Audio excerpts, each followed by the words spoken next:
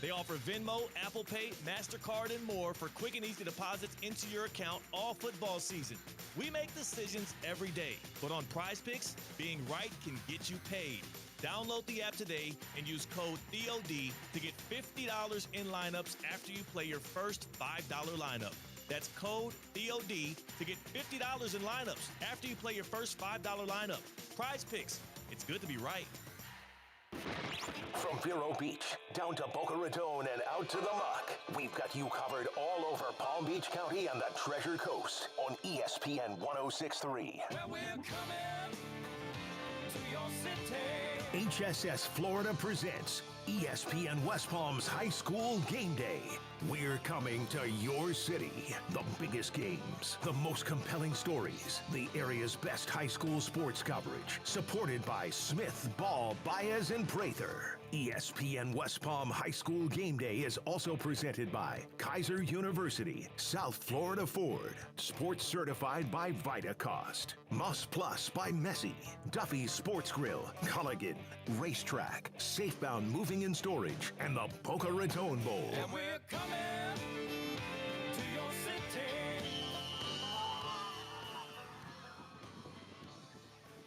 Welcome into another week of high school football. It's ESPN West Palm High School Game Day presented by HSS Florida and supported by Smith, Ball, Baez, and Prather. My name is Colin Russo. I got you up until kickoff today where we got our HSS Game of the Week. Martin County taking on Dr. Joaquin Garcia. Should be a good one there. Martin County undefeated, but Dr. Joaquin Garcia only one loss to Atlantic. Coming into this one, we'll hear from both coaches on both sides. That is Coach Rod Harris and Coach Brandon Walker. Brandon Walker, of course, of Dr. Joaquin Garcia, Rod Harris of Martin County. And we got you all coverage up until 11 p.m. tonight, where there's a packed slate of high school football. We'll get you a little bit versed in terms of what to expect tonight a little later on. But first, in sports and in life, how you move matters. So when you get injuries or pain gets in the way, orthopedic specialists at HSS Florida provide world-class care to get you moving again. From non-surgical and surgical care to personalized rehabilitation, HSS Florida offers the same quality and expertise you'd expect from HSS, the world's #1 in orthopedic care. With 2 convenient locations in West Palm Beach and Wellington, learn more at going to hss.edu/Florida. Choose better, move better. HSS, the world's #1 orthopedic provider, is a proud sponsor of ESPN West Palm High School Game Day. So in terms of what to expect today on the game side of things, we have, of course, Thursday games that happened last night. I'll give you a little bit of rundown there. For those score updates, Atlantic won over Norland. They won 43-20. Glades Day won over Coral Shores. That was 27-14 final score. Boynton Beach and Park Vista were in a defensive battle. Park Vista took that one 14-13 final score. Centennial and Bayside went head-to-head up at Centennial and Port St. Lucie. It was 61-14. Centennial took that one, a high-scoring affair for Centennial. Olympic Heights took the win over Somerset Deerfield. That was 36-12 final score there. That was your Thursday update in terms of the scores that we have there. As for today, what we do have is Cardinal Newman sitting at number 2 on our ESPN West Palm top 10 rankings. Number 2 taking on Tampa Jesuit. You have Pahokee going to Palm Beach Gardens. You got North Broward Prep taking on St. Andrews. You got Benjamin going against Jensen Beach. Jensen Beach sitting at number 10 in our rankings. They're taking on Benjamin. You got Forest Hill going to Boca Raton to go head-to-head. You got Somerset Academy going against Inlet Grove. You got Tradition Prep hosting Legacy today. You got Palm Beach Lakes taking on Winter Haven. Sebastian River is hosting South Fork today. Somerset Canyons is going to be taking on Archbishop today. As for that, you got Suncoast taking on John I as well. Number 3, West Boca in our top 10 rankings are taking on Treasure Coast on the road. You have Glade Central hosting Dwyer today. Glade Central sitting at number 7 in our top 10. And, of course, our HSS Game of the Week, Martin County taking on Dr. Joaquin Garcia. They got their homecoming ceremony going on right now as well. So you're going to see a little bit of that. That's going to be our HSS Game of the Week. American Heritage will be taking on Kings Academy tonight. And then Geneva Schools is going to be taking on Boca Christian. Oxbridge is going to Pinecrest. Royal Palm is up in Georgia today. We'll try to get score updates from throughout the day. Sam Curry and company looking to build off some good momentum. They haven't been challenged to this point in the season, and they basically haven't given up a point. They've outscored their opponents 195-0, and they look to build off of that as they go to Georgia, taking on Camden today. And that is going to be up in Georgia. That will be later on tonight. We'll see what we have in terms of that. Seminole Ridge is taking on Santa Lucius. Santa Lucius was their game or performance of the week, courtesy of Baptist Health. Santa Lucius with Hector Clavijo running the show there. They had a big win last week over Palm Beach Central. They take them on over there. Spanish River hosting Wellington. They're going to be going head-to-head. Masters Academy will be going against Jupiter Christian. That is the whole slate of what you have tonight on the high school slate of things. I'm most curious in that Royal Palm game. See how Royal Palm fares against some Georgia opponents for a team that has basically outscored their opponents 195-0. Tall task for them, and it remains to be seen on how they handle that on the road. Smith Ball Baez at Prather. They're the Florida Injury Lawyers, proud to be a sponsor of ESPN West Palm High School Game Day. If you've been in a car accident, call now for a free consultation, because the sooner you call, the sooner the lawyers at Smith Ball Baez and Prather, they can start putting their extensive experiences and resources to work for you. You don't even pay anything unless they make a recovery for you. Call right now at 500-HELP. 500-HELP. With Smith Ball Baez and Prather, help is just a local phone call away. They got offices in Palm Beach Gardens, Boca Raton, and Port St. Lucie.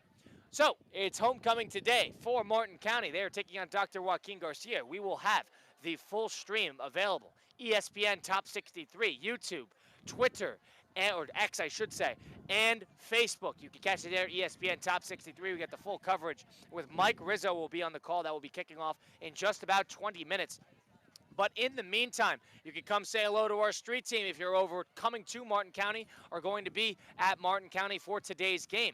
And also, we have a whole catalog of coach interviews from all over the place. That is every sport. We've basically talked to every coach in the area. You can catch that all on ESPN West Palm High School Game Day, Apple, Spotify, wherever you get your podcasts, all those great places you can catch there, as well as you can catch our Brandon Walker interview, which we'll hear momentarily, and as well as our Rod Harris interview, the head coaches from either side of that. We will get to Martin County side first. Let's hear from our head coach, Rod Harris, who is playing host today in their homecoming. A lot riding on it. Let's take a listen to Theo Dorsey talking with head coach Rod Harris of Martin County football.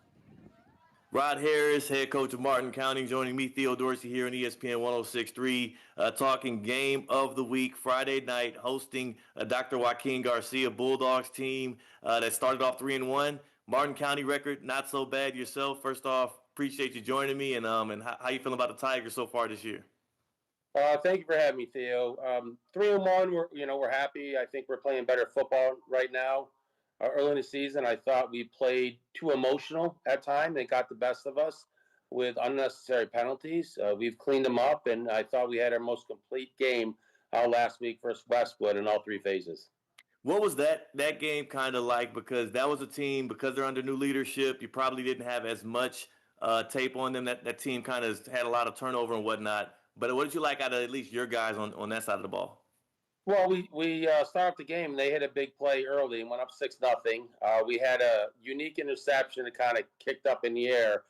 Defense stepped forward, made a stop, and then after that, I thought we were very resilient. Didn't let it affect us in any way. And again, this goes maturing from early in the year. Just played football. Offensively, I thought our O-line did the best all year, getting hats on people. And that's we pride ourselves on, physical football. And our defense has been spectacular all year long. What's been the biggest thing you've leaned on? Because I know the defense, I think you got a couple shutouts or one shutout so far? Yeah, we have one shutout, but our defense, I think, has given up like 30 points for the first 4 games. So we're always going to be – I'm old school. I believe in defense first, and I think it's especially when you play good teams and later in the year, you always rely on defense. You have to get stops at some point. So we'll always be that in special teams. And then offense eventually kicks it into gear. It always takes longer for offense. That's the history of football. And then for that side of the ball, you lean on the run game a lot, and for good reason. You got talent all over that offense. But specifically when I talked with Coach Walker, he talked about the run game being a big threat. What's working in there? Is it the trenches? Is it the vision out of the backfield? What's been working for the Tigers so far? Well, running game, always, like I said, you have to put hats on people. And I thought we did a better job in knowing assignments. On offense, if you have one guy mess up, it hurts the whole offense, and people sit there, oh, my God, what's going on? But, we're blessed to have a great coach in Boswell, does the O-line. The biggest thing I thought Paul Hendricks ran like 225-pound last week. Was very physical. Got him going downfield, and it's tough to tackle him consistently when you got 225 coming at you with full momentum. And let's not forget the receivers too. They did a wonderful job blocking downfield, so they weren't gang tackling. When you have receivers that are willing to kind of also participate and run block and do some of the gritty work, as a coach, how do you try to almost reward them as well? Because you know that, you got some guys that are top talents as well that want to see the ball in the receiving game. Well, that's the way the business is right now. You got to block first, but you know what? In our passing game's been outstanding as well. Manny's done a very good job, and he got a little banged up, and Kellen came in, did a wonderful job as well. Amari Queen is a gifted athlete. We know that. It's pretty self-evident. But other guys have really stepped up as well, whether it be Antonio Escamilla, Flores has done well. Jaquivas came out last week and had a kind of his breakthrough game. And then we got a young guy, Khalil, who scored 2 touchdowns versus Ridge. So, we're just trying to move the chains and let our playmakers, do what they need to do with the open field. And that's the biggest thing right now. I'm reflecting back on that interception because it ended up being one of our plays of the week. Yes. What did it bounce off of? What did the ball bounce off of there for it to shoot up in the air? I think it bounced off a guy's foot because it just ricocheted and kind of flipped his, and then went way up in the air and kind of lost him. Like, I thought it hit the ground from the naked eye, but no, it did not. It hit out the guy's shoe, went up in the air, and next thing you know, like I said, we're down 6-0. They get the ball going down there, and it's like, oh, God. And our defense, pinned their ears back, made a stop, actually pushed them back a little bit. And from there on in, offense did really, really well from that point of the game after. I know it's early season, but what does that tell you about your team's resilience, just to not let something like that compile into other mistakes or loftiness in the mental side of the game? And that's what we appreciate. I mean, every year, the culture remains the same in Martin County. It's not going to change. And it's up to the players to actually follow and understand and believe in it. And we have kids that did that. Early in the year, I think everyone wanted to make the play individually. And when you did try to do it yourself, you're not playing team football, and it hurts because you're hurting somewhere else. And they're starting to believe how dominant we can be defensively. Offensively, we put hats on people, and we're physical. We're going to be tough to stop. But, you're only good as your last game. You're never as good as you think you are, never as bad as you think you are. So we got to challenge the Garcia. They're tremendously coached. I like their schemes they're doing. Just the respect for the coaching staff and what they're doing, offense, defense, and special teams. We've been preparing quite a bit for that as well. What do you see on tape from them that is going to be a little threatening for a defense that you have that has seen a lot through 4 weeks so far? Well, I think defensively, like I said, they're going to run probably an odd front. They're going to load the box and dare you to run the ball. And then, like I said, they don't get beat over the top. They keep everything underneath and make you have 8-9 play drives. So that's going to be a challenge for us to keep the discipline we need. No penalties and run right at them. Offensively, they're solid around the board. They're 3-1 for a reason. Caleb Butler is outstanding. He completes the ball very, very tight windows. And, like I said, not to forget the special teams. They got some unique formations we've been practicing for because I'm guessing they're going to do an onside kick or a fake punt, and that's what we're preparing for this week. Is it nice, for you as somebody that's been coaching in this area for so long, is it nice to see one of these newer programs also start to have some early success? And Dr. Joaquin Garcia, this is their 3rd year, and they're now scheduling bigger games. But last year they kind of showed proof in the pudding by getting 8 wins in their 2nd season. Like, what is it like seeing these new programs kind of breathe life into the area with football? I think it's great. Coach Walker does a tremendous job. I know him, and I know, from the days of Park Vista, Coach Lucchino does the D-line.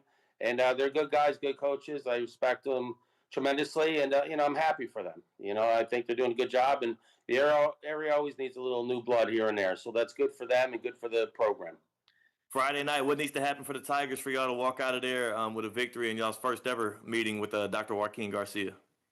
We got to get field position. We got to create turnovers. That's the biggest thing in every football game. I think you win 88% of the time when you have 2 turnovers or more, win that battle. Offensively, we got to move the ball, keep the chains moving, and keep their offense off the field. I think overall they're averaging over probably 35 a game this year when you get all 4 games. And like I said, the quarterback's outstanding. He fits it in tight windows, gets rid of the ball very quickly. So we're going to have a work cut out for us in our secondary. Got you. Well, appreciate you. We're looking forward to y'all playing host for the HSS High School Game Day Game of the Week. And stay healthy through the week, and looking forward to Friday night, Coach. Thank you, Theo. I appreciate it. Go Tigers. Coach Rod Harris with Theo Dorsey there. If you missed any of that interview, you can go listen back on Apple, Spotify, wherever you get your podcasts. Just look up ESPN West Palm High School Game Day. We'll also hear from Coach Brandon Walker of Dr. Joaquin Garcia a little later on. First, catch our YouTube, catch our socials, catch our Twitter at ESPN West Palm on Twitter, Instagram, I should say X, but I'm going to keep saying Twitter, and ESPN Top 63 as well, where you can catch all of our local area high school coverage, including our Land Rover Palm Beach Player of the Week. If you notice a performance from one of these athletes, make sure to nominate them for the Land Rover Player of the Week by just DMing ESPN West Palm. Lease the new 2026 Range Rover Valor P250S today at Land Rover Palm Beach for only $749 per month with a 36-month lease. Come see the new 2025 Defender 110 P300S for just $889 a month as well. Head over to Land Rover Palm Beach today. It's located on Okeechobee Boulevard, just past the Turnpike, or visit LandRoverPalmBeach.com to test drive any of their luxury cars today. That's Land Rover Palm Beach, above and beyond. So we'll take a time out here, and on the flip side, you'll hear from the head coach, Brandon Walker of Dr. Joaquin Garcia. Stay tuned for it. It's coming up on the flip side, ESPN West Palm High School Game Day, presented by HSS Florida. Experience the power and prestige of the new 2025 Range Rover Sport P530 Dynamic SE.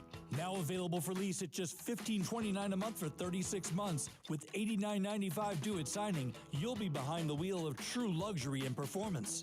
But hurry, offers like this don't last forever. Visit Land Rover Palm Beach today and drive the future of sophistication. Land Rover, above and beyond.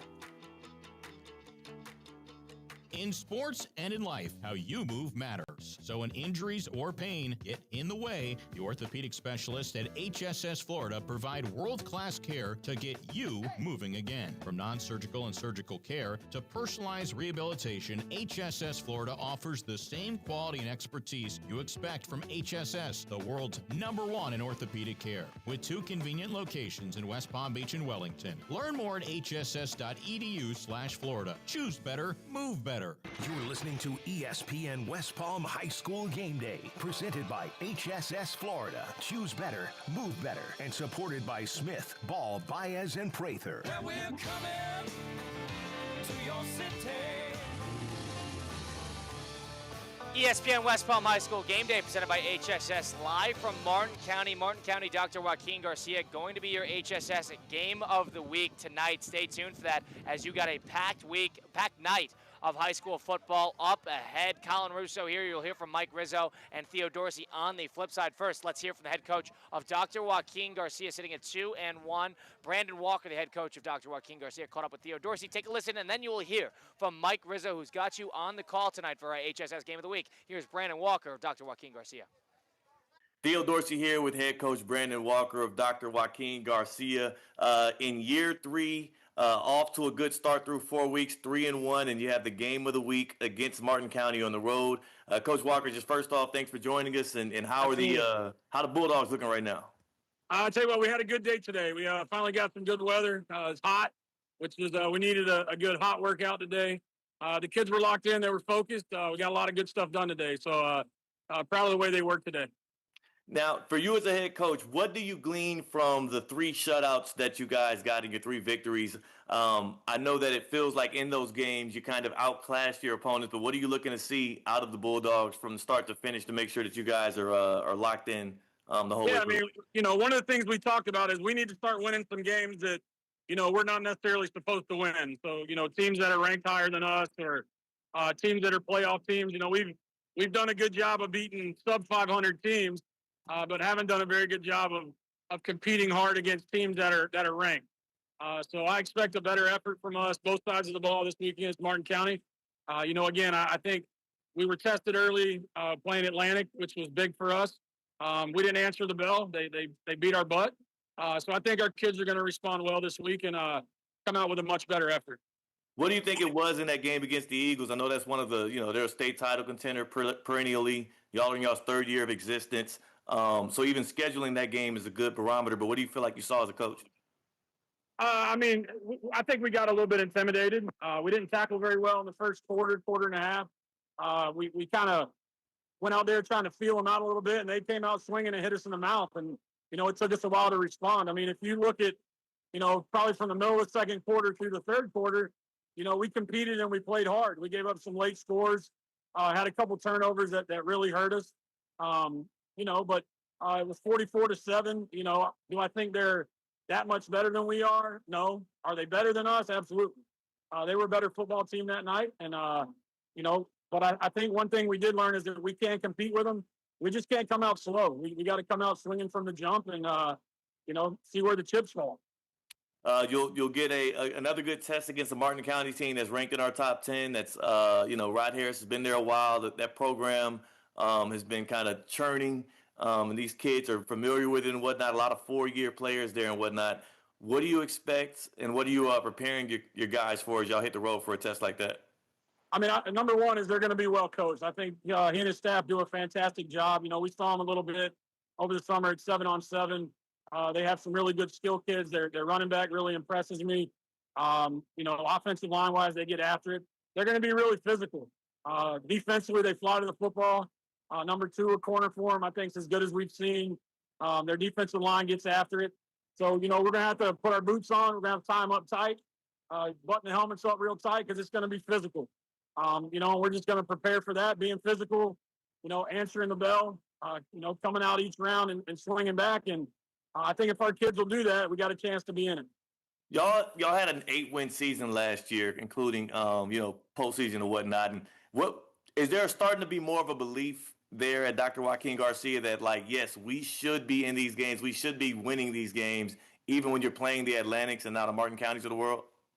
That's what we're figuring out, right? I think from the people in our building, there's a belief that we belong, and there's a belief that we should be in those games. But like I told our guys, at the end of the day, the proof's in the pudding. And, when we come out against a good team and we don't perform, then what are we telling everybody? We're telling everybody that they're right. So the reality is we're the only ones that can answer that question. And, I'm hoping that Friday we kind of answer that question and quiet some of the naysayers that say that, we don't beat anybody good. And, but we'll see how it goes. Listen, I'm proud of the way our kids work. And at the end of the day, I'm going to be proud of them, win, lose, or draw. But I think they're really hungry to get a kind of a really quality win against a quality opponent. I know one of the kids that has that kind of a chip on his shoulder is Caleb Butler, your quarterback. How have you seen him progress into this year, which is now his senior campaign, as he looks to try and not just win games for y'all, but then, be a guy that's playing on Saturdays? Yeah, I think Caleb's really grown from a maturity standpoint. I mean, Caleb's very blessed with a great arm. I think Caleb needed to grow up mentally as far as, his demeanor on the field, some decisions that he made, not trying to take the game over when it wasn't necessary. He pressed a little bit against Atlantic and did some of those things, but, I think that he recovered from that very well. He's definitely making better decisions with the football. We're trying to spread the ball around more, which is something that he struggled with a little bit last year. So if he can just continue to mature, really the middle part of the game, I think he's going to be a heck of a player. And then who on that, like, what's been working defensively? Because, I mean, it's one thing to beat the teams you're supposed to beat, but the fact that y'all have been getting shutouts in these games as well means that, the communication must be strong. You must be flying to the ball. Like, what's been working for you on that side of the ball? Yeah, I think our defensive line has really played really well the last few weeks. We're finally getting healthy up front. One of our big D tackles, Jace Gurian, had a thumb issue, was out for like 2 weeks. He's finally healthy. We have a transfer, Tyrone Miller, that came in that's starting to learn our defense, and he's a difference maker. And then Dom Lucina at middle linebacker has been pretty lights out. I mean, he's a coach's kid. He knows how to find the football. So we're really, our front seven has really kind of been the difference. We've been playing disciplined football, and trying to keep pressure off our back end by pressuring the quarterback. Again, if we can continue to do those things, we're going to have a chance. And then what needs to happen? I know you kind of laid it out a little bit right there, but what needs to happen for Garcia to walk out of Stewart on Friday night as winners of that football game? Yeah, I think it's going to be kind of old school. We got to control the line of scrimmage, both sides of the ball. I think our ability to keep Caleb clean is going to be crucial. And then our ability to stop the run on defense is going to be crucial. Not give up big home run plays, make them have to earn every yard they get, and not hurt ourselves. We've done some bonehead things as far as self-inflicted penalties that we can't do. But if we can control the line of scrimmage, both sides of the ball, it's going to be a dogfight. It's the HSS Florida High School Game Day Game of the Week. It'll be Martin County hosting your Dr. Joaquin Garcia Bulldogs. Thanks for taking our time to talk with us, and good luck on Friday night. Absolutely. I appreciate it. Thank you, sir. Thank you.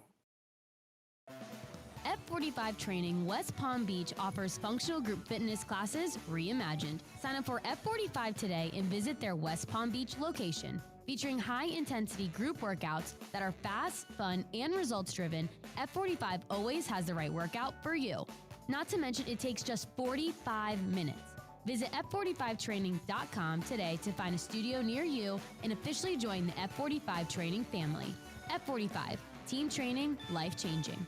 The season is kicking off. Keep your home in the win column with EDS Air Conditioning. Right now, qualified customers can score 0% interest for 60 months on a brand new AC. Hot streaks belong on the field, not in your living room. With over 800 Google reviews and a 4.8-star rating, EDS is trusted as the MVP, and it has been since 2006. Visit EDSIsYes.com today. Kick off your game day comfort and don't sweat the small stuff. To help those who want to be helped, but may not be able to afford it. That's what PGA Tour winner Grayson Murray had envisioned for a foundation before he sadly took his own life at just 30 years old. His parents channeled their grief into creating the Grayson Murray Foundation, carrying out his vision to help those struggling with mental health and addiction. To donate and learn more, visit GraysonMurrayFoundation.com. You're listening to ESPN West Palm High School Game Day, presented by HSS Florida. Choose better, move better, and supported by Smith, Ball, Baez, and Prather. Where we're coming to your city. We are live in the Tiger Den, Martin County. We got Martin County versus Dr. Joaquin Garcia coming up tonight on your high school game day HSS Game of the Week, supported by Smith, Ball, Baez, and Prather. Welcome on in and grab your favorite drink of choice. I hope we're going to have a good one coming up tonight. Now, joining me is good friend Al Shipman, obviously former long-time West Palm Beach head coach down here in the area, and my personal favorite, former Miami Hurricane running back. How about that? Hurricanes got a big one coming up on Saturday too, Coach, but we are focused on Friday football tonight, and we have Dr. Joaquin Garcia walking on into the Tiger Den here in Martin County. And, Coach, there's talent all over the field tonight on both sides. Yes, sir, man. We're really looking forward to a good game tonight, highlighting some of these kids that we'll be seeing playing on Saturdays. Really excited about this game. Now, Coach Caleb Butler, quarterback for Dr. Joaquin Garcia, obviously going to be a big player in this game coming up tonight. You got Manny Lewis on the other side for the Martin County Tigers. I really think we could see a quarterback duel coming up tonight. Caleb Butler played at multiple schools in the Palm Beach County area before finishing up here at Dr. Garcia. He was part of our top 63 this year, where we honored the top 63 players in the area. But I'm interested to see how both of these quarterbacks are going to be tonight, Coach, because you see the talent on both sides with them. Yeah, I agree with you. And I want to say this, Mr. Butler definitely has to take care of the football. Martin County has some kids that are very long and they run really well. And there's a young man over there, Marion Queen. Yeah, buddy. He's definitely a spotlight kid. Probably want to try and stay away from him if he want to have some success tonight. Now, I got a couple of shout-outs. Coach Rod Harris, first off, thank you to Coach Rod Harris, Martin County, for sending us information, and Coach Brandon Walker. But listen, let me tell you what I got coming up next is we got the national anthem coming up here. But after the anthem, we're going to be live with a little Martin County and Dr. Joaquin Garcia football right here on your HSS Game of the Week, supported by Smith, Ball, Baez, and Prather. Coming back. Baseball's greatest international spectacle returns to Miami. The World Baseball Classic comes to Lone Depot Park in March 2026, bringing the planet's top baseball talent under one roof. Witness MLB superstars represent their countries in this thrilling tournament. Miami kicks off the tournament with a star-studded round one featuring the Dominican Republic, Venezuela, and more. Get a Marlins membership to secure exclusive priority access for this sellout event. More information at marlins.com/WBC. Calling all sports fans, grab your MVP card and head to Duffy's, where you can catch all of the action. Not an MVP? Sign up for free and start earning rewards today.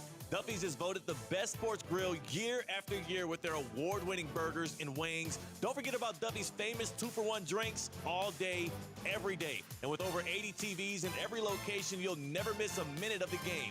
Visit Duffy'sMVP.com to learn more. Duffy's, our game is always on. For 48 straight years, Ford F-Series have been the best-selling trucks in America. We got here by engineering breakthrough technology, redefining Built Ford Tough, and never settling for second best. But what's really made Ford F-Series the #1 selling trucks in America is you. Ford F-Series, Built Ford Tough. Based on 1977 to 2024 calendar year total sales. You're listening to ESPN West Palm High School Game Day, presented by HSS Florida. Choose better, move better, and supported by Smith, Ball, Baez, and Prather. Well, we're coming to your city. National anthem done. We are ready to go here at the Tiger Den in Martin County. It is homecoming tonight as well for Martin County and their seniors. Wishing the seniors best of luck here in Martin County after graduation, but certainly a game, Coach, where you've been a part of a couple of homecomings yourself as a player, and on the high school side, the college side as a coach. I feel like there's a different kind of swagger when homecoming is in the air. Yeah, it is, but it's also a distraction. So the coaches have to pay a lot of attention in trying to keep the kids focused because there's so many activities going on throughout the week, throughout the game. Pre-game, you generally have 2 to 8 kids that are participating in it, so it really affects your warm-up. So the coaches have to really do a great job of keeping the kids focused on this week. Now, Coach, it looks like Martin County going to be getting the ball first. Dr. Joaquin Garcia going to be kicking off here, so we're going to see Coach Ron Harris's offense here pretty soon, who is coached by our good buddy Vinny Sutherland, the offensive coordinator here at Martin County, and then Brandon Walker, head coach of Dr. Joaquin Garcia. Both teams 3-1. Both teams 3-1 and are winners coming off of their last game. I can't wait for tonight. I'm hoping we get that good quarterback battle that I'm looking for between Caleb Butler, Manny Lewis. You got a Marion Queen and a ton of speed on the other side for Martin County as well. But we are almost ready to go. As stepping up to the tee is Gavin Boyd, and he boots it. And we are underway here at the Tiger Den in Martin County. This one goes through for a touchback. And for that offense, I mentioned quarterback Manny Lewis on the year, 482 yards, 3 touchdowns through the air for Manny Lewis. He also likes to run it, Coach. There's always something to be said about a dual-threat quarterback. It is very difficult to prepare and to handle a dual-threat quarterback because you can have everything sewed up in the secondary and that kid finds a lane, and next thing you know, he's 10, 15 yards down the field, and those are backbreakers on third down. So here he is, Manny Lewis, lining up in the pistol, and behind him is Paul Hendricks, split wide, 2 receivers left, 1 right. He takes the hike, he hands it off, and nothing up the middle. That is Dr. Joaquin Garcia's defensive line stepping up, and on the tackle, big number 53, Jace Garrett. Well, we had a bad snap on that, so I'm wondering if there are little nerves out there right now. You mentioned it is homecoming, yeah. A lot of distractions. Yes, sir. Yes, sir. So let's see if Martin can get things back on track, but Garcia able to get that stop on first down. And, Coach, many a times these games come down to who can make the least amount of mistakes. Absolutely. Let's see if Manny Lewis, who's in the pistol again, he hands it off to Hendricks. He pushes forward. He's going to be short of that first down. Garcia's defense holding again, so 2 plays, 2 runs for Martin County. Is substituting into the game for Martin is Jakevius Bradley. Looks like they're going to go with a new package here, Coach, but 3rd and long coming up for Martin County. So here's an opportunity for the quarterback to get out and make a play with his arm, but just as we mentioned before, if he finds a seam or he finds a lane for him to take off and get this first down with his legs. Here is Manny Lewis in the shotgun, spread offense. He rolls right, takes the snap. He's in trouble. He's looking. He sheds some tacklers. Now he's going to try to run for the first down. And, Coach, I believe Lewis kept the ball. He picks up the first down on the run. Hey, that's what we were just talking about. That you had everything taken care of, and he did all of that. Was an awesome effort by him. He broke about 2 or 3 tackles out there. I love the play call, getting him out on the edge, giving him a run pass option. Heading into the game, he had over 150 yards on the ground. So offensive coordinator Vinny Sutherland getting him involved early. Now, we mentioned Amarion Queen. He is a commit to Central Florida, so the UCF Knights, getting a good one, and he is split wide right as Martin back in the shotgun. 2 receivers left, 1 right, as Lewis takes the ball, and he's going Queen's way. Catch caught, and they're going to throw him out of bounds near the 35-yard line, but a gain of 5 on first down. Well, they are respecting him, and they're backing off it. They're going to have to get up and press him and not give up that, because, listen, as an offensive coordinator, if I see that, I'm going to take that all game. That's just pitch and catch. That's 7-on-7 there. First completion of the game, that was Lewis to Queen. Second and about 5 coming up for the Tigers. As Lewis will line up in the shotgun, it's a quarterback draw. He tries to push forward for a couple of yards, but Garcia met him. Going to be a third down again coming up for Martin County. Yeah, I tell you what, Garcia, they were definitely ready for that one. They brought a little pressure up the middle. Great call by the defensive coordinator. And I'm just looking out here, the way that they're playing Queen, that's pitch and catch. That DB is playing about 5 to 6 yards off, and he's backpedaling on the snap of the ball. I would definitely take advantage of that and make them change coverage. For Garcia, that was edge rusher John Georges, who was really the first Bulldog there. As Garcia will try to hang on here on third down, force a punt. Martin already 1 for 1. In the shotgun, to the right is Paul Hendricks. 3 receivers left, the lone Queen right. Lewis drops back, looking for Queen. He laps it up, and there was a lot of contact there, Coach. And it looks like they're calling it clean, the referees. That was Aaron Shackleton on the coverage on Amarion Queen. Was he there early? It definitely looked like he was early to me, but they're letting the kids play. I don't mind that the little physicality if they're calling it both ways. So, we'll see how it goes as the game plays out. So Garcia going to get the ball for the first time tonight. Back to receive a punt. Vincent Lewis, the wide receiver and defensive back, and then punting from Martin County is Max Kennedy. So Martin stopped on their first drive of the game. We're able to get a first down. Here is Kennedy. High snap. Brings it down, and he boots it. It's a short one, Coach, as this one rolls out right at the 40-yard line. Garcia going to be getting the ball with some pretty good field position. Yeah, you definitely got to try and take advantage of this field position right here. I'm bringing out my best plays right now. Even if I have a script, with me having this type of field position as a coordinator, I'm going to run my best plays to try and put up 7. You don't know how many times your opportunities you're going to get with this kind of field position. And, Coach, a lot of times these first drives are scripted. Right. You're saying just go to your best plays, try to get some points on the board. Yes, sir. Let's get the points on the board. Caleb Butler lines up in an offset pistol formation. 2 wide receivers right, 1 left. He's changing things up. To his left is running back D'Angelo Murph, and Murph gets the carry, and he's going to get about 2 yards as D'Angelo Murph gets the first carry of the game for the Garcia Bulldogs. He had a little room off of that right side. I think if he would have bounced that one a little bit, he might still be running. They had a pretty good play call right there, but I just think the vision was a little bit lax there. But, hey, listen, I never try to tell a running back how to run. They always run the daylight, though. Caleb Butler in the shotgun. To his left is Murphy. He's got 2 receivers left, 2 right. Butler calls for a man in motion. That is Dominic Lucchini, and he goes the way of wide receiver Jaden Morton, but he threw it a little behind him. Coach, we're going to have a third down coming up for the Bulldogs. I tell you what, that safety broke down on the route that was out in the flat. If he had his eyes up, that would have been a pick 6 because the quarterback never even saw him.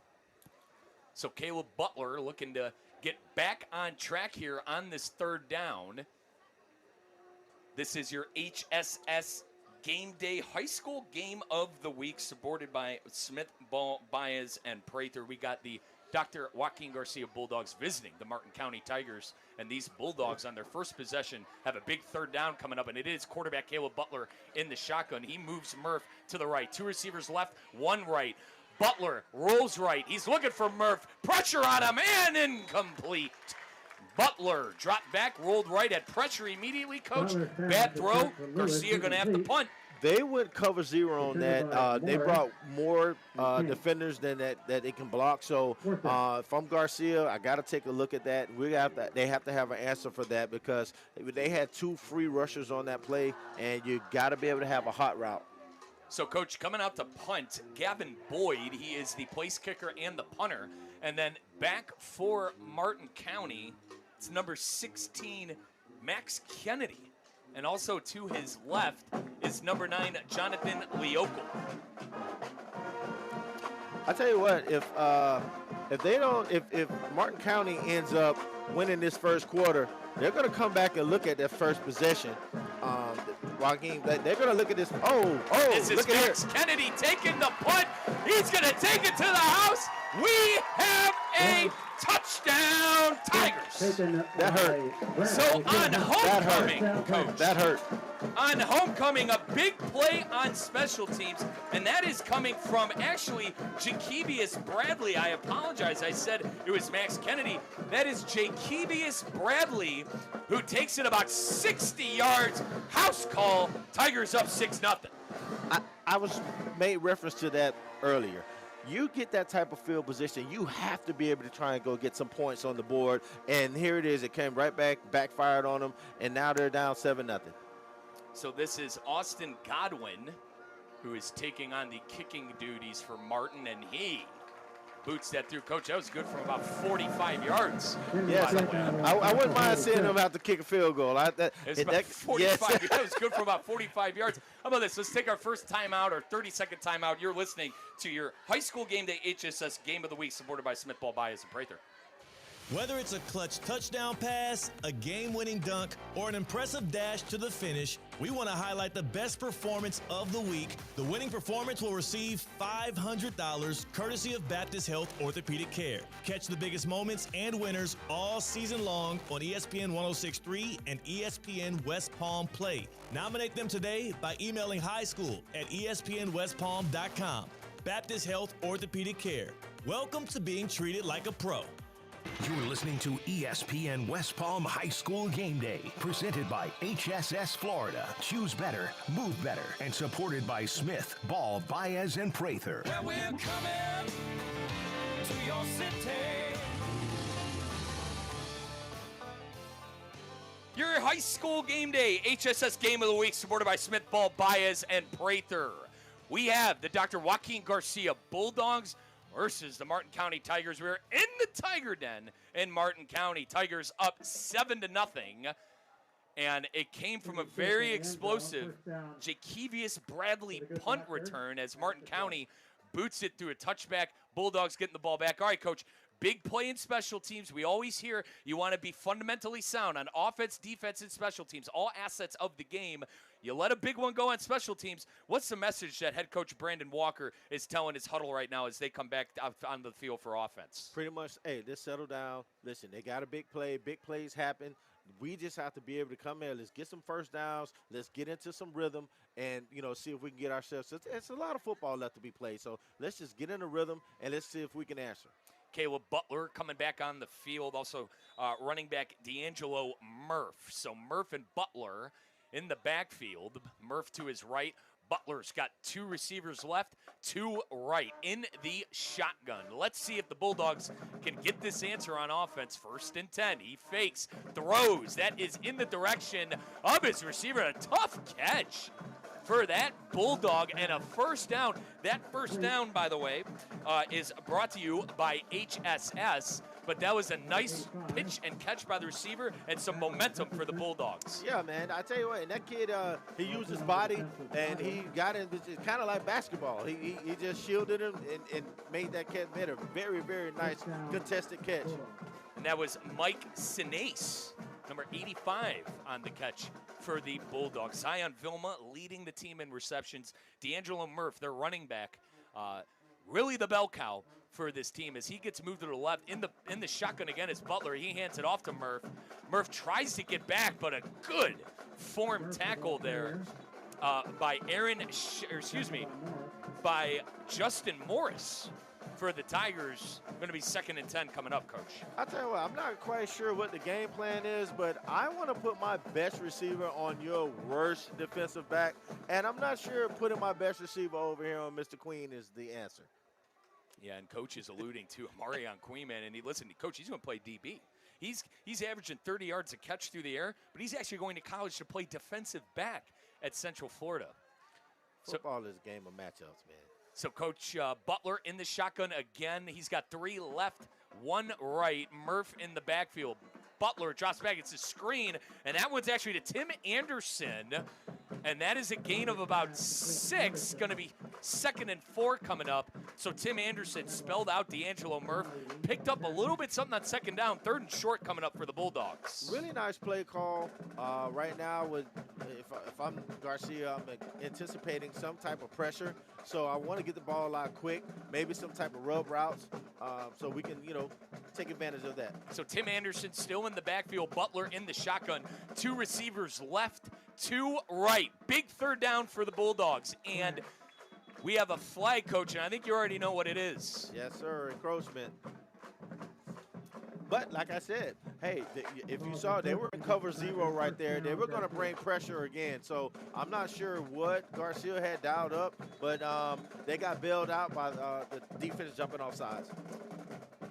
So a 1st down, like we said, it was 3rd and 5, and we have a 1st down. I believe this is the first hydration break of the game. Let's take 30 seconds as well. What's good? You are listening to High School Game Day. It's the HSS Game of the Week, supported by Smith, Ball, Baez, and Prather. Dr. Joaquin Garcia versus the Martin County Tigers in the Tiger Den. We're coming right back with some more Friday Night Football.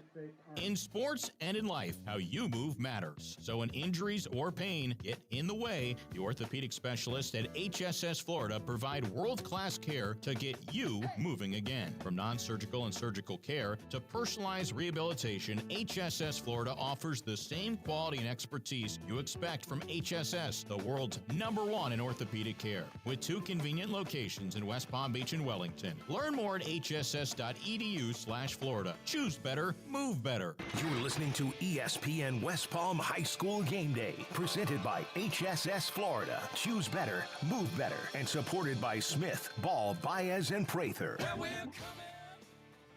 We are back, and it looks like more flags on the play. I think the Bulldogs, I think this one is a false start, but I'm actually seeing encroachment. The referees are discussing this right now, and it is a false start on the Bulldogs. But good news is they got the 1st down on the encroachment, but now they're going to be back up 5. Once again, welcome back to High School Game Day. This is the HSS Game of the Week, supported by Smith, Ball, Baez, and Prather. Also want to give a shout-out to our YouTube stream. Go to ESPN Top 63 on YouTube and X, and then on Facebook at ESPN West Palm. Butler drops back. He is going deep. He's got a receiver, and he makes a catch. He is going to make a house call. Touchdown, Bulldogs. That is Zion Vilma, who leads the team in catches. He got behind 2 defensive backs and a big play for Garcia. Wow. It just happened to be Mr. Queen. That was very surprising. I think he got caught slipping, but I did see like he thought he had help in the middle of the field. I think everybody's got their eyes in the backfield and let the receiver get behind him. Great play call by Coach Brandon Walker, and Caleb Butler threw that to where only Zion Vilma was able to catch it, and we are an extra point away from Gavin Boyd to tying this thing up at 7. First quarter, 4:39 to go. The snap is down. It's good. Kick is up, and that kick is good. I'll tell you what, we got 2 pretty good kickers tonight, Coach. And on the other side, you got Austin Goodwin And then Gavin Boyd, you got two pretty good kickers tonight in this game. How about that? What a response by the Bulldogs. Backed themselves up 5 yards on first down. And then, you know what, we'll just throw a 6-yard touchdown. No big deal. Yes, sir. I tell you what, man, hopefully we'll get the battle that you were looking for as far as the quarterbacks are concerned. So now it's kind of like that same thing. Shock play, really big play by Garcia. So now let's see if Martin County can answer. That touchdown brought to you by Racetrack, folks. And I'll tell you what, man, have you ever been to a racetrack? It's got everything. Slushy, snacks, hot food. Christian Cat, who usually is on these calls, he rants and raves about the pizza. And I'll tell you what, as a Siciliano coach, not bad pizza. That's really not bad nice. pizza. Hey, listen, that's speaking high coming from me. So get the pizza when you're at Racetrack. Check out all the other great stuff that they have. If I'm looking for a gas station, it is Racetrack. And touchdowns here on your high school game of the week are brought to you by our good friends at Racetrack. All right, kicking this one off is Gavin Boyd. We've seen a touchback already in the game by Boyd, I'm assuming, and as the ball falls off the tee. Now, not a windy game tonight.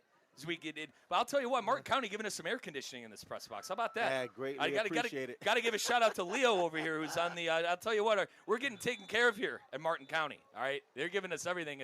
We're having a real problem with the ball right now. Maybe someone's going to have to maybe go and put an index finger on that, and I think that's what Coach Brandon Walker is telling them to do. So that looks like number 5, Timmy Anderson, backup running back for Garcia, going to hold this thing. So Gavin Boyd can boot this. 4:39 in the first, 7-7. Seen a little bit of everything. Big play on special teams with Jakevius Bradley, and then a huge 6-yard touchdown, Caleb Butler to Zion Vilma for the Bulldogs. We're knotted up at 7-7. Boyd boots it, and he boots it through the upright as Martin County going to be getting the ball back. All right, Coach, I asked you what the message was from Coach Brandon Walker to his huddle. Now, what's Rod Harris telling his offense on the Martin County side after letting up the big play? I'll tell you what, man, they were 1 or 2 plays away from kind of really taking control of this football game. You had them backed up 5 yards, had them 1st and 15. You get off the field there, come down and score. Now you really shock Garcia, and you take over the football game. Now, as far as Martin County is concerned, they have to do that same thing. You got to settle down. Hopefully, we'll get the quarterback and some more run-pass option. So Manny Lewis, obviously the quarterback coming back out, but also we have a flag down, laundry down in Martin County, and we have a false start. Tigers backing up. Carbon copy of what the Bulldogs did coming out of their timeout. 1st and 15 coming up for the Tigers. Yeah, and I'm not sure. I mean, as a coach, that drives you crazy because the play call was called on the sideline. The snap count was given on the sideline. And for you to go out and not be able to execute a play call on 2, obviously, that just drives a coach crazy. So Jakevius Bradley checking on in for Charles Caesar. Manny Lewis in the shotgun. Next to him is lead back Paul Hendricks. 2 receivers right, 2 left. Martin County 1st and 15 as Lewis keeps it on the quarterback power draw. And looks like, Coach, get about 4, make up some of that penalty yardage. 2nd and about 11 coming up for Martin County. Yeah, not a bad play call. You want to get your quarterback, who's probably your best offensive player, involved, getting him as many touches as humanly possible. But again, I still would say let's get him out on the perimeter and give him some run-pass options to let him make a play with either arm or his legs. Checking into the game is Antonio Escamilla. He actually leads the team in receptions. He's on the slot on the right. 2 receivers right, 2 left. Spread formation for the Tigers. Lewis drops back. We got a flag in the zone of holding. He gets taken down right at the line of scrimmage. He rolled left. Nothing there, but Coach, pending the call, usually where holding is, maybe some illegal contact on the defensive line. We'll have to wait and see after the referees discuss. I'll tell you what, if it is holding, Garcia will have a decision to make here because that would make it 3rd and long. Right now, Martin County hasn't really shown the ability to come out and make a play from that distance. I may decline this. And that's exactly what they did. They declined the penalty, and it is going to be 3rd and long still coming up for the Martin County Tigers. 3:47 left to go in the first quarter. 7-7. Deadlock score. Pretty good game here. we have the Martin County Tigers trying to figure something out on offense. 3rd and about 11 coming up for Coach Rod Harris's group. 2 receivers left, 2 right. Man in motion across the line of scrimmage. Lewis gets the snap, and he fumbles the ball as he goes on a run. Garcia's on it, and they have the football. How about that? Manny Lewis, coach, did a quarterback draw, and he forgot the ball. He put the ball on the ground, and that is for Garcia. Dominic Lucina on the recovery. The Bulldogs in business, in plus territory. He did not put that football away. As a runner, that's the first thing you have to do. You have to tuck that football, put it away, protect the football. Had he not fumbled that thing, he would still be running right now. There was only one person that could potentially make that tackle. So Caleb Butler, what do you got, young man? Good field position, the senior. Can he put more points on the board for Coach Brandon Walker's Bulldogs? 2 receivers left, 2 right. I would be taking a shot here. Butler drops back, taking a shot, and incomplete. It looked like it got batted down. It was a good job there by Jonathan Leocal. 2nd and 10 coming up for the Bulldogs. He had a guy open. He definitely had a guy open in the flats. Not sure if he would have scored, but that was definitely going to be a big play. So just luckily, the defensive end got his hand up on the football there, and that saved him. So checking back in at running back, D'Angelo Murph spelling out Tim Anderson. Caleb Butler, as they usually do at Garcia, going to be in an offset shotgun. 1 receiver left, 2 right. An offset spellback to the right as well. Butler takes the snap. He hands it off to Murph. Murph trying to get back to that line of scrimmage. But the Martin County Tigers there to stop him. And on the stop was number 7, Justin Morris. 3rd and long coming up for Garcia. The way that formation was set up, there was a lot of room out here for the receiver to work a route out here. I'm surprised they didn't go at the defensive back out here. Even though he's one of the top guys, right now, Martin County is kind of on their heels. So you may have could have gotten another shock play. So Garcia will break the huddle. 2 receivers right, 2 left. In the backfield, D'Angelo Murph. Caleb Butler puts a man in motion. 3rd and long, Garcia. Butler takes the snap, pressure coming. He throws, and it's picked off! The Tigers rushing down the field, trying to get some good field position. And on the interception, Austin Godwin.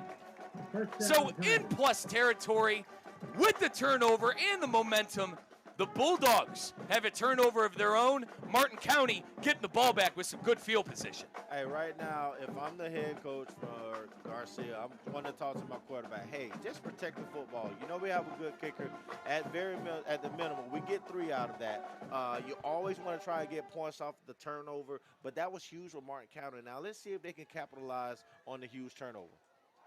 Manny Lewis checking back into the game. Actually, we have a change. This is Kellen Cockrell in the game. Manny Lewis on the sidelines for now. We'll see if this is a permanent thing. Charles Caesar in the backfield. 1 receiver left, 2 right. Man in motion, and it goes to the motion man. It's a jet sweep and nothing going. That was Antonio Escamilla on the jet sweep. Loss of about 5 yards, coach.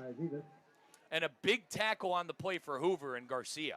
I'm not sure if you noticed at that last possession, as they were coming off the field, the quarterback, he was kind of rotating his shoulder as if, maybe he fell down on it or something was going on with it. And now he's not in the football game. I'm curious to see if there's an injury down there. So Kellen Cockrell in the game for the Martin County Tigers.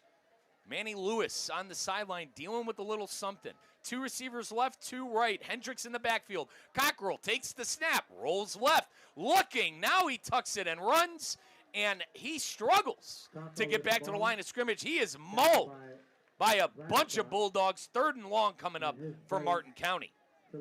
Martin County's offense right now is just really out of sorts. You try to prepare for this, but as the backup quarterback, you're definitely not getting the reps. that kid is not as good as your starter, so there's probably a different set of plays that you even have for him.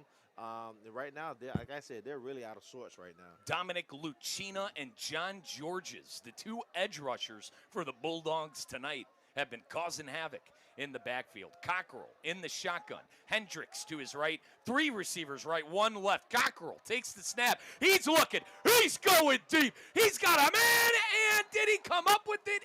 Incomplete. That one was intended for Antonio Escamilla. Martin County going to have to punt.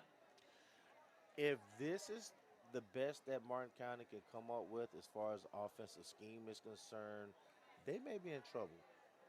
Garcia's defense is playing really, really well, and right now I feel like Garcia has the momentum right now. And once they get this football back, they just need to settle down, come back and run their offense, and they can take control of this football game. Self-inflicted wounds, Coach. We've seen it by both teams. The interception by Butler, the fumble by Manny Lewis. Here is Max Kennedy on the punt. He boots it deep. The up man is Vincent Lewis. Lewis lets this one drop.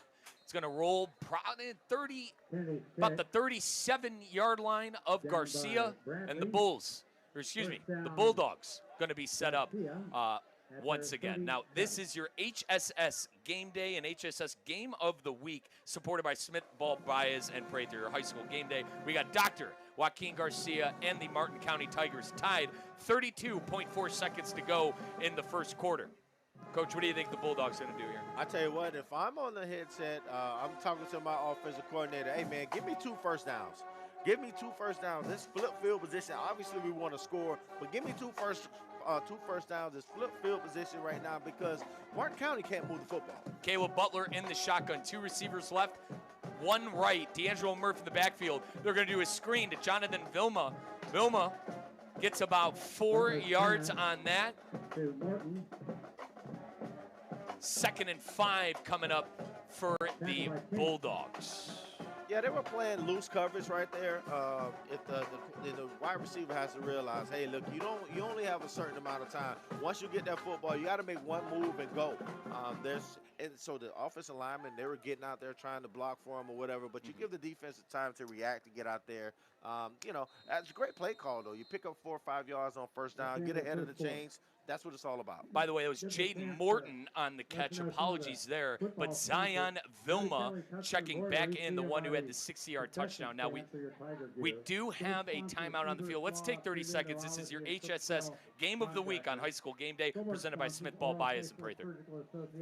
ESPN West Palm and Tullamore Dew are celebrating a huge Sunshine State Showdown tomorrow at O'Shea's Irish Pub. Watch Miami and Florida go head-to-head with the ESPN West Palm Street Team from 6:30 to 8:30. Enjoy Tullamore Dew specials and score prizes like Tullamore Dew cornhole kits and more swag. UM versus UF with ESPN West Palm and Tullamore Dew tomorrow, 6:30 at O'Shea's Irish Pub in West Palm Beach. Tullamore Dew, triple distilled blended Irish whiskey. You're listening to ESPN West Palm High School Game Day, presented by HSS Florida. Choose better, move better, and supported by Smith, Ball, Baez, and Prather. We're coming to your city. What do you care about Hughes? Start of the second quarter. 7-7, your score, Bulldogs and Tigers. Welcome on back to your High School Game Day HSS Game of the Week, supported by Smith, Ball, Baez, and Prather. Bulldogs now with the ball back. It's Dr. Joaquin Garcia at Martin County. We are live at the Tiger Den. Bulldogs have the ball at the 45. Murph gets the carry, makes a couple of moves. Nice hard running there by D'Angelo Murph. He keeps those legs pumping, and he's going to get an extra 6 yards on the scamper. Coach, as a former college running back, I mean, what a carry by D'Angelo Murph. He just kept his legs churning, and he got a little help from his offensive lineman as well. You know, as a defensive player, when you get that kind of stuff, somebody just has to go down and create a pile so that they don't continue to push the pile. That is Al Shipman, longtime coach here in West Palm Beach, and a great running back during his time with the Miami Hurricanes back in the 90s. I'm Mike Rizzo on the call, filling in for Christian Cat. Coach and I got a good one, 7-7, Bulldogs and Tigers. Butler in the pistol. He hands it back to Murph. Murph gets a nice hole again, and he breaks free. but he is held up by number 5, Jerome King. Keep those chains moving. Another first down, or actually no, second down, second and about 1. Thought I saw the chains there moving, Coach, but Bulldogs moving the ball for the first time. Hey, it looks like they found something on the right side of that line there. Now, Zion Vilma caught the big 60-yard touchdown, but this has been the best drive Garcia's put together so far on the night. 10:49 and counting it up. We got a fumble! That is Caleb Butler dropping the snap out of the pistol, but I believe he is back on it, Coach. Going to be 3rd and about 3 now coming up for the Garcia Bulldogs. They were really, really fortunate to get back on that football. And how big would it have been for Martin County to be able to get a stop there and along with getting the football back? Big defensive tackle Nate Henry in the vicinity, but Caleb Butler, he's a big kid, 6'2", about 220. He ended up landing back on it. Now Butler in the shotgun, 1 receiver right, 2 left. It's that offset shotgun, Coach, that we've seen with that slot back in front of Butler in the backfield. Butler takes the snap. He throws. He's looking at the sideline. He's got a man. That is Vincent Lewis. Lewis makes a couple of snazzy moves. He goes out of bounds. Bulldogs drive it. Before that play, I was going to say this was definitely 4-down territory, but obviously they picked up the first down. Martin County's going to a little bit more man-to-man coverage. They're getting out of the zone, and that means Garcia is doing a great job of running the football, which is in turn making them change the coverage up a little bit and try and bring pressure. Checking back into the game is Jaden Morton. He spells out Zion Vilma in the pistol. Garcia. Caleb Butler barking his orders, looking to the sideline to Coach Walker. Making adjustments. He's changing things up. Butler now back in the pistol.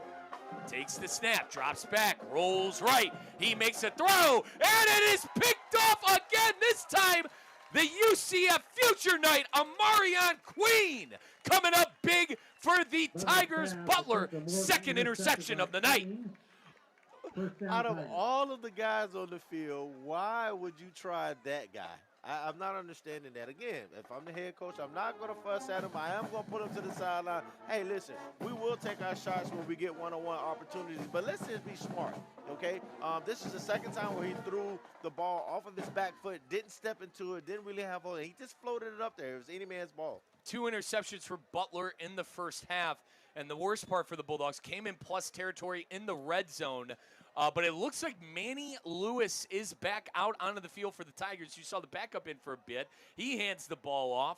This one is number 23, Kyle Ospinks. About 2-yard gain, 2nd and long coming up for the Tigers. If we go back to the first quarter, the best play that Martin County has right now is getting the quarterback out on the perimeter with a run-pass option. They have not been able to move this defensive front of Garcia. So the running game has really been non-existent except for quarterback runs. And, Coach, I think they need a first down just to give themselves a breathing room, maybe on a possible punt, because this one, you're starting on their own 5. Charles Caesar in the backfield. Manny Lewis fumbles, Coach. This could be trouble. He's in the end zone. He throws. He finds an up man, and that is number 1, Paul Hendricks. And they were lucky that that wasn't a safety in the back of the end zone.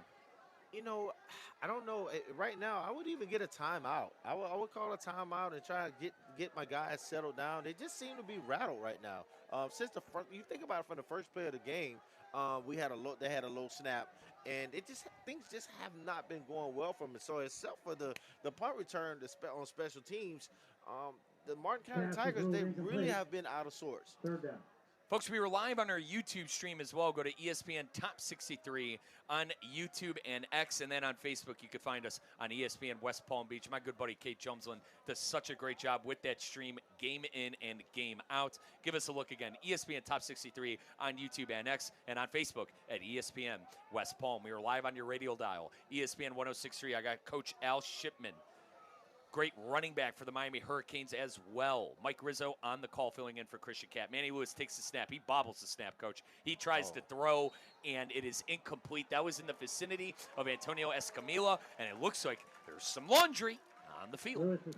And it wasn't necessary. He had great coverage. It wasn't even necessary for him to make that play because all he would have tackled him. It would have been short of the first down, punting unit would have been out on the field, and they would be getting the football back. Now they're going to get a first down and keep the drive going. And this is what Martin needed, Coach. I mean, let's with Coquerel coming in, the backup quarterback came in for a few snaps. Nothing going there. Caden Cockrell, by the way, apologies. And now Manny Lewis, Coach, he came back into the game. He was fumbling shotgun snaps. He dropped the ball in the end zone. It was almost a safety. Dare I say this was a must-needed penalty for Martin County to give themselves, like you said, some breathing room. Yeah, no doubt. I just, and again, I'm not quite sure what's going on with Martin County right now, but again, they just seem a little rattled right now. Garcia has settled in. They're ready to play some football. Manny Lewis in the shotgun. Charles Caesar to his left. Two receivers left, one right. He throws left. He's looking for Antonio Escamilla, and it's going to come up a little bit short. 2nd and 10 for the Martin County Tigers. I wonder if that shoulder is affecting him. He had a guy wide open. There was nobody within 5 yards of the receiver, and he just made an errant throw there. 8:54 to go in the second quarter. 7-7 your score. Martin County and the Dr. Joaquin Garcia Bulldogs deadlocked. Couple of turnovers, some interceptions on the Bulldog sides, some fumbles and miscues for the Martin County Tigers. Lewis in the shotgun. He drops back. He's looking. He's going to the middle of the field. Who else but Amarion Queen? Queen makes a catch, breaks a couple of tackles, and he gets taken to the 48. About a 25-yard pickup there. Lewis to Queen. When in doubt, when you need a play, you have to go to your playmaker. As you alluded to earlier, he's leading the team in yards per catch. So when they need a big play, he is their big play guy. Right now, offensive coordinator, I would be looking for this guy because they need to get something going right here. Amarion Queen has an interception on the defensive side. Now that is a 25-yard catch for the young man who is committed to Central Florida. 1st and 10. Lewis hands it off to Charles Caesar. Caesar with a nice little gain on the ground, Coach. Going to be 2nd and 3 coming up for the Martin County Tigers. That was a weird play because it looks like the defensive line, were encroached on that, but they didn't. And they as they were coming back, they snapped the football. Wasn't sure if they were going to blow it dead, but hey, it definitely benefited the Tigers. That was Chase Guerin on the tackle. He's going to go to the sideline and get a blow. We got John Georges checking in for him on the defensive end. 2nd and 3. Lewis takes the quarterback keeper, and he gets free. He makes a shimmy shake to the left and thrown down. But that is going to be a first down Martin County Tigers drive. This is the best looking drive Martin County has had all game. And think about it, where it started from. It started from the penalty. Been an ugly game in the sense of penalties and turnovers, but it seems like Martin County has something going on this drive. Their second first down, by the way, all first downs brought to you by our good friends at HSS Florida. 1st and 10. Lewis in the shotgun. He fakes and hands it back off to Charles Caesar. Caesar pushing forward. Coach, I think it's a gain of about another 5. Martin County doing a good job on the run game. That was a nice play. They came with some misdirection. They faked the jet sweep and then ran counter back to the weak side. I tell you what, look for that play and then some play action off of that as well, trying to get Queen involved. I'll tell you what, Coach, the D-line for Garcia in on a lot of these plays. It's John Georges on the tackle. He is going to go catch a blow on the sideline. John Georges. So that is Manny Lewis again on the keeper, Coach, and they are pounding the run game right now. If it ain't broke, don't fix it. Exactly. That's another HSS Florida first down. So you see their best defensive lineman is backhanded. So that was a short-lived break. Yeah. He barely got a chance to get a squirt of water in his mouth. But, hey, like you said, if it's not broke, don't fix it. Right now, I'm pounding the rock. You're starting to see Garcia, they're guys that have their hands on the hips. That's exactly what you want to see. You're taking advantage of them being tired, and now you got to take it. We got to punch it in to get 7. Coach, we got 2 receivers right, 1 left. Amarion Queen, the lone receiver. We have a penalty. The Tigers pointing in the direction of the Bulldogs, and it looks like it is encroachment. This one going to be moved up 5. What happens when you start to get tired? You start making mental mistakes, and that's what that was, a mental mistake. You give them an easy 5. Yeah, Coach called out the hands on the hips. It's been a long drive that has been getting pounded on the ground. So we have the 6:30 water break, second quarter, 7 7, Bulldogs and Tigers. Let's take a timeout. You are listening to High School Game Day, your HSS Game of the Week, supported by Smith Ball, Baez, and Prather. Elevate your drive with the new 2026 Range Rover Velar P250S, where sleek design meets powerful performance. Lease it today for just $749 a month for 36 months, with $6,995 due at signing. This is your chance to command the road in signature Range Rover style. Visit Land Rover Palm Beach today and make sophistication yours. Land Rover, above and beyond. You're listening to ESPN West Palm High School Game Day, presented by HSS Florida. Choose better, move better, and supported by Smith, Ball, Baez, and Prather. Where we're coming to your city. I'll let you have some more later. Welcome on back. Second quarter action, 1st and 10 for the Martin County Tigers, as Manny Lewis, who has really been great on the ground, as well as Paul Hendricks and all the running backs, Charles Caesar. He gets the call again, but we are live at the Tiger Den. Martin County and Dr. Joaquin Garcia's homecoming here at Martin County, and we are tied up 7-7 with 6:28 to go in the second quarter. Coach, we got a good one. Yes, we do. Hey, you know, we were just talking about Garcia not having their best 2 defensive tackles in the game at the same time, but they have them in there, and they were able to get a stop just then. Yeah, Coach, you're talking about John Georges and Jace Guerin. Those guys, massive individuals, as they clogged another one up, as Garcia is able to shut down the Tigers, and who else but Guerin and Georges.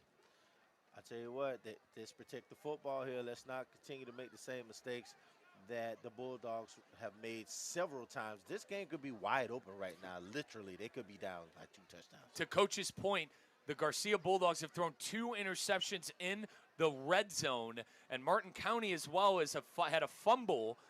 So we've seen a couple of turnovers here as Manny Lewis for the Tigers in the shotgun. 3 receivers right, 1 left, the lone back in the backfield. Lewis takes the snap. He's looking in the middle of the field, thrown, and he catches it, and he waltzes into the end zone. Antonio Escamilla, touchdown Tigers. Nice play call, nice pitch and catch. Caught him in the right coverage, went and sat down in there, missed tackle. Tigers are up now. It's a good catch and go by Escamilla, too. Yes, sir. Good presence of mind to know where you're on the field. He makes a turn. He goes upfield. We are an extra point away from a 7-point game. Coming on in for that extra point, Austin Godwin. Snap, hold, kick, good. Max Kennedy, good on the kick. 5:31 in the first half. 14-7, Tigers on top of Bulldogs. Let's take 30 seconds on the HSS Game of the Week, supported by Smith Ball, Baez, and Prather on High School Game Day. Looking to stay cool and save big? Aztil Air has been serving South Florida for over 40 years. Get a free duct cleaning with any new unit. Join our Elite Cool membership for 2 preventative maintenance visits a year. Plus, loyal members earn an extra visit and $50 each year toward repairs. We proudly support military and veterans with an extra 15% off. Call 561-232-6366 or visit aztilac.com. That's 561-232-6366. Keep your cool with Aztil Air. Anna Jarn Levine. Call 1-800-747-FREE. That's 1-800-747-3733. ESPN 1063. WESP Jupiter, a Good Karma Brands radio station. You're listening to ESPN West Palm High School Game Day, presented by HSS Florida. Choose better, move better, and supported by Smith, Ball, Baez, and Prather. Where we're coming to your city. Max Kennedy about to boot this one. Coach, he might boot this into the tennis court because they're going to kick this one up about the 45 of Garcia. So maybe they might get strategic here. Could they go NFL style where they try to put it in play and pin them deep? Regardless, 14-7. This is our HSS Game of the Week on High School Game Day. Dr. Joaquin Garcia visiting the Tiger Den in Martin County. Martin County getting the big touchdown that they needed. They're up 14-7. More on that in a second as Max Kennedy is going to try to boot, I assume is going to be into the tennis court. And it is. Coach, by the way, Coach Al Shipman to my right, great running back for the Miami Hurricanes as well. Coach, as a running back, man, you probably appreciated that last drive. Ground and pound, sir. baby. Yes, sir. Definitely. Give it to me as many times as I can handle it, But I will say this. It sends a message. Your offensive linemen, they always want to run block because they get a chance to get nasty instead of moving backwards. They always want to double team and mash people. And it sends a message to the football team as well. Now, Coach, 5:31 to go. Plenty of time for Garcia to get some points here before half. I'm assuming Coach Brandon Walker wants a methodical drive. Yeah, this is what we would call kind of like our 4-minute offense where you want to try and get down, score, but not give the other team the opportunity to get the ball back. Caleb Butler, quarterback for the Bulldogs, in the shotgun. He hands it left as the running back is going to get about 5 yards on the carry. That one getting the carry is Davison. Garcia going with a plethora of running backs tonight. We've seen D'Angelo Murph, Tim Anderson, Jeremiah Davison. Bulldogs getting a good push there on first down, Coach. Yeah, and all of these running backs seem to have a little different style as well. So Martin County's going to have to deal with this in the second half. Davison in the backfield. 2 receivers left, 1 right. Butler in the pistol, takes the snap, looks left, throws. Catch made. This is Vincent Lewis. Gets about 2.5 yards, Coach. Going to be 3rd and short coming up for Garcia. This is a huge play for both teams.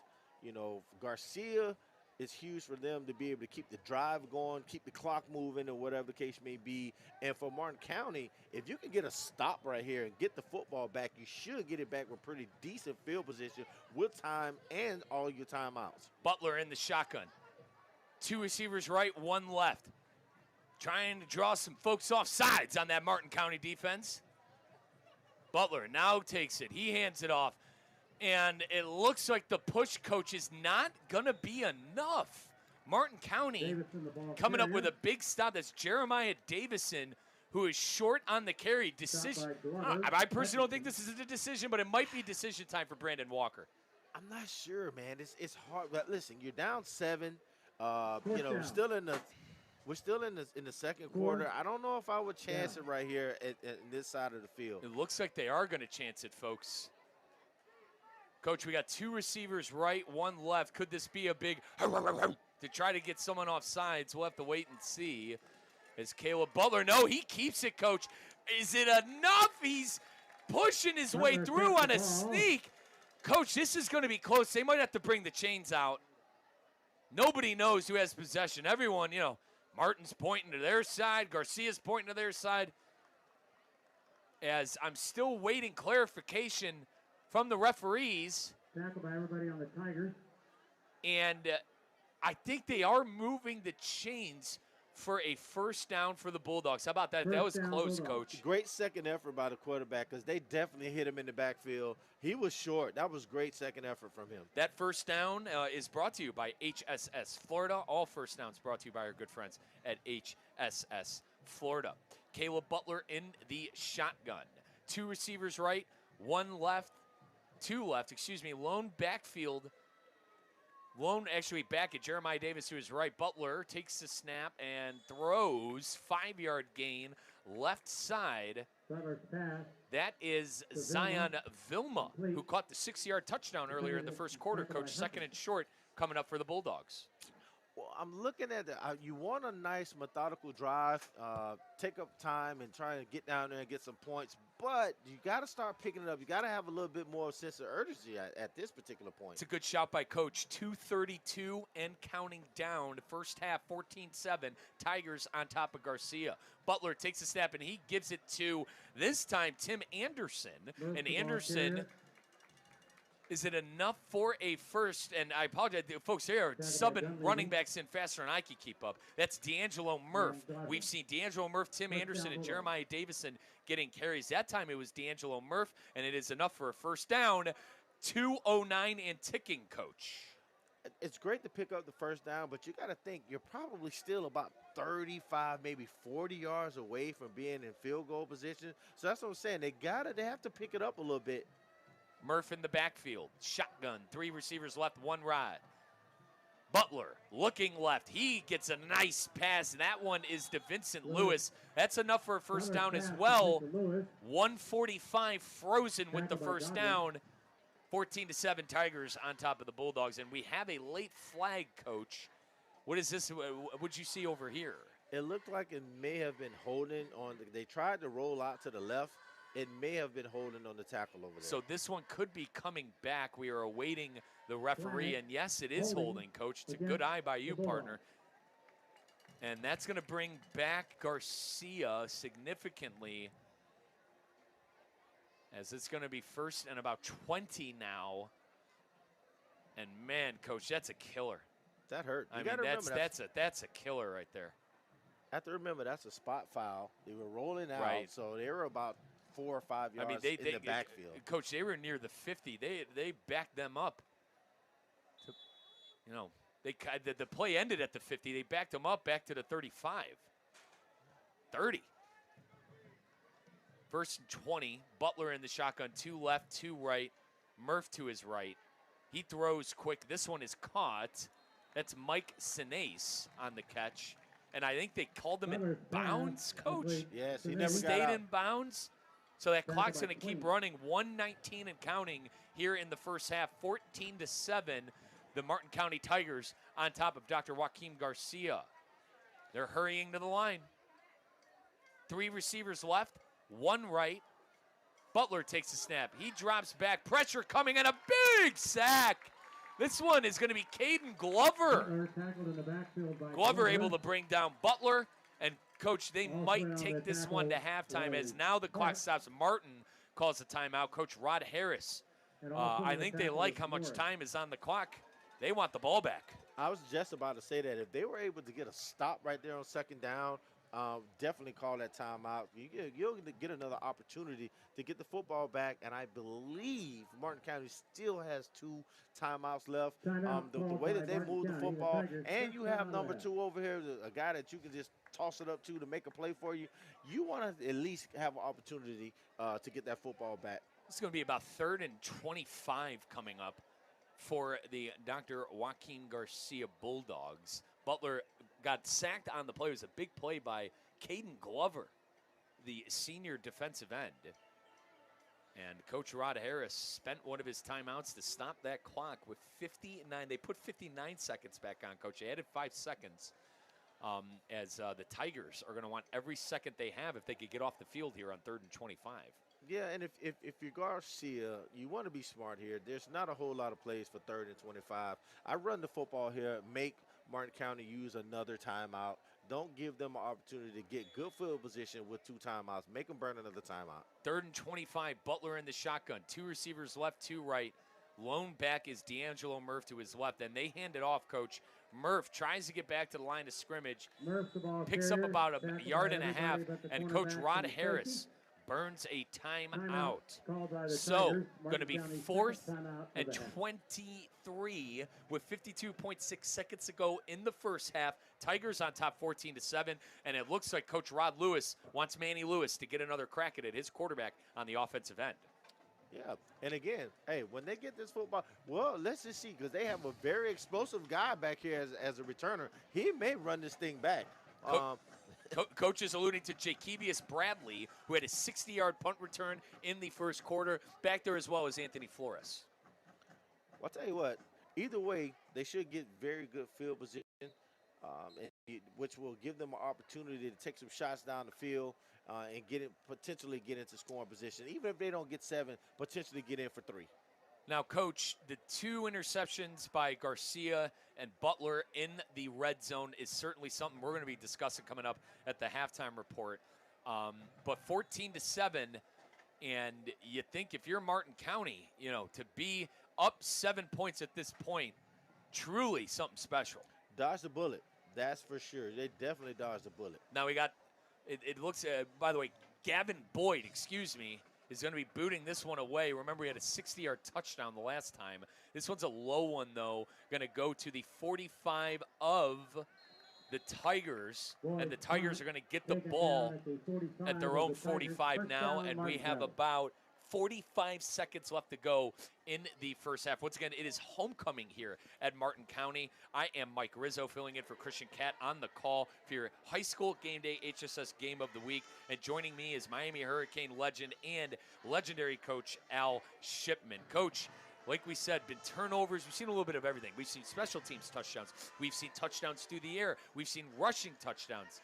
We've got a pretty good ball game on our hands. Yes, we do. I'm looking over there. I got my best receiver over in the boundary over there with the DB playing off. I'm pitching it over there right now. So this is Manny Lewis. Bad snap. He's going to make something out of nothing here. He rolls left and he throws out of bounds. Actually a good decision there by the quarterback. But, Coach, you were right. Amarion Queen, I think the best player on the field on both sides. He was lined up single coverage with about a 8-yard cushion there. But poor, Lewis couldn't hook up with the snap there with his center, and he had to throw that one away. I'm not quite sure what's going on. He's just taking his eyes off the football. That has to be what's going on because that was not a bad snap. It was about waist high, and that's about the third or fourth time he's done that tonight. 39 and a half seconds to go in the first half. Manny Lewis and the Tigers trying to get some points here before the halfway mark. 3 receivers left, 1 right. Manny Lewis sends Paul Hendricks in motion. Lewis throws in the middle of the field. That one is caught. Antonio Escamilla leads the team in receptions, and we have a timeout for the Martin County Tigers. I believe, Coach, that is their third and final. It is now their third and final timeout. I'm not going to lie to you. I didn't love that play call because you only have 1 timeout left. They gave you that same coverage. Even though you didn't have your best wide receiver in the boundary, you still had the same coverage. That kid was playing off 8 yards. You pitch it over there, let him get out of bounds. You do that 2 or 3 times. Next thing you know, you're 15 yards down the field. You still have your timeout. Now you can do something in the middle of the field if you need to. Call that timeout, get your field goal team on, and let's try and get 3. Yeah, you definitely wanted to get towards the out-of-bounds line, Coach, to stop that clock and save that timeout because to your point, too, maybe boot a field goal. We've seen Max Kennedy. He's had a heck of a boot. Now we have 3rd and short, 32 and a half seconds to go in the first half. Manny Lewis drops back in the shotgun. He's moving. 40 sec, ball's out! Ball's out! The Bulldogs look like they are on it, and they are. Big sack covered by the Bulldogs. For the Garcia Bulldogs. And who else on the sack, Coach? John Georges. There it is. There it is. Has to take care of the football. He has to do a better job of taking care of that football. Now, Coach, what do? 25 seconds. Ball on about the 48-yard line, let's call it. The 48-yard line of Martin County. They have all 3 of their timeouts, which means they can throw the ball, they can run the ball, they can do anything that they want to because they still have all 3 timeouts. So they're in a very good position right now on the plus side of the 50. Now, Coach, Caleb Butler has thrown 2 interceptions in the red zone, but he's a veteran quarterback. I'm assuming Coach Walker is going to let his quarterback sling it. 2 receivers right, 2 left. Butler drops back. That's what he's doing, slinging it. And caught by Zion Vilma, who had the 6-yard touchdown earlier. And I believe we have the first timeout called by the Bulldogs. Play certainly stopped, but I do think Brandon Walker clocked one of his timeouts, his 3 timeouts that you were alluding to. 14-7, 15.7 seconds to go in the first half. Yep, timeout now confirmed. Coach Walker calling his first of 3. But 15.7 seconds to go, 14-7, Tigers on top of Bulldogs. But, Coach, we've seen Gavin Boyd kick. Now, we both agreed 2 good kickers for Garcia with Gavin Boyd, and then Max Kennedy on the Martin County side. You get 3 here, you feel really good about the second half if you're the Bulldogs, especially throwing 2+ interceptions. Yes, sir, really good. And you get the ball back at the half. I do not like the way the quarterback is playing right now. If he steps up and steps into that throw, he can make a more accurate throw. The receiver can catch that football and run out of bounds or get more yardage because he's throwing off his back foot, moving backwards. He's throwing the ball. The accuracy is really down right now. Throwing on that back foot too, Coach. 3 receivers right, 1 left. Lone back in the backfield. Butler gets the ball. Looks right, throws, and he was looking for Vincent Lewis. And you're laughing because Amarion Queen almost got a big paw on that. Another one. Stay away from that young man. He almost got a big paw on that, Coach. Man, he got 2 paws on it.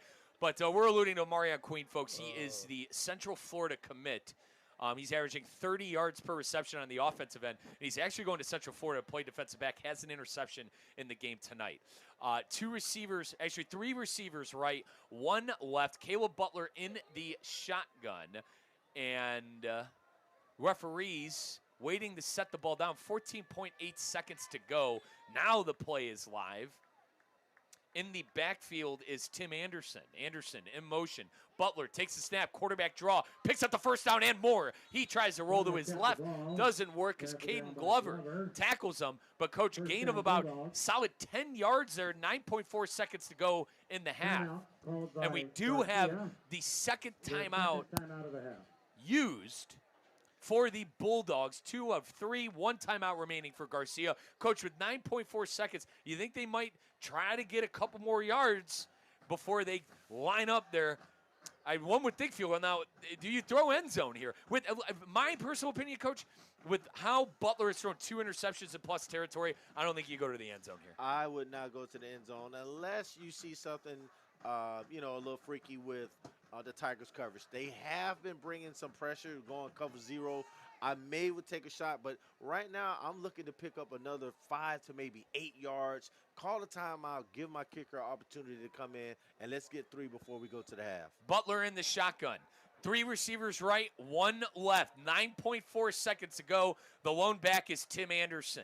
Butler drops back. He's looking, middle of the field. He's got a man, and he's down at about the 5-yard line. They're calling it, and Garcia immediately calls a timeout. Good throw and catch there by Caleb Butler and his receiver. That was D'Angelo Murph, actually the running back, with the big catch. What do you do now? And they're going field goal. Who am I asking? What do you mean, what do you do? Yeah. Riz, there's 3.5 seconds left. You boot the ball through the uprights and go to half. You got to get the 3, man. You got to think about it. They've had several opportunities down here, and they have squandered them with turnovers. So you have to get the 3 points. You have to get some points going into that. That was a nice throw and catch. Murph did his darnest to try to get into the end zone, but I think the young man even had enough presence of mind.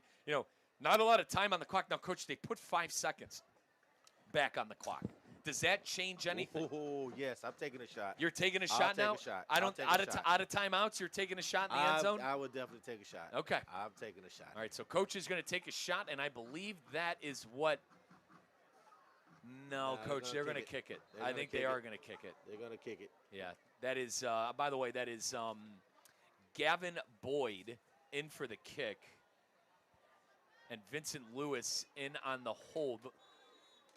Play is, live now. Boyd approaches, kicks. Kick is up, and the kick is good. And that is the end of the first half. So Garcia getting some life before halftime. Good drive there by the Bulldogs right before half, Coach. 14-10. The halftime score. We are live in Martin County. This is your high school game day HSS game of the week. I'm Mike Rizzo, filling in for Christian Catt.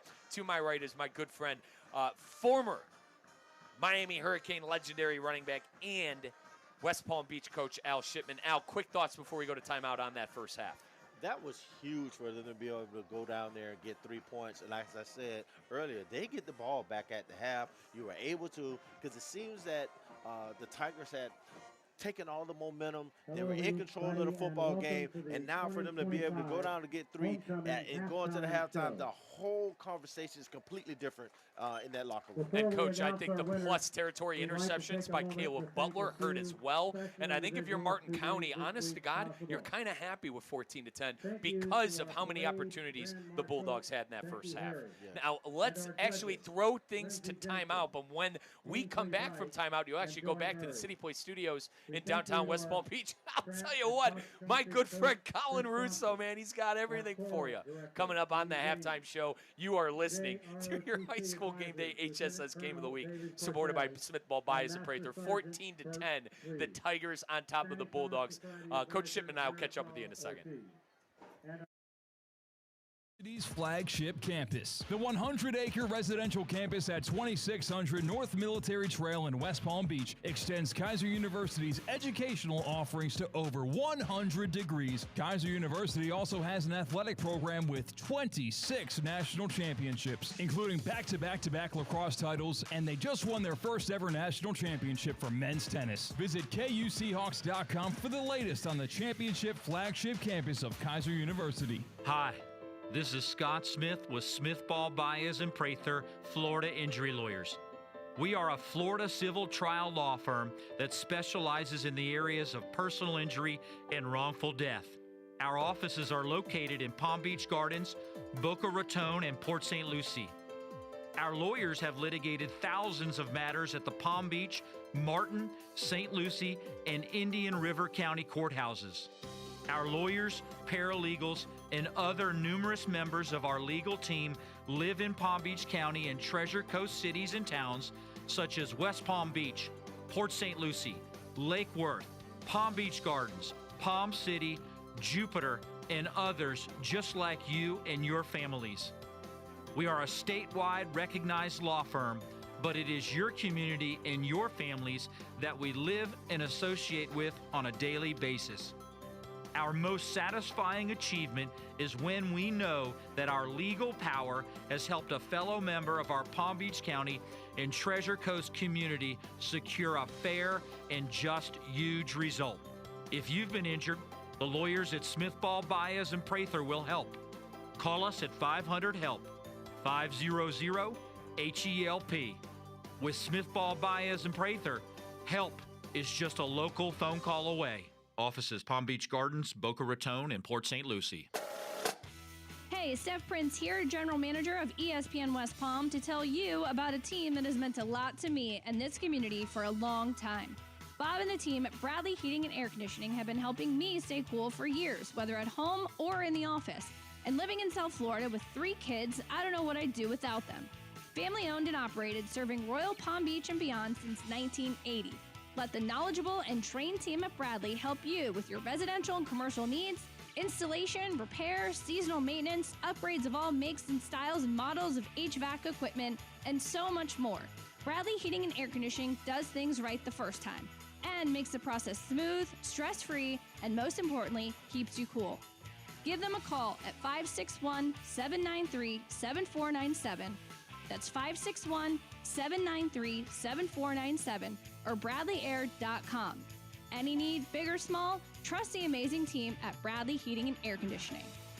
It's UFC Fight Night this Saturday on the 27th. Carlos Olberg, Dominic Reyes, 2 light heavyweight bruisers looking to prove they deserve a title shot against Magomed Ankalaev. These guys are nearly identical across the board in height, weight, and reach. So will the up-and-coming New Zealander get his first crack at gold? Or will the savvy vet Reyes finally return to the top of the mountain? Twin Peaks is your ultimate UFC headquarters for all the big pay-per-view cards and every fight night in between. Enjoy an ice-cold 29-degree draft beer and made-from-scratch favorites from the kitchen as you watch all the fights on one of the big-screen HD TVs. With Twin Peaks as your fight night headquarters, there's never a bad seat in the house. And you get to enjoy all of the fights without a cover. Check out the Twin Peaks locker room of rare bourbons, whiskeys, and tequilas crafted for true champions. From scratch-made favorites to ice-cold 29-degree draft beers, Twin Peaks is your go-to for eats, drinks, and scenic views.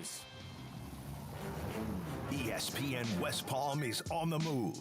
Brought to you by Safebound Moving and Storage, the most trusted moving company in Florida. You're safe with Safebound. You're listening to ESPN West Palm High School Game Day, presented by HSS Florida. Choose better, move better, and supported by Smith, Ball, Baez, and Prather. Where we're coming to your city. Well, halftime update for ESPN West Palm High School Game Day. 14-10, Martin County up over Dr. Joaquin Garcia. Dr. Joaquin Garcia getting 3 going into half, recovering from 2 first-half interceptions in plus territory. Mike Rizzo on the call alongside Al Shipman. I am Colin Russo. I'm joined alongside Damian Perez. We are at the City Play Studios in downtown West Palm Beach. We got you for your halftime update presented by Safebound Moving and Storage. Safebound Moving and Storage. Families are safe with Safebound. It's South Florida's most trusted moving company. Safebound is a strong supporter of the high school community here in West Palm Beach, in Palm Beach County, and the Treasure Coast. They got you covered. It's family-owned. It's a team trained of experts. It's based in West Palm Beach, but it serves all of Florida. Whether you're moving out of Florida or moving to Florida from another state, Safebound Moving and Storage has the experience, expertise, 5-star customer service that you can rely on. Check it out today. That's Safebound Moving and Storage. So, of course, you heard from our HSS Game of the Week. 14-10 was the score. Martin County up over Dr. Joaquin Garcia. Cardinal Newman is down over Tampa Jesuit. Last we saw was in the first quarter. Jesuit was up 7-0. West Boca up early over Treasure Coast. 14-0. West Boca is number 3 in our top 10 poll. Pahokee winning easy over Palm Beach Gardens. Number 5 Pahokee, that is easy. After a loss last week to Cardinal Newman, they're responding in a big way. 27-0 at halftime last we saw. Glade Central up big over Dwyer, 25-0 there. That was late in the second quarter, last I saw there. Jensen Beach, sitting at number 10, is down in the second quarter to Benjamin. Benjamin was up 13-6 last we saw there. Only a safety in the Kings Academy American Heritage game in the first quarter. From what I've seen, 2-0 is the last score that I saw. Kings Academy up over American Heritage. Only a safety, it seems. Boca Raton at halftime is up over Forest Hill, 21-7. 21-7, Boca Raton over Forest Hill. Spanish River's up big over Wellington, 21-0 in the second quarter.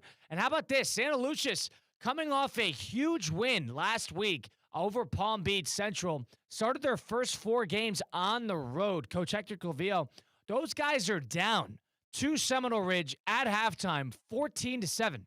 14-7, Santa Lucia's is down to Seminole Ridge at halftime. Big surprise there. Suncoast is up over John I, 8-0 is the score I see there in the first. Sebastian River, South Fork, last we saw was in the second quarter. It was tied at 7. Pinecrest 23, Oxbridge 0 was late in the second quarter there. Baz Alfred and Jupiter Christian are up over Masters Academy in the second quarter, 14-6. Palm Beach Lakes is up over Winter Haven, 8-6 in the first quarter. And, of course, circling back to our HSS Game of the Week, 14-10, Martin County up over Dr. Joaquin Garcia. Well, the Kaiser Seahawks, talk about winning, talk about dominance. They're all about championships on the field and in the classroom. They got 26 national championships, including the men's tennis team, which caught their first NAIA title in the spring, and also a three-peat for men's lacrosse. Kaiser football has kicked off their season. They are away and running, looking to get to the NAIA championship game for the 3rd straight year.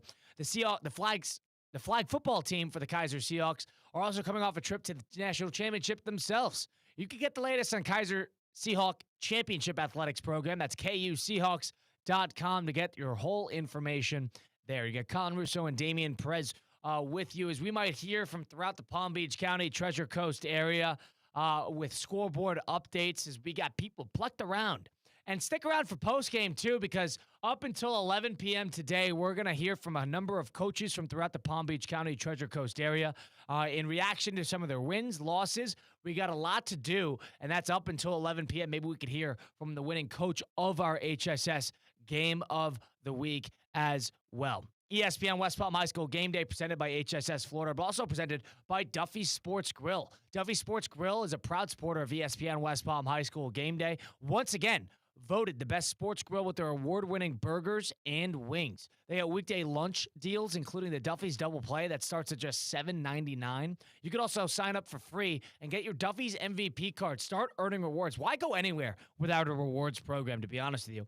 With over 80 TVs in each location, you'll never miss a minute of the game from the biggest bouts. Duffy's has them all. Visit Duffy'sMVP.com to learn more. Before we circle back around and hear some more scores, make sure you listen to our local programming, ESPN West Palm High School Game Day. On top of it, Monday through Friday, you can hear Theoretically Speaking with Theo Dorsey and Christian Catt, 2 to 4 on Monday through Friday, as well as myself and Mike Rizzo, 4 to 6 p.m. Monday through Friday. Catch our local weekend programming as well. That is Saturday Tailgate on Saturdays at 9 a.m. and also Sunday Huddle with myself and Cade Chumson at 10 a.m. to 12 this week to preview the full NFL slate of football. You also have tomorrow in favor of UM and UF, which is University of Miami taking on University of Florida.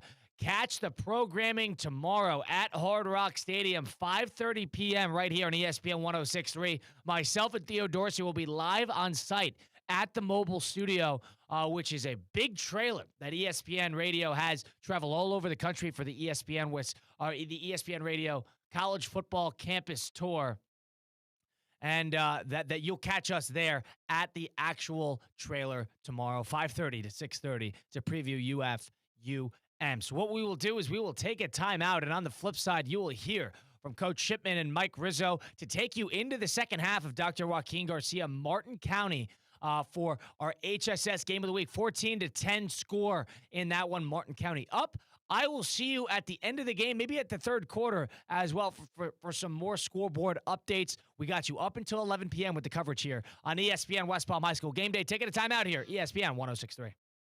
Tina, I've been looking everywhere for you. Hey, Colin, what's up? How's the gym? It's been great. I'm seeing results. My sports-certified Vitacost products have made a world of difference. Oh, same. Isn't it great? Vitacost is basically the reason I've been able to keep up with Ironman training. Everything you need is in one place for my BCAAs, protein, and electrolytes. Best part, it's all clean and free of banned substances. Go re-up on your supplements today. Visit Vitacost.com and use code ESPN20 for 20% off. Level up your game with Vitacost.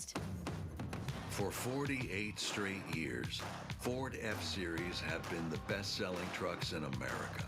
We got here by engineering breakthrough technology, redefining built Ford tough, and never settling for second best. But what's really made Ford F-Series the #1 selling trucks in America is you. Ford F-Series, built Ford tough. Based on 1977 to 2024 calendar year total sales. Tired of being sidelined by a sports injury? Get back in the game with Baptist Health Orthopedic Care. Whether you're a professional athlete or even a weekend warrior, you can get back to doing what you love with our compassionate orthopedic team. Experience a new level of care and get back to your best. Welcome to being treated like a pro. Make an appointment today at baptisthealth.net/ortho or call 833-556-6764. Mas Plus by Messi is hydration plus more. A beverage like no other, made to give everyone an extra boost of positivity and inspiration every day. Created by Lil Messi, Mas Plus delivers a balanced blend of electrolytes with natural flavors, no artificial sweeteners or colors, no caffeine, and only 1 gram of cane sugar, plus vitamins with no compromise on quality ingredients. Floridians can purchase Mas Plus by Messi at key retailers across Florida or online at masbymessi.com. Calling all sports fans, grab your MVP card and head to Duffy's where you can catch all of the action. Not an MVP? Sign up for free and start earning rewards today. Duffy's is voted the best sports grill year after year with their award-winning burgers and wings. Don't forget about Duffy's famous 2-for-1 drinks all day, every day. And with over 80 TVs in every location, you'll never miss a minute of the game. Visit Duffy'sMVP.com to learn more. Duffy's, our game is always on. For 48 straight years, Ford F-Series have been the best-selling trucks in America. We got here by engineering breakthrough technology, redefining built Ford tough, and never settling for second best. But what's really made Ford F-Series the #1 selling trucks in America is you. Ford F-Series, built Ford tough. Based on 1977 to 2024 calendar year total sales. To help those who want to be helped, but may not be able to afford it. That's what PGA Tour winner Grayson Murray had envisioned for a foundation before he sadly took his own life at just 30 years old. His parents channeled their grief into creating the Grayson Murray Foundation, carrying out his vision to help those struggling with mental health and addiction. To donate and learn more, visit GraysonMurrayFoundation.com. Baseball's greatest international spectacle returns to Miami. The World Baseball Classic comes to Lone Depot Park in March 2026, bringing the planet's top baseball talent under one roof. Witness MLB superstars represent their countries in this thrilling tournament. Miami kicks off the tournament with a star-studded Round 1 featuring the Dominican Republic, Venezuela, and more. Get a Marlins membership to secure exclusive priority access for this sellout event. More information at marlins.com/WBC. Looking to stay cool and save big? Aztel Air has been serving South Florida for over 40 years. Save up to 30% on a new unit today. Join our Elite Cool membership for 2 preventative maintenance visits a year. Plus, loyal members get an extra visit and $50 yearly toward repairs. We proudly support military and veterans with an extra 15% off. Call 561-232-6366 or visit aztelac.com. That's 561-232-6366. aztelac.com. Keep your cool with Aztel Air. Racetrack is proud to support our local high school football teams. Whether it's Friday night lights or tailgate parties, Racetrack has whatever gets you going to fuel all the gridiron excitement this fall. Grab your favorite snacks, crispy chips, delicious Nathan's hot dogs, sweet treats, or our house-made pizza slices. Don't forget to quench your thirst with a variety of ice-cold drinks. Racetrack, your one-stop shop to fuel your football Fridays. You're listening to ESPN West Palm High School Game Day, presented by HSS Florida. Choose better, move better, and supported by Smith, Ball, Baez, and Prather. Well, we're coming to your city.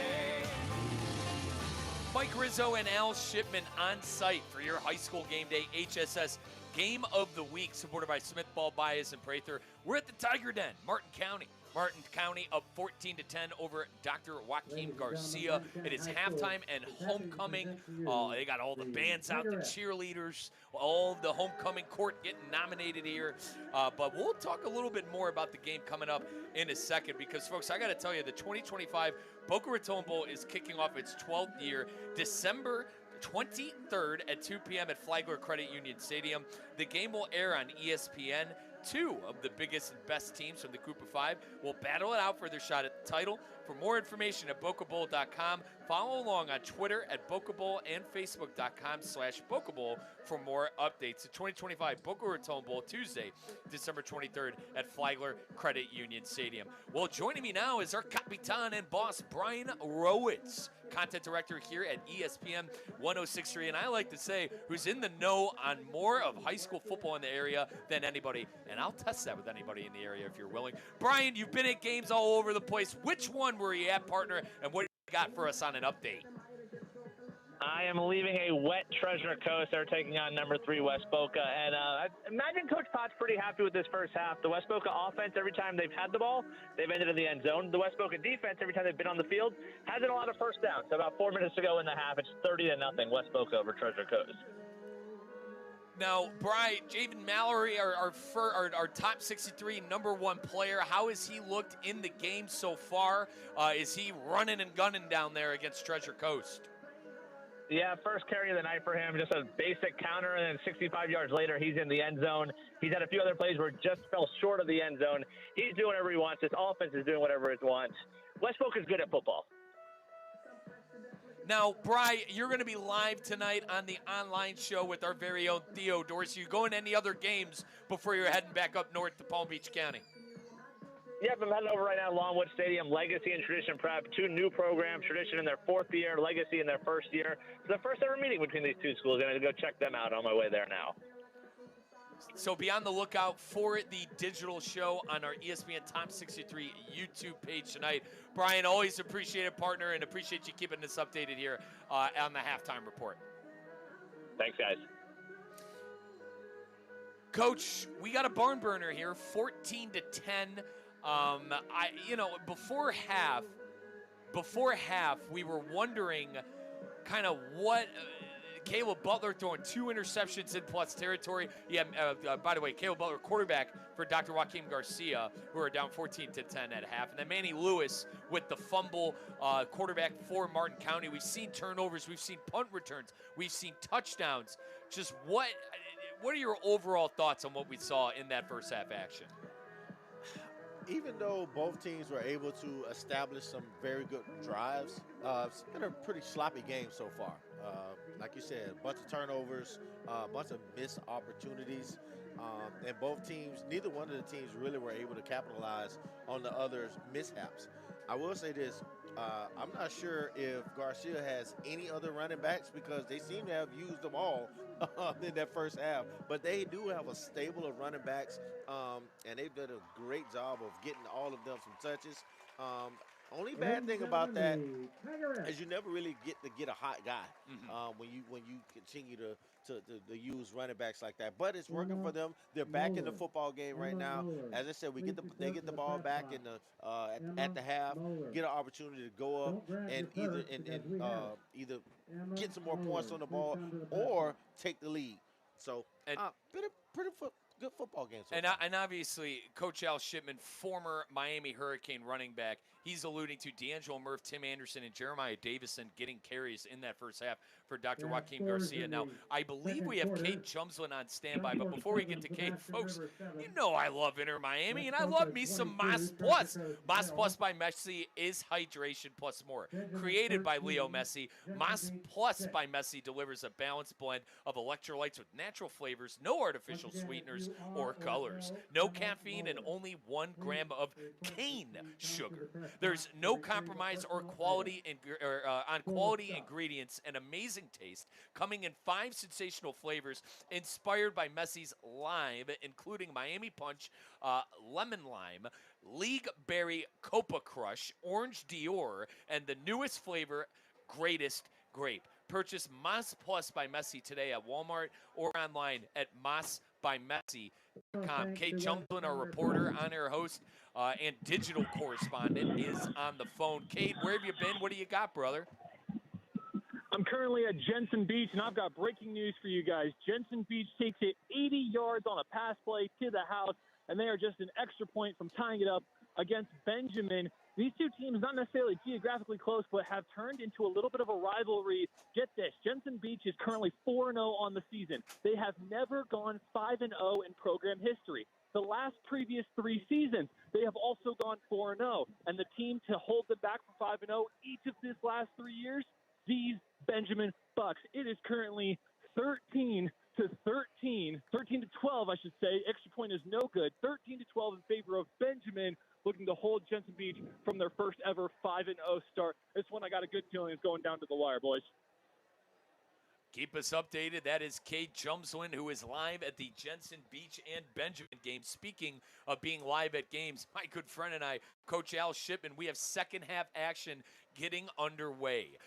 Getting at his tee and getting his ball set is Max Kennedy. Coach alluded to it before halftime that Garcia will be getting the ball. So the Tigers kicking off to Garcia here, 14-10.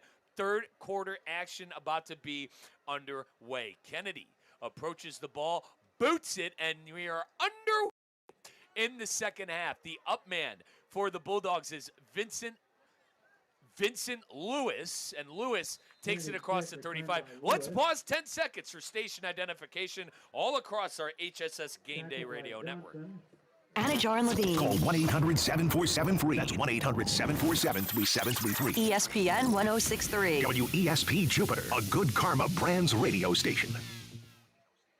This is your high school game day HSS Game of the Week, supported by Smith, Ball, Baez, and Prather. All first downs sponsored by HSS Florida, and touchdowns by our good friends at Racetrack.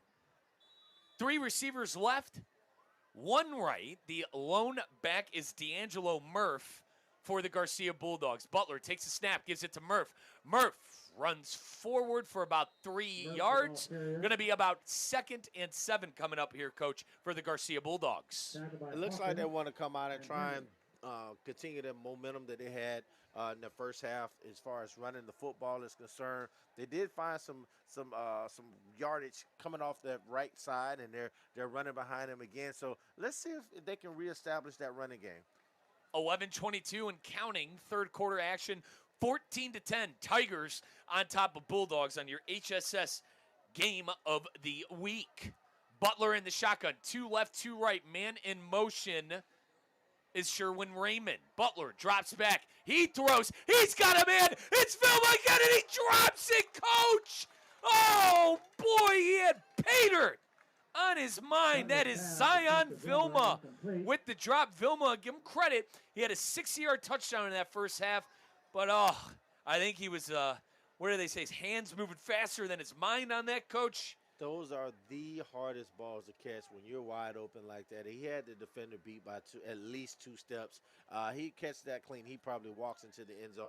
Now, let's just hope that that does not come back to bite Garcia in the butt, because that was definitely first down, if not touchdown. 3rd and 7 coming up for the Bulldogs after that drop, and I tend to agree with Coach.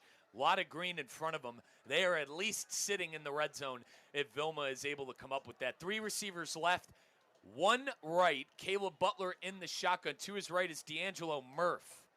Butler gets his orders. Claps, gets the snap, drops back, looks left, and he throws it. It's intercepted. Who else but Amarion Queen? Queen goes to the sideline. This is a house call. Touchdown. No, ball's out. Fumble, Coach. And Martin County ends up on it. What a crazy play. Amarion Queen, interception, and he was in the end zone. He fumbled in the end zone. Martin County ends up on it, and they're actually going to call him down at the 1. That is Caleb Butler's 3rd interception of the game. It went from possible 60-yard touchdown to an interception by none other than the future Central Florida Knight, Amarion Queen. This kid's the real deal. I'm not sure if Garcia watched film and that is the game plan to go at number 2. And if that was the game plan, somebody needs to get fired. Amarion Queen with the interception returns it to the 1. So Manny Lewis and company will take over. Charles Caesar in the backfield. Lewis keeps it on a keeper, but Garcia's defense is there. That's number 8 on the stop. Linebacker, he's playing both ways, running back and linebacker, D'Angelo Murph. A little bit of a Swiss Army knife here for the Garcia Bulldogs, but 2nd and about a yard and a half coming up for the Tigers on the goal line. Have to be aware of play action right here. Garcia is selling out right now, trying to stop the run. Any kind of play action right now will probably kill him. So Manny Lewis kept it on a power keeper out of the shotgun. He's got Charles Caesar to his right. Amarion Queen comes in motion from the left. Actually, that's Jakevius, as I believe, Coach, they faked it to the jet sweeper, and Charles kept it, and he's short. We got 3rd and goal coming up, I think, from about the 4-yard line. So they went backwards about a couple of yards. Yeah, he definitely lost yardage on that. Like I said, Garcia is selling out right now. They are in cover 0. They are bringing everybody. They're even trying to bring people off the bench. They're going to try and bring more than they can block, especially right up the gut. Maybe try and get something out on the perimeter, or try and get a toss sweep or something to the pylon. So checking in is number 44, Wyatt Parks. This could be a power package. Manny Lewis has Paul Hendricks to his right. He hands it off to Hendricks. Hendricks stumbles on in. Hendricks reaches over. We're waiting for a signal from the referee. And they mark him down, Coach, at the 1.5-yard line. We have 4th and goal coming up. Can the Garcia defense hold? Well, I'll tell you what, it was great effort by the running back. He definitely gave great second effort, but hats off to Garcia up until this point right now, holding them these first 3 downs. They're going to have to continue to do that same thing, get pressure up the middle, because that seems to be the course that the Tigers want to go. Paul Hendricks on that last carry. He's in the backfield again. He gets the call. He's going forward, and he rumbles and stumbles into the end zone. Touchdown, Tigers. That's Paul Hendricks. And, Coach, we got a 20-10 game pending an extra point. 3rd quarter action, 8:31 to go. That touchdown brought to you by our good friends at Racetrack. Well, that's the push that you're looking for from your offensive line. They did a great job getting a hat on a hat, and he basically just walked in. Max Kennedy coming on for the extra point to make this an 11-point game. Snap, hold, kick. It's good from about, what do we think, Coach? I love playing this game. About 48? Yeah, that's a boot. That's a boot. 21-10. Let's take 30 seconds, a timeout for about 30 seconds here. 8:31 to go in the 3rd. You're listening to your HSS Game of the Week, supported by Smith Ball Bias and Prather. Tina, I've been looking everywhere for you. Hey, Colin, what's up? How's the gym? It's been great. I'm seeing results. My Sport Certified Vitacost products have made a world of difference. Oh, same. Isn't it great? Vitacost is basically the reason I've been able to keep up with Ironman training. Everything you need is in one place for my BCAAs, protein, and electrolytes. Best part, it's all clean and free of banned substances. Go re-up on your supplements today. Visit Vitacost.com and use code ESPN20 for 20% off. Level up your game with Vitacost. You're listening to ESPN West Palm High School Game Day, presented by HSS Florida. Choose better, move better, and supported by Smith, Ball, Baez, and Prather. Where we're coming to your city. Live at the Tiger Den. The Tigers go up 21-10 over the Bulldogs. This is your high school game day HSS Game of the Week, supported by Smith, Ball, Baez, and Prather. The Martin County Tigers up 21-10 right now over Dr. Joaquin Garcia Bulldogs. And Coach Caleb Butler just threw his third interception of the game. The issue here, the play before, I personally think would have been a 6-yard touchdown if Zion Vilma hangs on to the football. The young man drops it. Next play, best player on the field, Amarion Queen, gets an interception, returns it all the way down to the 1. The Tigers take 4 plays to get in, but Paul Hendricks gets into the end zone. What's the conversation right now that Coach Brandon Walker just had with his Bulldogs as they come back onto the field? This is all about character right now. What kind of football team are we? Is everybody going to hold their heads down, or are we going to come back out here and execute? Again, there's a lot of time left to go in this football game, and all they have to do is come out and execute. They can get back in it. Butler in the shotgun, hands off to D'Angelo Murph. Murph will get about 1.5 yards. 2nd and 9 coming up for the Bulldogs. I was very curious to see if they would just come out and start chucking it around the yard or be patient, stick with the game plan, because they did have some success running the football. So didn't get much on that first down there, but that doesn't mean you go away from the running game. Yeah, Coach, running. We talked at halftime when both of the teams settled down and started running the ball. Those were the best drives, But down 21-10 here now, down 2 scores. Will Coach Walker and Caleb Butler start throwing it even more? 3 receivers right, 1 left. Caleb Butler takes the snap. He does a quarterback power draw. He'll gain about 4 on the play. Coach, third and about, I'd say 6 yards coming up. Well, it's okay if you start throwing it around. And Butler has to come off because his hat came off. So Caleb Butler's helmet came off. That's what I was looking at. I apologize for the pause. But Caleb Butler comes out of the game because his helmet came off. And I believe coming onto the field now is number 12, Joseph McDonald. I'll get you a clarification on that number here in just a second. But the backup is in, and you got 3 receivers right, 1 left. Lone back is Murph. He gets sent out, and it's a quarterback power on 3rd down, and it goes nowhere, Coach. And that is number 17. I was right on that in McDonald, but they're going to have to punt here, Coach. On their own 25-yard line, 6:48 and counting to go, down 11. Caleb Butler having to come out of the game, no choice but the punt. Yeah, you had to figure you're bringing in the backup quarterback. He probably didn't even warm up during halftime, so you knew that was going to be a run.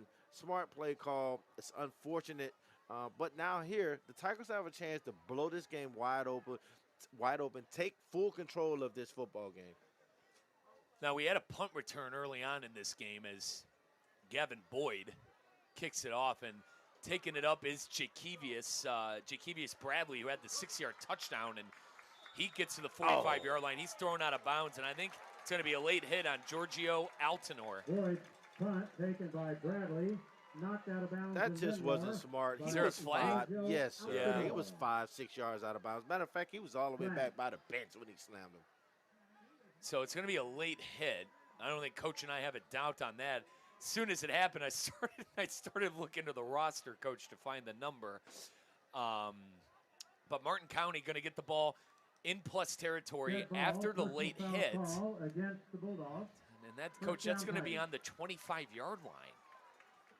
Got knocked out at the 40. That's going to be on the 25-yard line. We got a water break. Let's take 30 seconds on your HSS Game of the Week, supported by Smith, Ball, Baez, and Prather.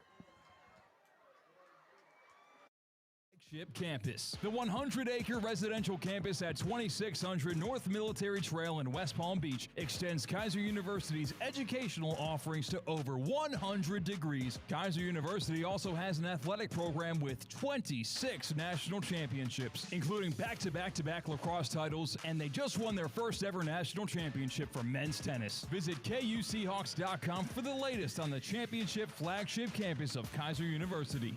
You're listening to ESPN West Palm High School Game Day, presented by HSS Florida. Choose better, move better, and supported by Smith, Ball, Baez, and Prather. Well, we're coming to your city.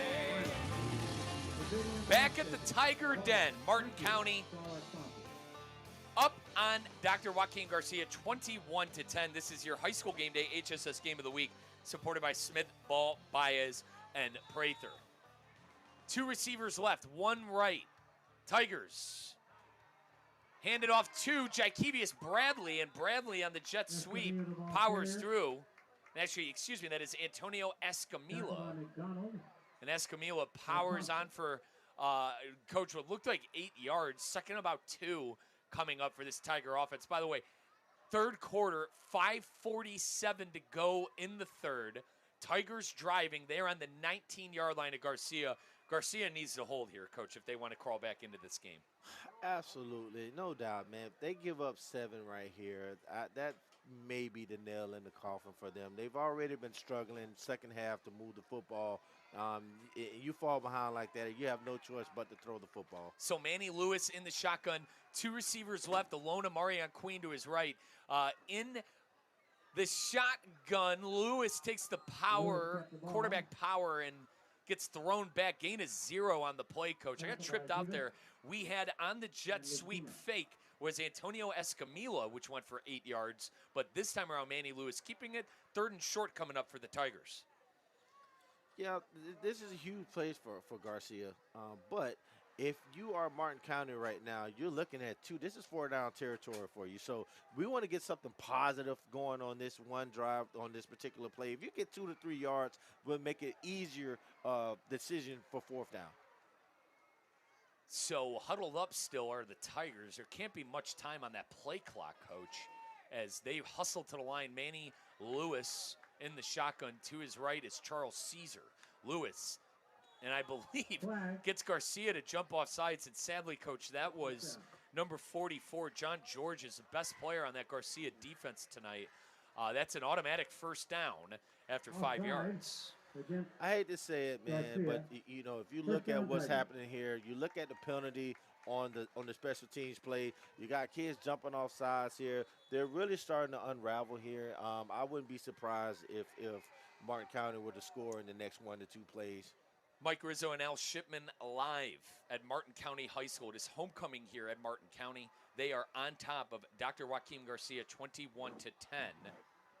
Marion Queen, I mean, Coach, not to do our early Duffy's MVP of the game, but if this holds, I think I know where I'm going with my vote.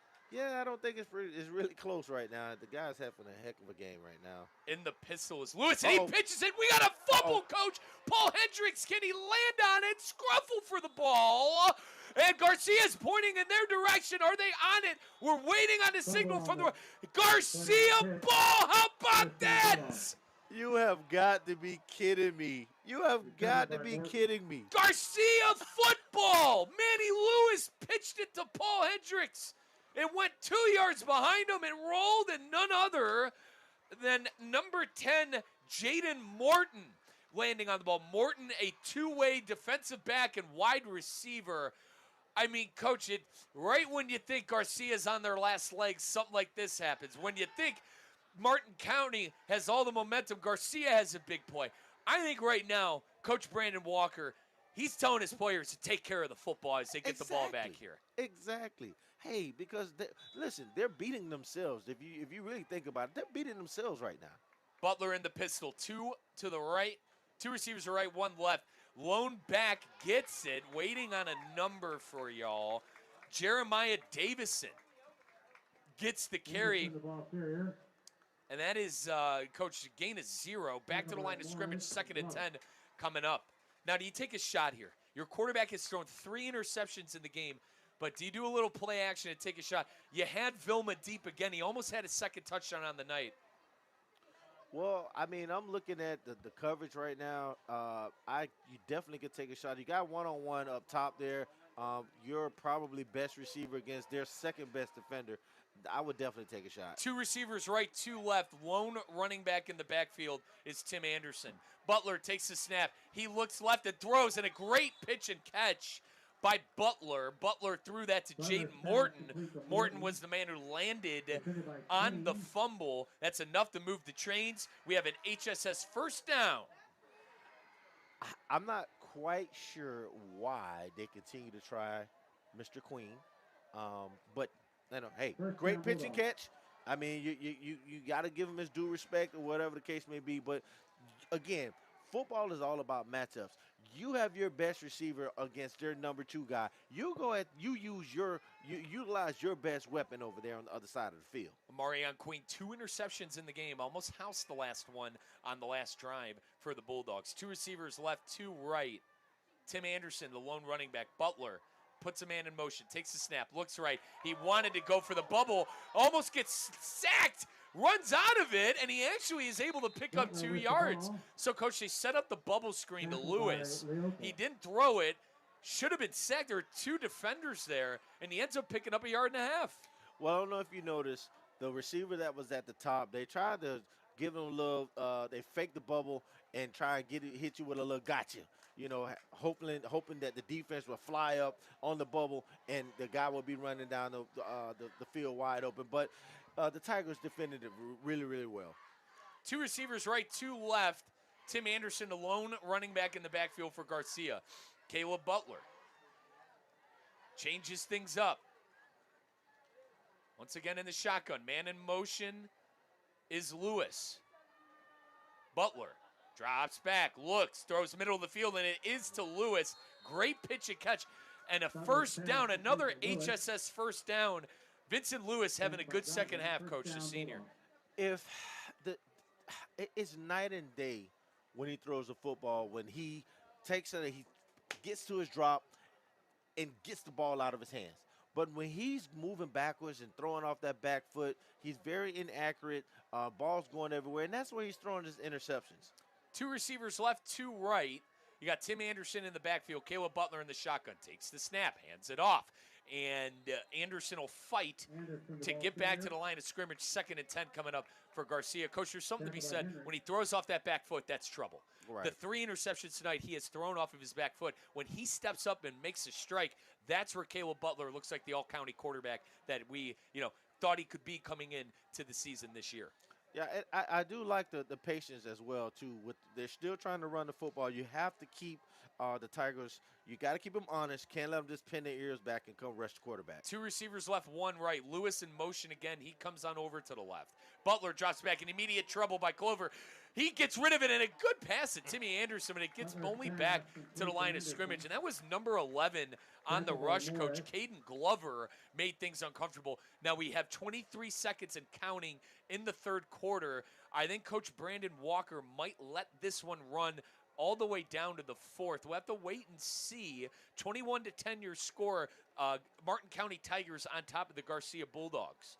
And it looks like Dr. Joaquin Garcia is going to go to the sideline, and this will be the end of the 3rd quarter. This is your high school game day HSS game of the week, supported by Smith Ball by Prather. 21-10, Tigers on top of the Bulldogs. 4th quarter action and the result of our HSS Game of the Week coming your way on ESPN 106.3. Whether it's a clutch touchdown pass, a game-winning dunk, or an impressive dash to the finish, we want to highlight the best performance of the week. The winning performance will receive $500 courtesy of Baptist Health Orthopedic Care. Catch the biggest moments and winners all season long on ESPN 106.3 and ESPN West Palm Play. Nominate them today by emailing highschool@espnwestpalm.com. Baptist Health Orthopedic Care. Welcome to being treated like a pro. Hey everybody, it's Cade Chumsland. Every week, Land Rover Palm Beach supports local student athletes as they grow on the field, in the classroom, and in the community by naming a Player of the Week. This year, $35,000 will be awarded to student athletes and their schools. Tune in to ESPN West Palm High School Game Day every Friday night as I unveil this week's featured athlete. If you have a great performance that I need to know about, DM us at ESPN West Palm, Land Rover Palm Beach, above and beyond. You're listening to ESPN West Palm High School Game Day, presented by HSS Florida. Choose better, move better, and supported by Smith, Ball, Baez, and Prather. Well, we're coming to your city. Are back, fourth quarter action. 3 receivers right, 1 left. Butler drops back. He's going deep. Does he have a man? And that is Vilma. Incomplete on the coverage. Number 3, Jahari Hutchinson. Good coverage there. Kind of threw it into double coverage, Coach. You threw your arms up on that one. Yeah. You didn't like it? I didn't like it at all. I didn't like it. I just thought, they should have maybe even gone to something in the middle of the field because they were having some success with that as well. But the way that the safeties were playing back, they were too high, so you didn't have the deep ball. So 4th and 10 coming up, Coach. And I think Coach Brandon Walker is going to keep his offense on the field. They need their best play as Jaden Morton, who landed on that fumble, defensive back and receiver, he lines up to the right. And Zion Vilma, who had the 6-yard touchdown, is on the left. 3 receivers right, Vilma on the left. Lone back is Jeremiah Davison. Butler in the shotgun. 4th and 10. Takes the snap. He's looking. Middle of the field throw, and that one almost picked off. Martin County will recover, or rather Martin County will take over. But hang on, we have a flag, and I think this could be roughing the passer, folks. Coach, that was number 7, Justin Morris. And I think the referees did not like the way he took down Caleb Butler. Waiting on a signal from the referees. This would be, and it is roughing the passer, Coach. Yep. Bulldogs going to get a first down. That's what you call as a drive extender. 4th and 10, Coach. Incomplete pass down the middle, and a roughing the passer will keep this thing alive for Dr. Joaquin Garcia and Coach Brandon Walker and quarterback Caleb Butler. 11:47 to go in the fourth quarter. 21-10, Tigers on top of Garcia. Still a 2-score game. But if you're Martin County, you need the defense to lock in here and trying to get a stop so Garcia can't crawl back into the game. 3 receivers right, 1 left, and we have a lone back in the backfield. That is Tim Anderson. They're bringing pressure again. You got cover 0. If any receiver can win, you can just get that ball out there. It's a touchdown. Butler takes the snap, quarterback power draw, and that is stopped at the line of scrimmage. Throwing him down, Coach. Number 98. John Richard.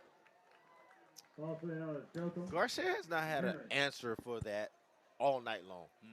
Anytime they bring all of that pressure up there, they're literally rushing 8 guys. Coach, it sounds like you'd stack the box. Yeah. Whole game, stack the box, make them beat you. Exactly. 11:18 to go in the fourth quarter. 21-10 Tigers on top of Garcia. Caleb Butler in the shotgun. To his right is Jeremiah Davison. 3 receivers right, 1 left. Shotgun. Butler rolls right. He's looking for Lewis. Lewis catches it. What a catch. What a pitch and catch by Butler and Lewis. Lewis has been his favorite target, Coach, in the second half. We have a red zone first and goal opportunity for Garcia. That was a beautiful throw. Listen, I cannot believe the night and day with this kid with his throws. That was a big time throw right there. That's a throw that kids make on Saturdays. Jeremiah Davison is the featured back on this drive. So he stays in at running back. Jaden Morton checks out Zion Vilma. Actually, Vilma moved to the right. Zion Vilma to the right. You got Lewis on the left, Morton on the left. 2 receivers left, 1 right. Davison, the lone back in the shotgun. Butler takes the snap, gives it to Davison. Davison tries to bounce it to the right. He keeps those feet chopping, and he picks up 5 yards. Going to be 2nd and goal from the 5, Coach. Hey, decision time. Now, they haven't gotten in the end zone yet, but I tell you what, if they get in, they may think about going for 2 here. So to Coach's credit, they score. It's 21-16. They get 2, 21-18, makes it a 3-point game. like that logic. What do you got to lose? Hey, what do you got to lose? Their field goal kicker. He looks like he's good from 45 to 48. And that's Gavin Boyd, by the way, the senior kicker and punter. 2 receivers right, 2 left. Caleb Butler in the shotgun. As I've mentioned, Jeremiah Davison, they've been working 3 running backs all night. Davison is a running back. Lewis in motion. He goes to the left. Butler drops back. He looks left. Pressure, throws, and nobody home. Getting in on the pressure was number 13, Colin Dunleavy. And we're going to have a 3rd and goal coming up from the 5-yard line. Garcia trying to keep things alive with 9:58 to go in the 4th quarter. I can't necessarily blame him on that one because he had pressure in his face immediately. But I tell you what, he had a guy wide open in the flats over there. And if he had an opportunity to step into that right now, then we'll be looking at a different ball game right now. So, Coach, 2 running backs in the game. You got D'Angelo Murph and Jeremiah Davison. Murph is going to line up as a receiver on the left. 2 receivers right, 2 left. And in the backfield is Jeremiah Davison. Lewis and Morton on the right. Vilma and Murph on the left. In the backfield, Davison. Butler in the shotgun, takes the snap, looks right, he's looking end zone, and the ball is batted down. I believe this is going to be an incompleted pass. Coach, 4th and 5 coming up. You have a decision to make here. Do you kick the field goal, make it a 1-score game, or do you try your luck at the end zone? You're down 2 scores anyway. You're going to have to get a field goal anyway. Let's go ahead and get the 3 points and hopefully get a stop, get the football back. And now we'll get the touchdown and 2-point conversion. And Coach Brandon Walker agrees. He's trotting out Gavin Boyd. On the hold is going to be Vincent Lewis, the wide receiver, who Butler has been going to all night. Jack of all trades.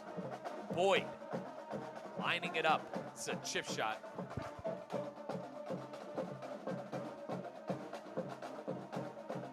Snap. Hold. Boyd. And it's blocked! Blocked by Martin County! What a stop, Coach. Oh, you hate to see that's a back killer for Garcia, but what a play by number 15. That is Austin Godwin coming up with the block. And that young man is fired up on the sideline, as he should be. I mean, Coach, it's going to be 21-13. Now it's 21-10, 9:46 to go. Hindsight 2020, you should have went for it, but that cannot happen. If you're Garcia, that cannot happen there. To be honest with you, they've actually been flirting with blocking some of the extra points all night long. They finally got to one. So Manny Lewis and the Tiger offense trotting back out. Antonio Escamilla lined up at running back. 2 receivers right, 1 left. Manny Lewis takes the snap, gives it to Escamilla, and he is met at the line of scrimmage. That Garcia defense, man. I'll tell you what, that defensive line came to play. John George Guerin and the linebacker core. And that was number 6, Drew Rosenbaum, on the play, blowing that up and getting some extra licks from his buddy on that defensive line. So 2nd and about 11 coming up after that loss of 1. 9:22 and counting to go in the 4th quarter. 21-10, Martin County on top of Dr. Joaquin Garcia. Once again, folks, we are live on our ESPN Top 63 YouTube page, our X page, and then on Facebook, ESPN West Palm. 2nd and 11, Manny Lewis. 2 receivers left, 2 right. He looks right. Throw complete. No, but it's dropped. That was dropped. On it was, believe it or not, I believe that was Escamilla. No, it was Khalil Taylor. Apologies. Got my 6 and 0 mixed up. But, Coach, it's going to be 3rd and long here. And all of a sudden, I'm going to tell you again, Garcia is still alive. Garcia is still alive in this game. I know you want to be aggressive. I was just thinking in my head, man, if you can get 2 first downs here, you would take off a minimum of about 6 minutes off the clock, whatever the case may be. Make it very difficult for Garcia to get back in this football game. But you cannot stop the clock on your own. 3rd and 11, 3 receivers right. Amarion Queen, the lone receiver to the left. In the backfield is Paul Hendricks. Manny Lewis. Blitz showing for Garcia. They will send 6. Manny Lewis picks it up, though, as he gets it to Hendricks. Hendricks tries to make a play in the open field. He's still on his feet. Gain of about 7, but he's going to be 3 yards short. 4th and 3 coming up. Coach, this is an obvious punt situation for the Tigers, being up 11 with 8:43 to go in the 4th quarter. I'm going to tell you again, Garcia, still alive. Yes, stranger things have happened. Hey, what if they can get a special teams play here, a return, a block punt? That's what you're right now. I'm going after this punt. If I'm Garcia, I'm going after this punt. What do you got to lose? Jakevius Bradley earlier on in the game had a punt return for a touchdown, and seemed like Garcia tried going for it. Kick is away, by the way. Receiving it is Lewis. Lewis cuts to the 40. He tries to get past the 45, but he's actually held up short. Going to be on Garcia's 43-yard line, and that's where senior quarterback Caleb Butler will take over. This will be the second drive of the fourth quarter for Garcia and their offense. Obviously, they went for the field goal the last time around, Coach. It got blocked. Tigers go 3 and out on their own 10. Garcia ball now on the 44, their own 44. That was great coverage by the Tigers, but I will say this.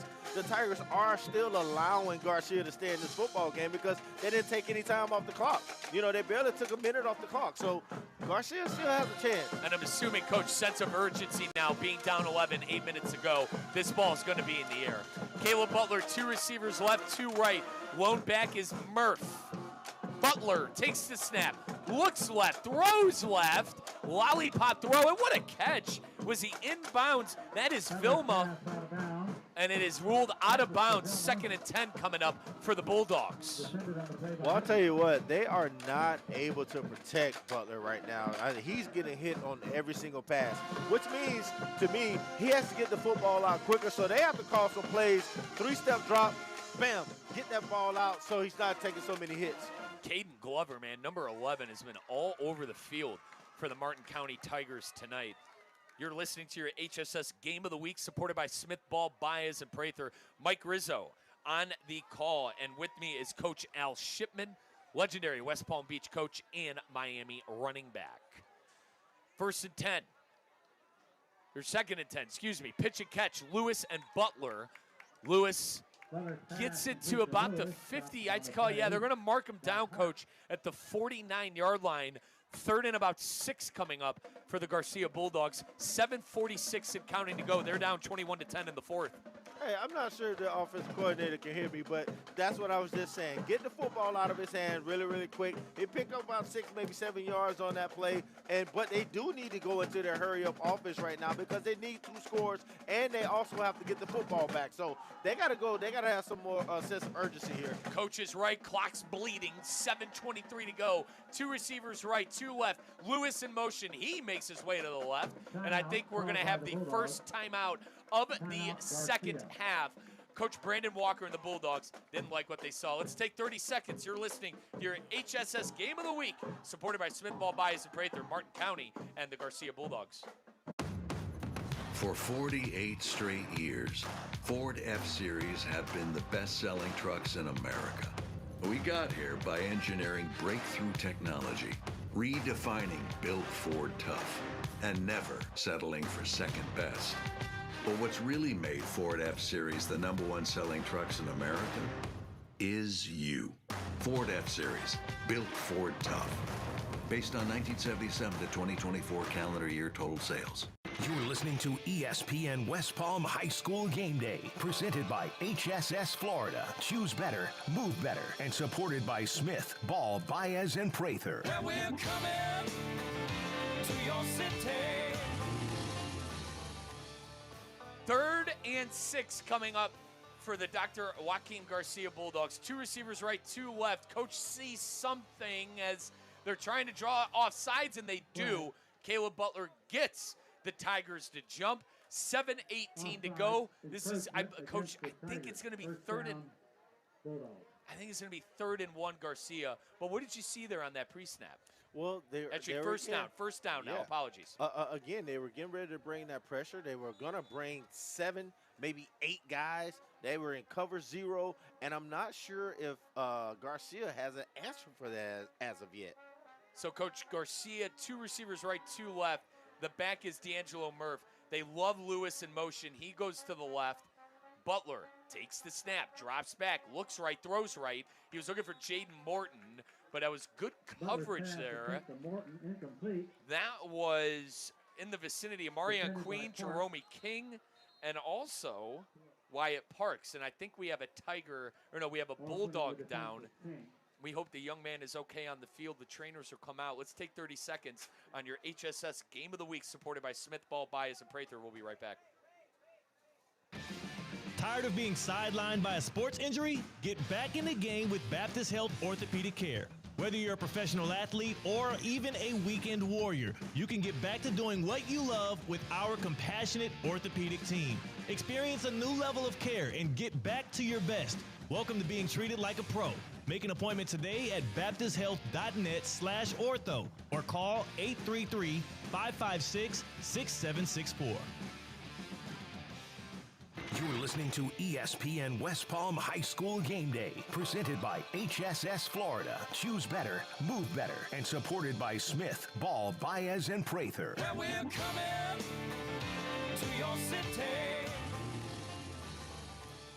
Second and about 10 coming up for the Garcia Bulldogs. 2 receivers right, 2 left. The injured man, by the way, Jaden Morton got up. He's okay. That young man is on the sideline. In the backfield is Murph. 7:13 to go. Bulldogs down 21-10. This is your HSS Game of the Week. Martin County Tigers homecoming night hosting Dr. Joaquin Garcia. Butler takes the snap, throws left, catches made, fighting for yards. Complete to Raymond. Is Raymond.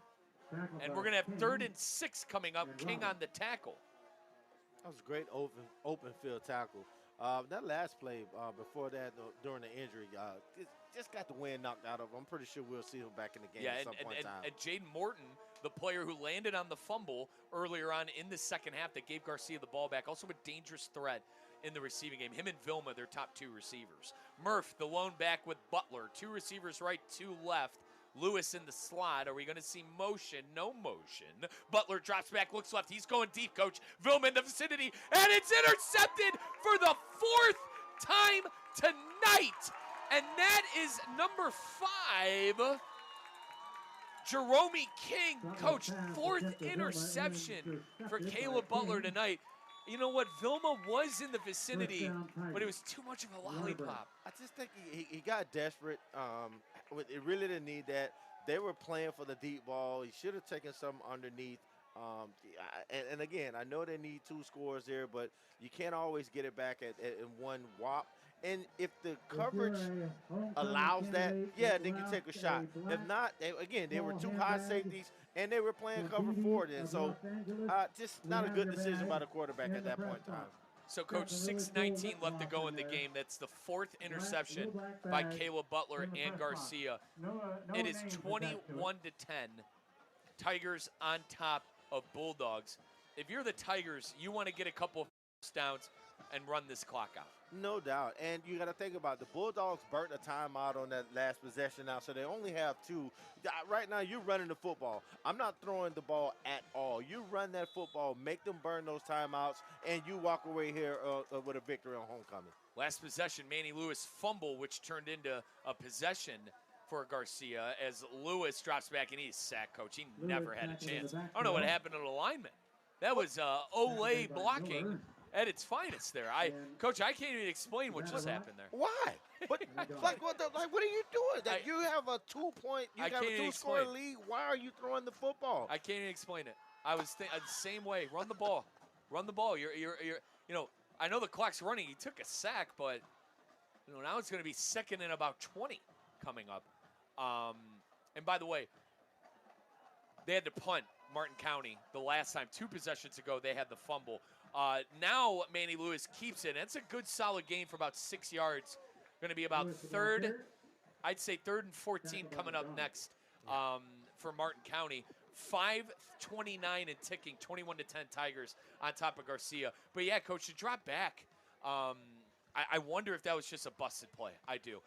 Because the offensive line, I saw 5 Garcia. This is where I'd love to have replay here on our HSS Game of the Week, because I'll tell you what, that's the fastest I've seen people in the backfield all night. I agree with that. I certainly agree with that. There's a big down coming up here.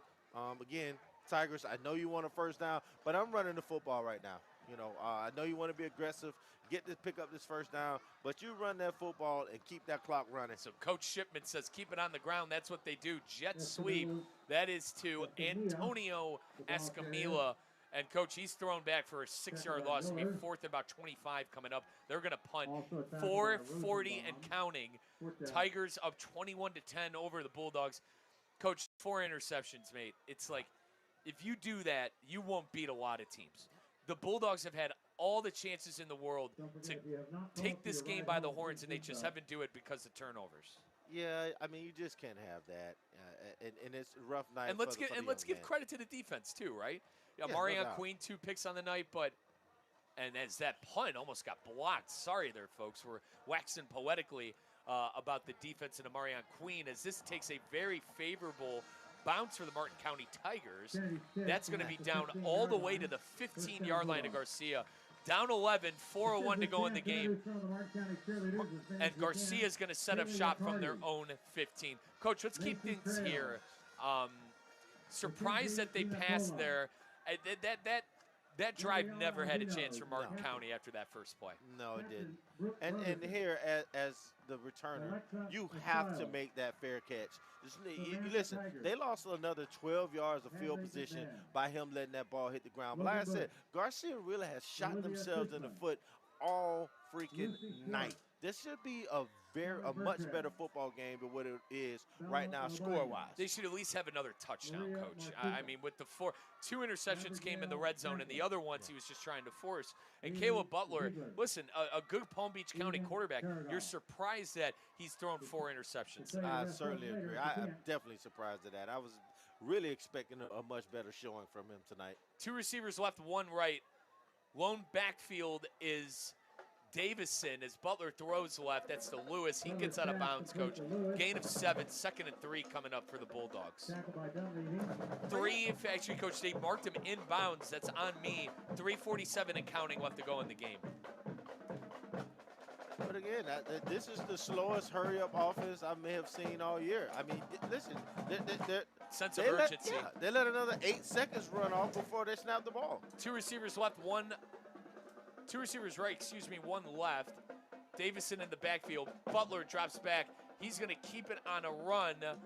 Butler does his best to get a first down, ends up sliding. Going to be 3rd and 1 coming up for the Bulldogs.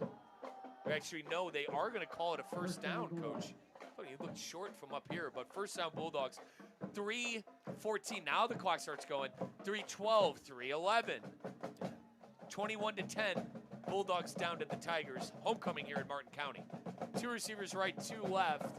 Butler drops back, looks left, throws left. Ball is almost intercepted and incomplete. On the coverage there was Jahari Hutchinson.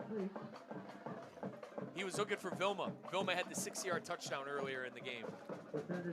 Lone score for Garcia. I tell you what, man, it's very difficult right now for Garcia because the Tigers know that they have to throw the football. The defensive linemen, they're pinning their ears back. They're trying to get a sack. So they've been in his face all night, making it difficult for him. So it's going to be a difficult task for him. Now the game is not over. Stranger things have happened, but I think the fat lady's warming up.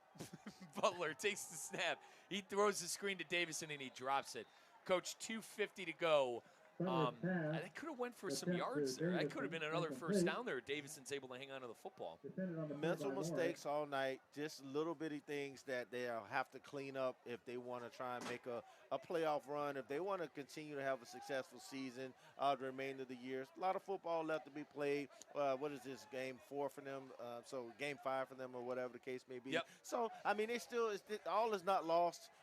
They got a lot of stuff that they can work on. This is still a decent football team, though. A lot better than I thought they were. So they will play Boynton Beach coming up next Friday night. That is the Garcia Bulldogs. Butler drops back. He's flushed out of the pocket and has to run. And we got a 4th down coming up, Coach. 2:41 and counting left to go in the game. 21-10, Martin on top of Garcia. Again, we're in a situation where you know your offensive line has not been able to hold up all night. Everybody's deep. They put 4 people out into the route, and everybody's running 15 to 20-plus yards deep on their routes, which means you got to hold the football. Somebody has to have a short, hot route where he can get rid of that football. 3 receivers left, 1 right. 4th down for Garcia. It's probably the game, Coach, as Butler takes the snap, and he's short. It's a weird play call there. 4th down, you don't throw. You stick with the quarterback keeper. But Coach Brandon Walker and the Bulldogs look like that Martin is probably going to get the best of them. Martin County taking over on possession. They're going to get the ball on that Garcia 30-yard line. 1:52. Clock frozen now at 1:52. 21-10 Tigers on top of Bulldogs. Yeah, I think he just conceded. I think he felt like, the way the football game was being played at that time, the Tigers have the momentum right now. Don't allow him to throw another interception. You don't want to mess with his psyche. Let's get out of here. Just get out of here healthy. We'll regroup. Get ready for next week. Thank you, ladies. So I think Martin, I'm assuming it's going to be a kneel, unless Coach Walker wants to clock timeouts. Best guess is they probably just run it here. But we could see a little victory formation. And no, that's not the case. As I think we have Wildcat, Coach. This is Antonio Escamilla in the shotgun, and we do have a run to the right. Escamilla running to the sideline. I don't know why he's running out of bounds, Coach, but he runs out of bounds with 1:36 to go in the 4th quarter. Hey, listen, they've given Garcia opportunities all night. Why not give him another running opportunity out of with bounds? less than 2 Coach, minutes? Coach, what are you doing to your kids if he's running out of bounds with 1:36 to go in the game? But again, this is something that should have been discussed on the sideline. Hey, Right. We want to keep the clock rolling or whatever the case may be. We're not going out, and again, I don't know why they're not in victory formation anyway, just taking a knee. Yeah, and it's to your credit. You said it seemed like Coach Brandon Walker conceded there. Right. Very odd. Manny Lewis back in at quarterback. Paul Hendricks in the backfield. 2 receivers left, 2 right.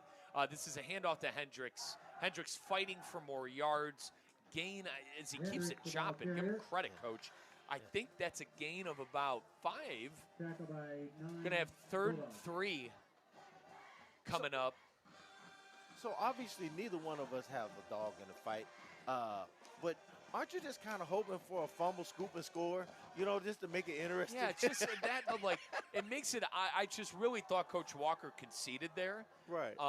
So I am a little surprised of Martin still, running Wildcat and running out of bounds. But, Coach, it's 56 seconds and counting now. That clock is ticking. Coach Walker on the Garcia side is not calling timeouts. 2 receivers left, 1 right. Hendricks, the lone backman, Manny Lewis in the shotgun. And, yeah, they're running that play clock down all the way down. It looks like that they really just want them to focus on hanging on to the football and letting that clock run. As Hendricks gets the carry, that's enough for a 1st down. Hendricks, the ball carrier. Actually, we got to see where the referee spots it. That's close. And they call it a 1st down, and that is the ball game, Coach. 20 seconds, 19, 21-10. Martin County is going to beat Dr. Joaquin Garcia here on your HSS Game of the Week, presented by Smith Ball, Baez, and Prather. As that clock now ticks to 6, 5, 4, 3, 2, 1. And that is the final score. The Martin County Tigers, winners, 21-10 over Dr. Joaquin Garcia here in Martin County on your HSS High School Game of the Week, supported by Smith Ball, Baez, and Prather. Let's take a timeout. When we come back, Coach Shipman and I will wrap things up here on site at Martin County. We'll give out our Duffy's MVP. We'll also see who's getting hot with our good friends at Astil, and we will look ahead. Postgame show on the way here at Martin County on your HSS Game of the Week, supported by Smith Ball, Baez, and Prather. Mas Plus by Messi is hydration plus more. A beverage like no other, made to give everyone an extra boost of positivity and inspiration every day. Created by Lil Messi, Mas Plus delivers a balanced blend of electrolytes with natural flavors, no artificial sweeteners or colors, no caffeine, and only 1 gram of cane sugar, plus vitamins with no compromise on quality ingredients. Floridians can purchase Mas Plus by Messi at key retailers across Florida or online at masbymessi.com.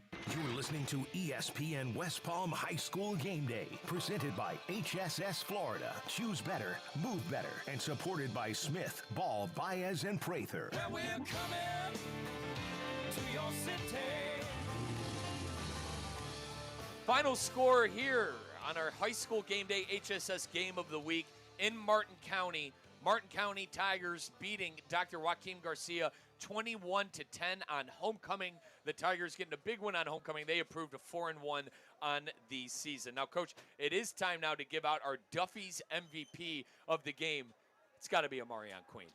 Not even close. At least that's my vote. Yeah, it's Amarion Queen by far. The future UCF Knight had an absolute game. 2 interceptions, about 50 yards receiving as well. But Queen is going to be a UCF Knight. And, Coach, you tell me he's going to be playing defensive back. Yeah, I'll tell you what, man, I'm very interested, and I want to see this young man play on Saturdays. He is a heck of a talent. This is my first time actually getting a chance to see him live, and he is as advertised. And so, like, just the pick six that he almost had, the athleticism that you see from Amarion Queen, certainly it is. You know, this is my first game I've called. Usually you got Christian Cat next to you. But even from traveling around Palm Beach County, going to these games, I really do think Queen is one of the better players I've seen with my 2 guys on the football field this year. No doubt. I haven't seen – he was the best two-way player that I've seen thus far. So, I think he has a really, really bright future. And dare I say – Travis Hunter-like, you know, being able to play plays on both sides of the balls. Yeah. Plays both ways. Great receiver, and obviously a great defensive back. But now, Coach, we got to see who's getting hot with our good friends at Aztil. And folks, that's Aztil. Call 561-232-6366 or visit aztilac.com. That's aztilac.com. So AZTILAC.com. So aztilac.com. Aztil Air, where comfort is just a call away. Now, how can it be the Martin County Tigers getting hot? They're on a 4-game win streak. Now, Martin County dropped their first game of the year against Sebring, but they beat Boynton Beach, they beat Dwyer, they beat Westwood, and they beat Dr. Joaquin Garcia tonight, and they're on a 4-game win streak. Coach, that is getting hot with our good friends over at Aztil. And once again, call 561-232-6366 or visit aztilac.com. That is aztilac.com. Aztil Air, where comfort is just a call away. Martin County on a hell of a win streak right now. Yeah. Hey, listen, you started listening to some of the opponents that they beat. Let's take the name out of it. Right now, you started off with a loss, and now you're 4 straight. That's all that really matters. That's the message that you're trying to give to your guys in that locker room. Hey, let's just continue to stack wins. Let's get better every single week. Now, obviously, they have some stuff that they got to work on, but you were still able to persevere through all of the mistakes, still get the win. So that was huge for them, man. But they're getting hot, Coach, with Aztil. Once again, Mike Rizzo and Coach Al Shipman. We are live here at Martin County. Your final score tonight, the Tigers beating the Bulldogs 21-10. The Martin County Tigers winners over Dr. Joaquin Garcia 21-10. Now it is time to look ahead by our good friends at the Boca Bowl, and the 12th annual Boca Raton Bowl, folks, is coming up at Flagler Credit Union Stadium. Visit BocaRatonBowl.com/tickets to get your pre-sale sign-up. That is BocaRatonBowl.com/tickets to get your pre-sale sign-up. December 23rd. Who the hell wants to be back north in the snow? Not me. I want to be down here in beautiful Palm Beach County at the Boca Bowl, December 23rd. BocaRatonBowl.com/tickets. Coach, if we look ahead for both of these teams, now, you mentioned regardless of schedule, you want these teams to play the best of their abilities. But if we look at these next couple of games, let's start with the losing team, Garcia. They got Boynton Beach at Wellington, home versus Dillard at Northeast, and then they're ending at Royal Palm on Halloween. Now, at Wellington, tough matchup. They're a better team this year under the other coach. That's Paul Walker on the other side for Wellington. If we're looking ahead, I'm looking at that Wellington matchup presented by our good friends at the Boca Raton Bowl. Yeah, that's going to be a good matchup. Now, I'll tell you what, now don't sleep on Boynton Beach either. Oh. They have a really, really good defense. So, just based on what I saw today, that'll be tough sledding for them. Obviously, Dillard coming out of Broward County, that's going to be a tough matchup for them as well. I'm not sure what Northeast has gone on for them, but I tell you what, man, listen, they definitely got to circle that Wellington game. That ought to be a pretty good one. So, Coach, up next is the winning side, Martin County. By the way, shout out our good buddy, Vinny Sutherland. I said, Coach wants to ask you about running the ball at the fourth quarter. It's our good buddy and offensive coordinator, Coach Vinny Sutherland, for the Martin County Tigers, who gave us a sigh of relief, by the way. At Jupiter, that's probably the game I'm looking at. You got at Palm Bay coming up next, at South Fork, and at Jupiter. So a couple of tough road matchups coming up for the Martin County Tigers. But I look at that Jupiter game as something that could be trifled with. You never want to overlook anybody, but I tell you what, Jupiter, I feel like, is the measuring stick for the next couple of games. They're playing really good football right now. Crabman's come down. He's really turned that program around. It's a really solid program right now. There used to be, kind of a pushover.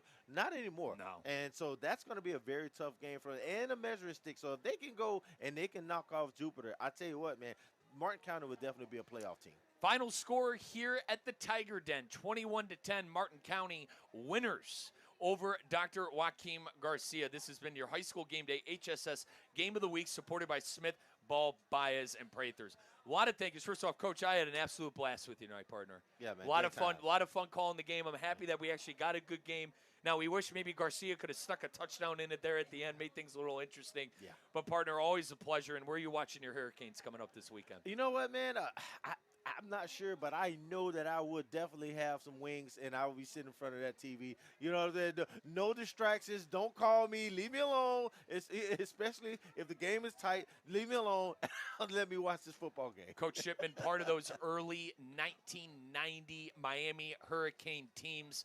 To be a fly on the wall with Coach Shipman running around downtown Miami back in the day, Coach. I'm sure we have a lot of great stories about that. But good luck to your Hurricanes. Best of luck to all of the teams that are still playing here on the Friday night on the high school side of things. But for Mike Rizzo, this has been our high school game day HSS Game of the Week, supported by Smith, Ball, Baez, and Prather. Now, you're in good hands because I'm sending it to Colin Russo and Damian Perez when we come back after this timeout. But once again, final score 21-10. Appreciate Coach Shipman here on side of me at Martin County. We'll catch up with you guys next week. We'll see you later. Bye.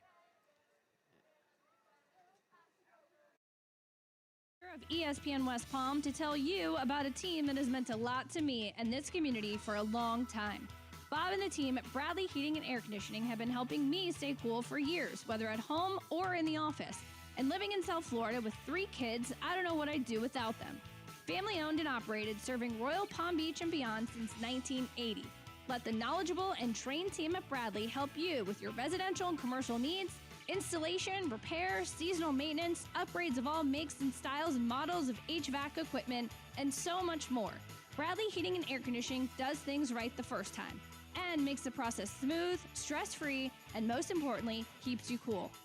Give them a call at 561-793-7497. That's 561-793-7497 or bradleyair.com. Any need, big or small, trust the amazing team at Bradley Heating and Air Conditioning. It's UFC Fight Night this Saturday on the 27th. Carlos Olberg, Dominic Reyes, 2 light heavyweight bruisers looking to prove they deserve a title shot against Magomed Ankalaev. These guys are nearly identical across the board in height, weight, and reach. beach. So will the up-and-coming New Zealander get his first crack at gold? Or will the savvy vet Reyes finally return to the top of the mountain? Twin Peaks is your ultimate UFC headquarters for all the big pay-per-view cards and every fight night in between. Enjoy an ice-cold 29-degree draft beer and made-from-scratch favorites from the kitchen as you watch all the fights on one of the big-screen HD TVs. With Twin Peaks as your fight night headquarters, there's never a bad seat in the house. And you get to enjoy all of the fights without a cover. Check out the Twin Peaks locker room of rare bourbons, whiskeys, and tequilas crafted for true champions. From scratch-made favorites to ice-cold 29-degree draft beers, Twin Peaks is your go-to for eats, drinks, and scenic views. Hi, I'm Scott Smith with Smith Ball Baez and Prather, Florida Injury Lawyers. As you have likely seen and heard, law firm advertising is at an all-time high. Attorney ads seem to be part of every radio and TV commercial segment. Some firms are even using paid actors and actresses to speak for them. At Smith Ball Baez and Prather, we know that the decision to hire a law firm should never be based on advertisements alone. It is our past results and many positive 5-star reviews that we encourage you to read at smithball.com to learn more about our law firm. We have board-certified lawyers. We have lawyers listed in the best lawyers in America and in super lawyers. But most importantly, we have experienced lawyers located right here in Palm Beach County and the Treasure Coast that are ready to be your advocate and your voice, and fully prepared to start fighting for your legal rights today. Our purpose, legal power. Our mission, huge results. If you've been injured, the lawyers at Smith Ball Baez and Prather will help. Call us at 500-HELP, 500-HELP. With Smith Ball Baez and Prather, help is just a local phone call away. Offices Palm Beach Gardens, Boca Raton, and Port St. Lucie. Calling all sports fans, grab your MVP card and head to Duffy's where you can catch all of the action. Not an MVP? Sign up for free and start earning rewards today. Duffy's is voted the best sports grill year after year with their award-winning burgers and wings. Don't forget about Duffy's famous 2-for-1 drinks all day, every day. And with over 80 TVs in every location, you'll never miss a minute of the game. Visit Duffy'sMVP.com to learn more. Duffy's, our game is always on. ESPN West Palm is on the move. Brought to you by Safebound Moving and Storage, the most trusted moving company in Florida. You're safe with Safebound. You're listening to ESPN West Palm High School Game Day, presented by HSS Florida. Choose better, move better, and supported by Smith, Ball, Baez, and Prather. Well, we're coming to your city. A good HSS game of the week, 21-10 final score. Martin County over Dr. Joaquin Garcia. I got you for postgame. It's ESPN West Palm High School Game Day postgame presented by HSS Florida. Colin Russo and Damian Perez. We're at the City Play Studios in downtown West Palm Beach. We got a packed slate of scores to update you on, which we will do in a couple moments. Congratulations to Martin County, Rod Harris and company. Maybe we can talk to Coach Harris at some point tonight to get a rundown on the game. They are undefeated, playing really well right now. And I was there for pregame, and then I ran up here. You know what my big mistake was? I'm going to get this out of the way now. My big mistake was going into it. I set up the desk, and Josh, who's one of the guys who works with Martin County, tells me, I'm a hungry guy, tells me, hey, the culinary, I didn't know Martin County had a culinary program, but Martin County's culinary program is making chili cheesesteaks for the staff. You guys are more than welcome to help yourselves right after the show, 5:30, 6 o'clock. I'm thinking, oh my God, chili cheesesteak. Did my day just take a turn? Oh my goodness. I am in. What did I forget to do? I forgot on my way out to go get chili cheesesteak from the Martin County culinary program. Very, very disappointed in my decision-making there. I can't believe I forgot about that. I was very, very excited to have a chili cheesesteak. If you had any of it, if you managed to steal a cheesesteak from the Martin County culinary program, you wouldn't trust a chili cheesesteak on a Friday night when I got a 45-minute drive. You wouldn't trust it. You know what I'm talking about. You wouldn't trust it. But I was hungry. You put yourself in my shoes. You got to do it. 888-760-3776. If you try the chili cheesesteak, just let me know. Vitacost Sports Certified Marketplace is your place for a high school athlete who wants to make sure you're getting the best out of your game. What does that mean? Nutrition and supplementation is really 80% of the battle if you're trying to operate at your best self. High school athletes, your performance starts with what you put in. Vitacost Sports Certified Marketplace, they got 400 plus clean products. That means from electrolytes to protein. I get my fish oil from there. Save 20% now with code ESPN20. ESPN20 for 20% off. Even if you're playing varsity, you're training for the next level. From 2 days to game night, Vitacost fuels high school athletes with their 400 plus products free of banned substances. They're certified, so you know there's no funny business going on. Once again, use code ESPN20 for 20% off. Whether you're just trying to be a little bit more health conscious, whether you're trying to be an athlete, whether you're training for a triathlon, whatever you might be doing, it's all about the nutrition and the supplementation. Get smart with it. Vitacost Sports Certified Marketplace. It's your affordable option right here locally in Palm Beach County. Go to Vitacost.com/sport-certified to check it out today. All right. So, on terms of the scoreboard update, we got a couple to update you on. Of course, our HSS game of the week, 21-10 final score was there. But what we have now is, of the games that some final, some not, it depends on what we have heard. Tampa Jesuit is taking a 2 Cardinal Newman. It is 21-0. Tampa Jesuit over number 2 Cardinal Newman in the third quarter. West Boca is up over Treasure Coast. Easy, 30-0 was the last time we saw. Palm Beach Cardinals kind of rumbled back against Pahokee a little bit. It was in the fourth quarter last I checked, and number 5 Pahokee was up 34-21. Glade Central won, final score, easy over Dwyer, 40-0. Maybe we'll talk to Coach Omar Hoggabook a little later on in the program. Jensen Beach and Benjamin are going back and forth. It was a downpour last. We saw 21-20. Benjamin up over Jensen Beach was the last I saw there. In the downpour, I would think that favors Jensen Beach, but Benjamin showed up ready to play today. Kings Academy and American Heritage Del Rey were going back and forth, 15-14 in the fourth quarter. Kings Academy up over American Heritage. Boca Raton is a final score. We'll talk to Coach Colin O'Neal here pretty soon. They won over Forest Hill, 28-12. Spanish River coach Nick LaSala, our guy, the Dan Campbell of Palm Beach County High School Sports, might join us a little later on. They won tonight over Wellington, 42-0 was the final score there. Seminole Ridge, how about this for a surprise of the week? Santa Lucius, a week removed from beating Palm Beach Central, last week, losing to Seminole Ridge, 28-14 in the fourth quarter. Suncoast is up over John I, 8-0. Sebastian River over South Fork, 21-7. You got Pinecrest over Oxbridge in the third quarter last I saw, 35-7. Baz Alfred and the Jupiter Christian boys got it over Masters Academy in the third quarter, 28-6 is the score in that one. Legacy and Tradition, 6-6 third quarter. Not a lot of scoring in that battle there. Winter Haven is up over Palm Beach Lakes. We talked to Coach Tamari and Moreland last week. He had those guys ready after a win last week. They're losing this week, 29-16. Winter Haven up over Palm Beach Lakes. We're going to have a couple coach interviews for you that are also going to be uploaded on our podcast format. That's Apple, Spotify, wherever you get your podcasts, all those great places. We'll talk to Coach Jacob Teray of Centennial Football coming up a little later on, so stay tuned for that. We'll also probably hear from Coach Colin O'Neal of Boca Raton.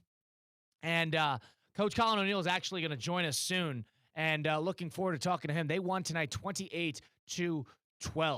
So we'll talk to Coach Colin O'Neal. We'll talk to Coach Jacob Teray. And we got you covered here with ESPN West Palm High School Game Day, presented, of course, by our pals over at Smith Ball Baez in Prather. Smith Ball Baez in Prather, they're the Florida Injury Lawyers, proud to be a sponsor of ESPN West Palm High School Game Day. If you've been in that car accident, call now for a free consultation, because the sooner you call, the sooner the lawyers at Smith Ball Baez in Prather, they can start putting their extensive experiences and resources to work for you.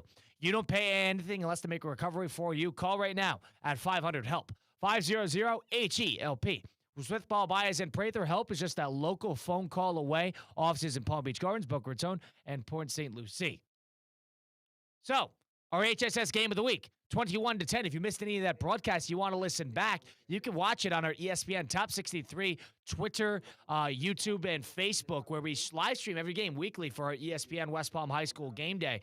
So we have all of that there and all that more coming, as we like to welcome in the coach of Boca Raton, Colin O'Neal. The other Colin with 2 L's, not one.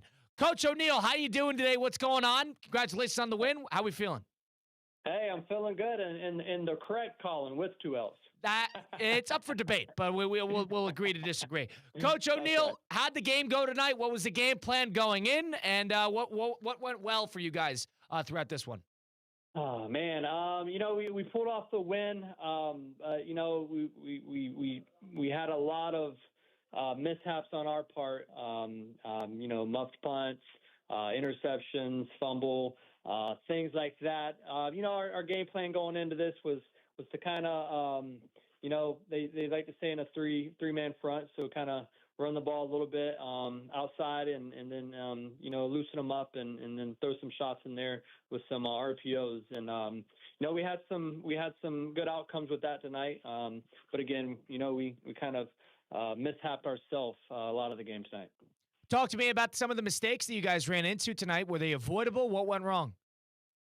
We just had some opportunities there to make some plays happen that we just missed. We dropped a couple interceptions right in our hands, and we fumbled and muffed a punt and things like that. So it wasn't our best showing tonight. And not even your best showing, coming out with a win. Got to feel pretty good, Coach. 3 straight victories. You feel like the guys are humming at the right time here, trending upward?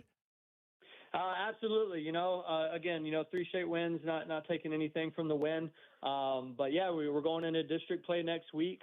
I think we're starting to click on all cylinders at the right time. So hopefully we can get our 4th win and our district win and going into next week. And, Coach, a Friday Night Lights game back in front of the home crowd for the better part in a couple weeks here. That got to feel pretty good. That probably made a difference tonight being in front of the home crowd, right? Oh, yeah, I know it's homecoming week, so a good turnout and a good crowd, so maybe some of the jitters were there for the guys.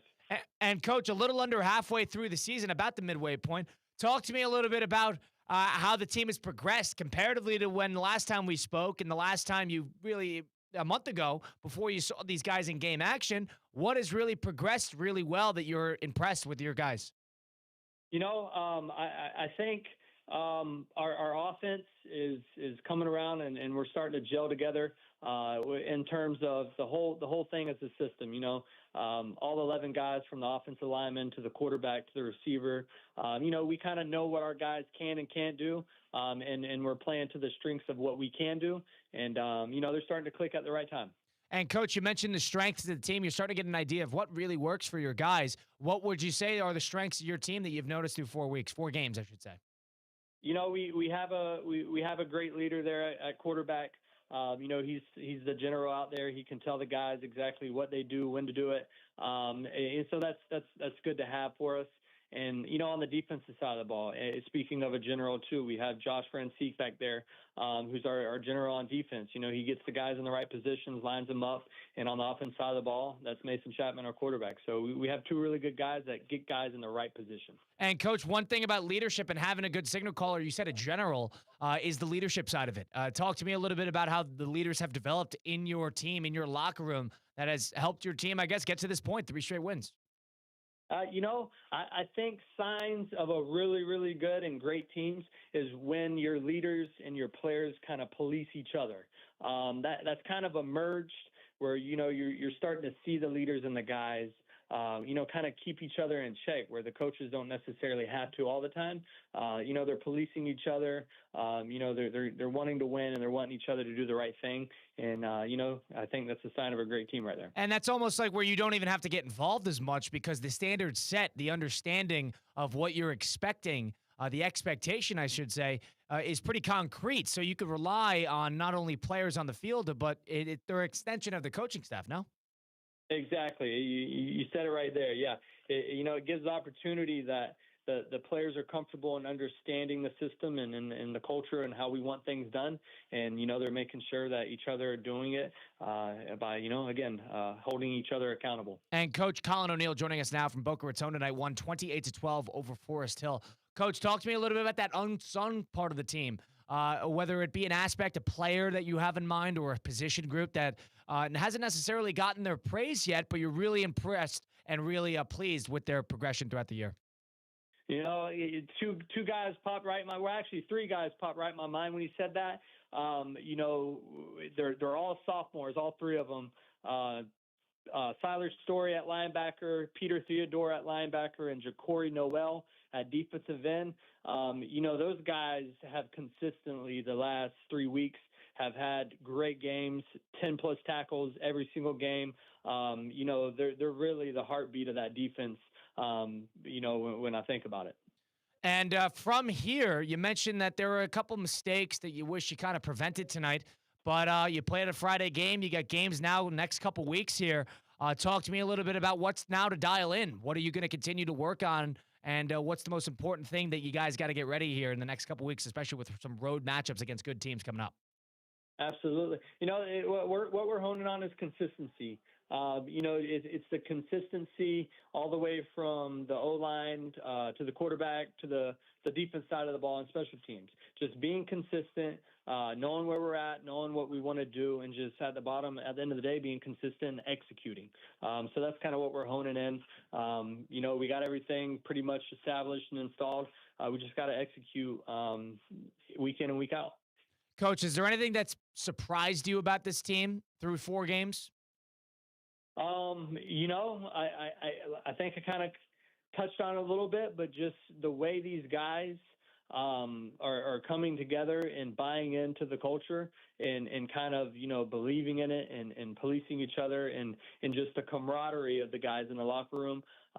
You know, we got a whole new coaching staff and these guys, you know, we kind of got hired late and these guys were thrown in the fire, and the way they've answered that and come together as a team is awesome to see. Coach, I wanted to build on that. New coaching staff, new guys coming in. There's sort of a new expectation that's set, but you also want to build off any sort of momentum that was there before. How do you think the coaching staff has developed in terms of getting connected with the guys, you getting connected with the coaching staff, delegating, understanding roles? What has really grown here in the last couple weeks since we've last spoken? You know, I have some of, you know, the best coaching staff assistants, I think, out there. I've been a part of a couple programs, and these guys get it. They're knowledgeable, and, you know, they're team guys. You know, again, just like we're trying to build a culture, it's not about I, it's about we. And we've really grown together with as the coaching staff, but also just with these players, and they're starting to trust us, and we trust them, and it's been awesome. Coach, I appreciate you giving us a little bit of rundown on what happened tonight in the game and what's going on with the team. I look forward to talking again soon. I appreciate the time on a Friday night, all right? Enjoy the win. Enjoy the weekend. You as well. Thank you. You got it. That's Coach Colin O'Neal. Yeah, go Bobcats, indeed. Coach Colin O'Neal of Boca Raton, who won tonight, and they've improved now to 3 straight wins, now 3-1 on the season. They beat Forest Hill tonight 28-12.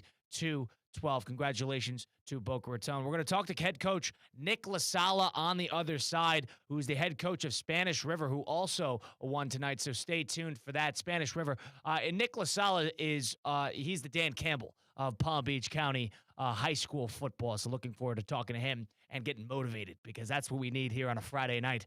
And in terms of scoreboard updates, we have a final out of the Seminole Ridge Santa Lucius game. 35-14 final score was what we have for Seminole Ridge over Santa Lucius. The same Santa Lucius who, mind you, beat Palm Beach Central last week. So a kind of a 180 for Hector Clavijo and company, and a big win for Chad Sheffalo and Seminole Ridge. Maybe we'll talk to him a little later on in the program. Pinecrest beat Oxbridge Academy 49-13 was the final score there. Some other final scores: Spanish River 42-0 over Wellington, 28-0 was the score. Boca Raton over Forest Hill, and Pahokee Palm Beach Gardens 41-21. I believe that's a final score. 41-21 Pahokee Palm Beach Gardens. So Pahokee responds well after a loss. Sebastian River over South Fork was in the fourth quarter last I saw, but it was 21-7 Sebastian River up. Suncoast over John I was the 8-0. That was a late second quarter score, so I do not have an update on that, but that is the last I saw there. West Boca was up over Treasure Coast deep into the second half, was 30-0, I believe. We're looking on getting a final score there. And then Glade Central, a final score over Dwyer. We'll talk to Coach Omar Hoggabook in a couple minutes here, in about 20 minutes. So stay tuned for that. They won tonight over Dwyer 40-0. They have been dominant. Both the teams from over in the muck have been absolutely outstanding. Pahokee and Glade Central should be a good muck bowl in a couple of weeks there. So we'll take a timeout here on ESPN West Palm High School Game Day. On the other side, you'll hear from the head coach of Spanish River. That is Coach Nick LaSala. Stay tuned for it. Colin Russo, Damian Perez from the City Play Studios in downtown West Palm Beach. It's ESPN West Palm High School Game Day, presented by HSS on ESPN.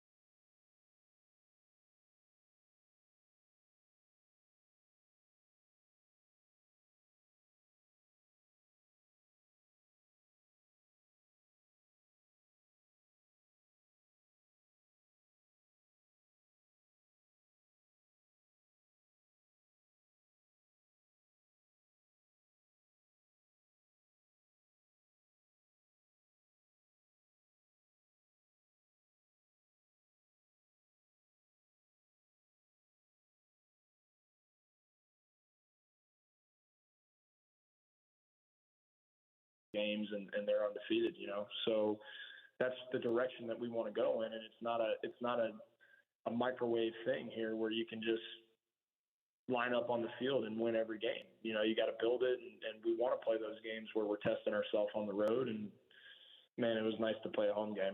Yeah, right. That's got to feel good. Coach, I mean, you're talking about the adversity and how the guys can respond to it, how you guys responded to it off the field, on the field.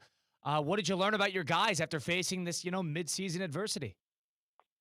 I think it's just them understanding that you have to believe. You know, we felt like we took some really good punches from that football team last week, and we kind of weathered that, but then they came out and they threw a couple more, and I think we thought we had turned the tide in that game, and they showed some resilience and some poise, and I think that matters a lot. They had control over their emotions, and they didn't get rattled, and that was the difference in that game where we thought we were going to sway it, So I talked to the kids tonight before the game about control, about poise, about the voice in your head, about the outcome on the field, and owning that. And I thought they did a really good job of that.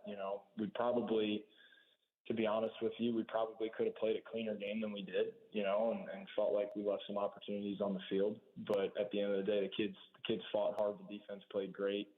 And we set out, we accomplished what we set out to do tonight. And Coach, at this point in the season, a little under halfway, about the halfway mark, what do you think is the strength of this team versus the weaknesses? What are some of the things? Now, you've seen the game action. You had an idea going into the year, maybe the first game or two, but now you've really seen the highs and the lows. What are the strengths of this team that you want to sort of dial in on? I think we've got a solid core. If we're going to talk about the offense, of skill position players that kind of have some skill sets that makes us multiple, which is what we want to be. We really only used 2 personnel, 3 personnel groups tonight. Had a guy down that we lean on a lot, but we've got guys that we know can make plays, whether it be in the run game or the pass game, getting explosive. I thought the offensive line came out and had their best game tonight, and just taking pride in that and getting better up front and being cleaner up front, protecting the football. So it's a week-to-week thing, but we think that we can kind of mold ourselves into what we need to accomplish. And, we found something that was working tonight on the ground and kind of just stuck with it and established ourselves up front. And I think that's what made the difference is when you come out hot on offense and you're able to play well up front, it makes it a lot easier for the skilled guys. And there's just a sense of control, which was the theme tonight. There's just a sense of control on offense when you're playing good up front. It always starts there. And, Coach, coming in, new program, new opportunity, new situations here. What have you learned about, coaching at this program that you could sort of build on that maybe you didn't know, let's say 3 months ago, 2 months ago, that maybe throughout a couple games here you're getting a sense for? Yeah, you really don't know until you line it up and you play, right? So we line up and we play the kickoff classic game, and I was like, I remember thinking in my head, we got a chance to be pretty good here because all the pieces are coming together. So, there's a lot of younger guys that are stepping in and playing a lot of ball for us. Obviously we had a few transfers, so those are new faces. And we sat in that meeting and it was like, okay, guys, how many returning starters do we have on offense? And we only had 3. So it takes time, and we had to reshuffle the deck a few times up front. It takes time to learn each other. Quarterback throwing to a receiver, how fast is he? What are his body movements? What's his body language telling me right now? Up front, trusting the guys up front and them understanding what they're doing, a new running back running behind some new offensive linemen. It just takes time. So I'd like to see us grow and continue to evolve, and we got to come in the morning at 8:30 and dissect this thing and find ways to improve and find ways that we can learn. Fortunately, we didn't deal with any injuries tonight, so that's good. So all the guys that played tonight, we're right back at it in the morning, and we continue to grow this thing. So we got guys that are hungry and they want opportunities. We got young guys that are pushing the older guys that are paying attention, and they're watching them and they're following their lead and they're competing with them. So just continue to take this thing one day at a time. And, the next thing that's important is tomorrow morning and learning from tonight, because there are things that we can learn from. There was definitely some opportunities we left out there, and operationally, there's always something that you can do better in a situation. So we need to come in and find what those are and make sure we address them. And Coach, a 42-0 victory. I love the fact that you're like, you're probably boiling in between thinking, of all the stuff that you guys could have changed and could have done differently. But that's what it takes to take that next step and be great. I want to ask you something curious. You get 3 returning players. There was a lot of newness to this team and obviously newness in the coaching staff as well. Is that almost a positive coming into the year when you sort of have everything new, unsettled? It's not like anything's concrete. You can make changes in terms of positionally, locationally. You're not necessarily stepping on any toes of previous regimes. Is there something to that, or am I reaching? I guess I can see where you're coming from. I would say maybe you're reaching a little bit. No, would I like to have 4 returning starters up front right now? Yeah, I would take it. But that's just each season within itself, right? And so we take it. We talk to these kids all the time. It's week to week. It's day to day. It's drive to drive. The best 11 players aren't necessarily the guys that started. Aren't necessarily the guys that are going to be on the field to even finish the first half of the game. Right. You have to make adjustments throughout a game and make adjustments throughout the week and then make adjustments throughout the season. So just trying to keep a fluid mindset and having the guys understand that when you work hard and you do the little things right and you put it on film, opportunities are going to come your way. And I think it was a good week for us. It was a challenging week, but it was a good week. And I think there's some growth that's going to come from this, and we just got to stay in that mindset. We've got to find ways to continue to grow and take it one day at a time. Coach Nick LaSala, Spanish River football, with us now on ESPN West Palm High School Game Day, Kaiser's Coach's Corner. Coach, you've been nitpicking a little bit, but I'm going to ask you to kind of put it into full words here. What are you going to tell the guys? You haven't watched it, obviously, fully throughout the game film, but, 42-0 win over Wellington. What are the things you're going to want to dial in this week in practice that you think that, all right, these are majorly important that we're going to need to take steps in this part of the game, that aspect of the game? What is that for Spanish River? I think it just starts with the culture. We want to continue to grow that, right? So it's not about looking at a scoreboard. I'm sure I haven't checked the scores tonight. Maybe you could tell me now. Right. I'm sure there's some scores out there that maybe turn some heads, and I told the team after the game, like, we were humbled. We weren't as good as we thought we were. We took a couple lumps. This game will do that to you, just like life. If you get too high and you're not humble and gracious in victory, you'll get humbled very quickly. So to have a sense of humility and understand that what happened for us tonight can happen the other way as well, and it already has. So if you're not doing the little things right, those things add up. There are no little things. So just keeping our kids in that frame of mind and understanding that we got to come out tomorrow morning. We got to have perfect attendance. We got to make sure we move our bodies and any soreness that settles in tonight. And then we got to learn from the film, and then we got to attack next week. Get to play on our home field again next week, which is nice. It was great not packing a bus and going somewhere else, and not take it for granted, and we had a nice crowd tonight. We've got a great support staff, starting with Dr. Harrison and Donald Clark and Dr. Castellano at Spanish River, that makes sure that we've got a great environment. Chris Suarez, our athletic director. And it was nice. It was nice. It was a good environment. So not taking that for granted, not taking victory for granted, and understanding that, it's the standard. It's what we're striving to be. But when we look at the scoreboard and we see that we won, we got to act like we've been there before. Coach, I appreciate you giving us a little bit of background on what you're looking for, what you're happy about, and more importantly, what you want to improve upon with the Spanish River. Congratulations on the win tonight. Enjoy the weekend. Happy that the guys are healthy. Looking forward to talking again soon. I appreciate you. Go Sharks. You got it. That's Coach Nick LaSala of Spanish River football. A big win for them tonight, 42-0 over Wellington. Appreciate Coach giving us the time as always. We'll take a timeout, and obviously we got a couple coaches to still get to, including and especially Omar Hoggabook, who will join us in just about 5 to 10 minutes. Should be a good time there. But Coach mentioned the score updates. Well, I'll do my best to get you what I can right now. So what I have are the scoreboard update. Boca Raton over Forest Hill, 28-12.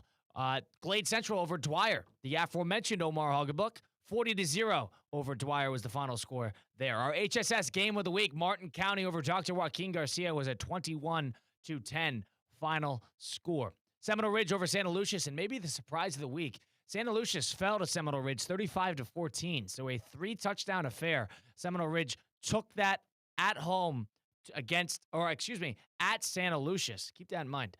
So Pinecrest won over Oxbridge Academy 49-21. 13. Winter Haven over Palm Beach Lakes, 29-16 was the final score there. And we have a final score of Kings Academy. Maybe we'll talk to Coach Dan Burek a little later on because Levi Champion had a great game-sealing interception tonight. And the Kings Academy gets a win over American Heritage Del Rey. 15-14 was the final score. So definitely a defensive-oriented game. Pahokee won tonight. So congratulations to Pahokee, 41-21 final score, getting back in the win column there. And in terms of the other games that we have, the last we saw, Pahokee Palm Beach Gardens was 41-21, excuse me. But West Boca was up over Treasure Coast 30-0 last I saw. I'm sure that game is close to finish. We haven't heard from that game in quite a bit. Tampa Jesuit was up big over Cardinal Newman, 21-0. That's the game, is the definition of there are levels to this. And Martin County, Dr. Joaquin Garcia, 21-10. Jensen Beach, Benjamin was in the fourth quarter in a downpour. It was 21-20. Benjamin over Jensen Beach. Other than that, Suncoast, John I, we have a second quarter update. I don't even know if that's worth it, but it was 8-0 Suncoast. Sebastian River, South Fork, 21-7. And also we have a Jensen Beach update. Two quick scores. 35-21. I said 21-20, Benjamin up. How about 35-21, Jensen Beach up over Benjamin with just about 3 minutes to play. So they have turned it up, a top 10 team in our ESPN West Palm top 10 rankings. And they came to play, especially towards that latter half of the game. Palm Beach Lakes, Winter Haven, we saw that. It was 29-16. Baz Alfred and Jupiter Christian was up over Masters Academy in the second half, 28-6. Last we saw there. So that wraps up most of our scoreboard updates. What we will do is we will take a timeout, and on the other side, we will hear from Coach Omar Hoggabook. That was our Kaiser's Coaches Corner. The Kaiser Seahawks all about championships on the field and in the classroom. There are 26 national championships, including the men's tennis team, who caught their first ever NAIA title. Men's lacrosse team captured their third straight red banner this past spring.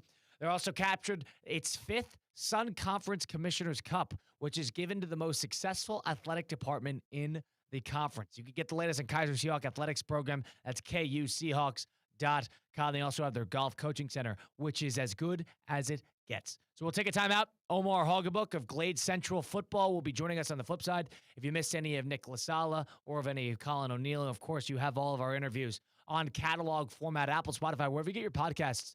ESPN West Palm High School Game Day. Just search it up. Omar Hoggabook on the other side. It's Colin Russo, ESPN West Palm High School Game Day, presented by HSS Florida on ESPN 106.3.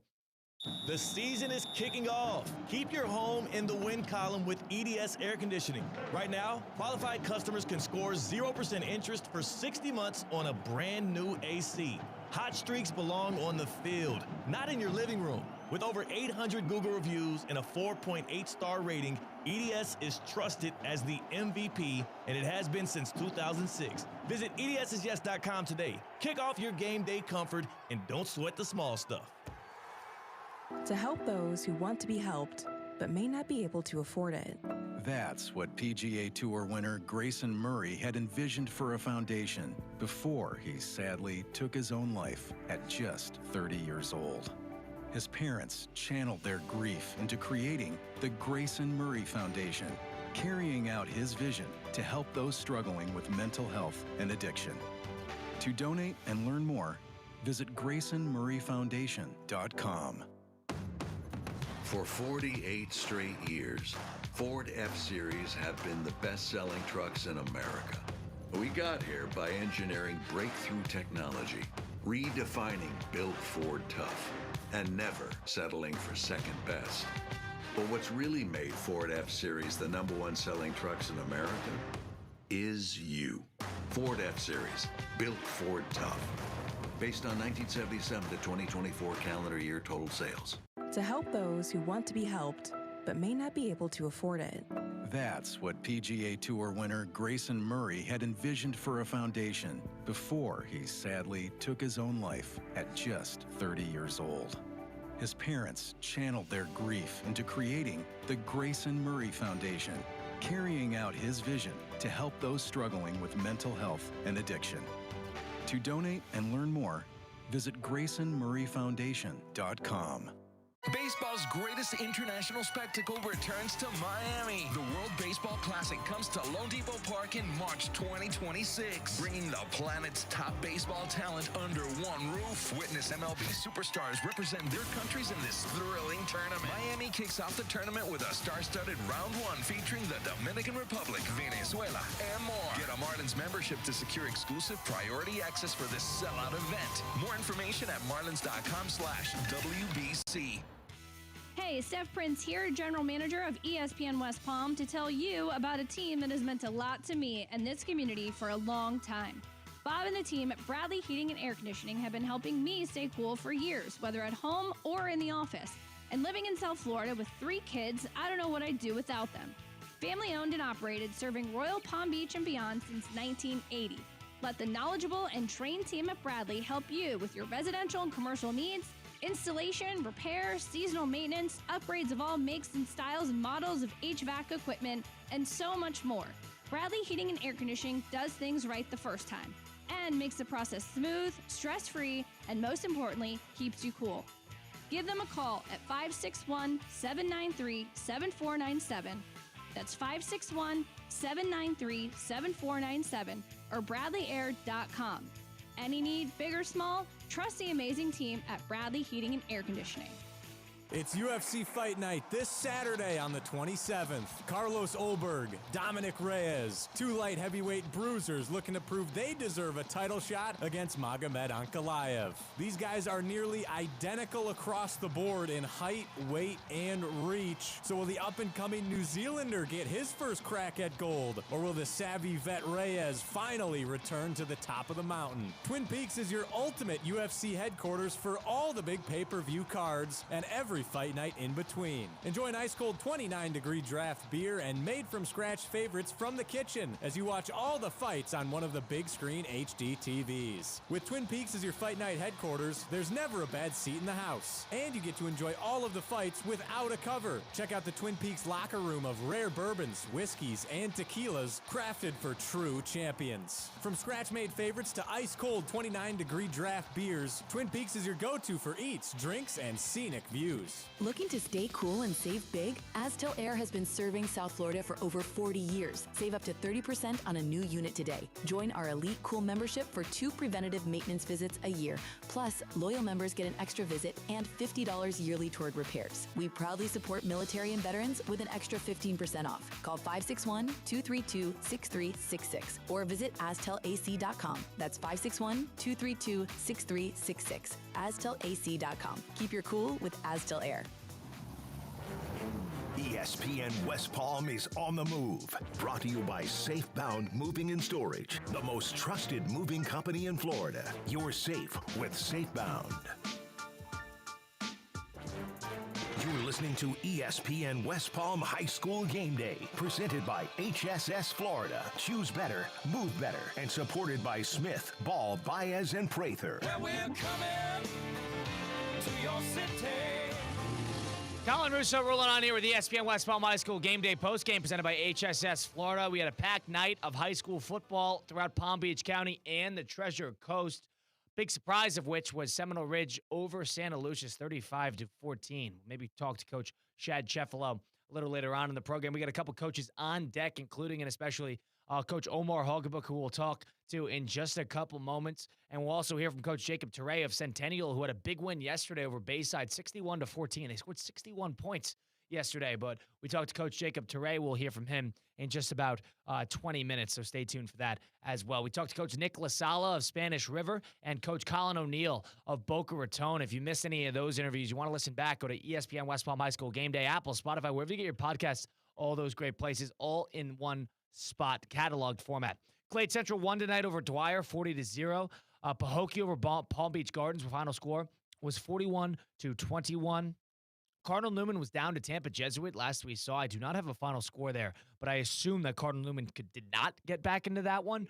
Boca Raton won over Forest Hill, 28-12. Palm Beach Lakes fell to Winter Haven. That was a 29-16 final score. And a final score, a close one for Kings Academy and American Heritage Del Rey was 15-14. American Heritage Del Rey fell to the Kings Academy. We'd like to welcome in the head coach of Glade Central, who are sitting at 5-0. Another big win for them tonight, 40-0 over Dwyer.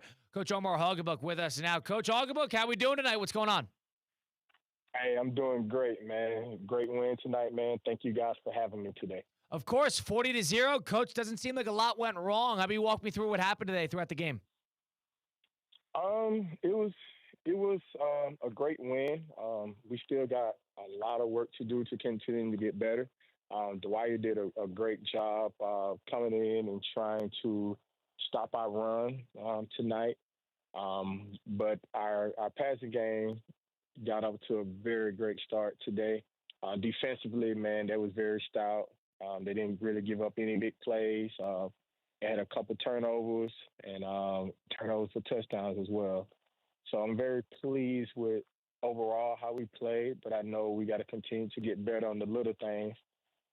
We had some special team woes that we got to get corrected by next week. Coach, you said that you did a good job coming after the run game. Going into the game, was it more of a passing attack? Did you want to keep it balanced? Did you want to establish the run early? Did anything not go according to plan, based on what you guys did going in, or versus what the plan was? Oh, no. This game, we felt like we always want to be balanced, but that was giving us a lot of opportunities in the passing game. They tried their best to, pile up the line of scrimmage so we can be able to throw it a little bit more. The receiver did a heck of a job and beating press man all night. And I was just very pleased with some of the younger guys who had opportunities to make plays outside for us tonight. And defensively, we got a lot of younger guys that's playing for us, and they continue to get better as the season goes on. Well, Coach, you're getting them more reps. You're getting them more opportunity. Talk to me a little bit about those younger guys that are really taking steps forward, getting good game experience, obviously looking ahead when playoff football, the muck ball all come about. You want to make sure that these young guys are ready. How have they developed? What have you noticed about that? Azenard Crawford, man, 9th grade receiver, number 15. He have a phenomenal season right now. His ability to beat press coverage, to run good routes, have great hands.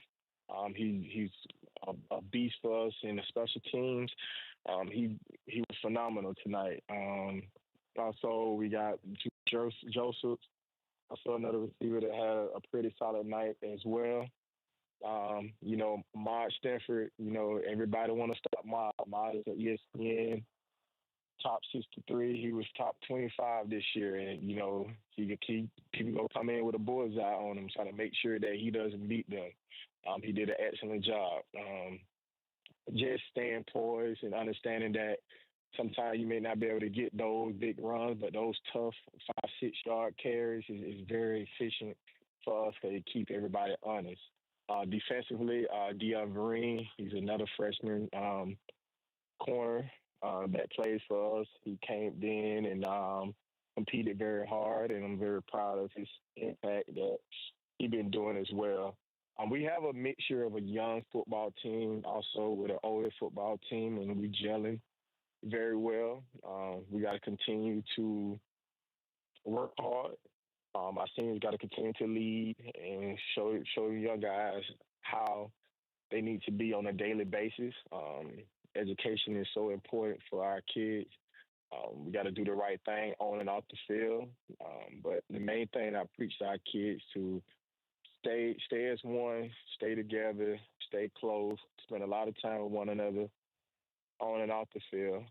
Like I always say, our motto is Faith Family Football. And that's what we see each and every day when we are in the huddle, closing out and the beginning of practice. Coach Omar Hogabuk, Glade Central Football, joining us now on ESPN West Palm High School Game Day. Coach, you've had a lot of lopsided affairs, a lot of lopsided victories. You have things that you want to dial in and things you want to get better, but the team's playing great. There's no doubt about that. The team is winning easy on top of that as well. In terms of finding adversity, how do you do that at this point of the season? Obviously, you're going to have tougher opponents, tougher games coming up on the horizon. You want to make sure these guys are ready for that, how they respond to certain adversity. Is that something you simulate? Is that something you try to dial in and practice? How do you handle this at this point of the year? we does that a lot. I'm big on respecting our opponents.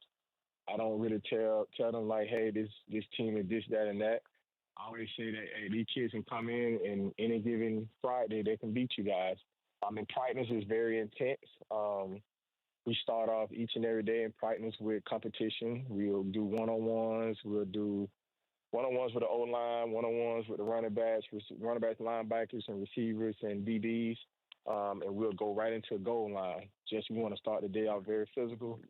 And you always want to come out hitting on all cylinders.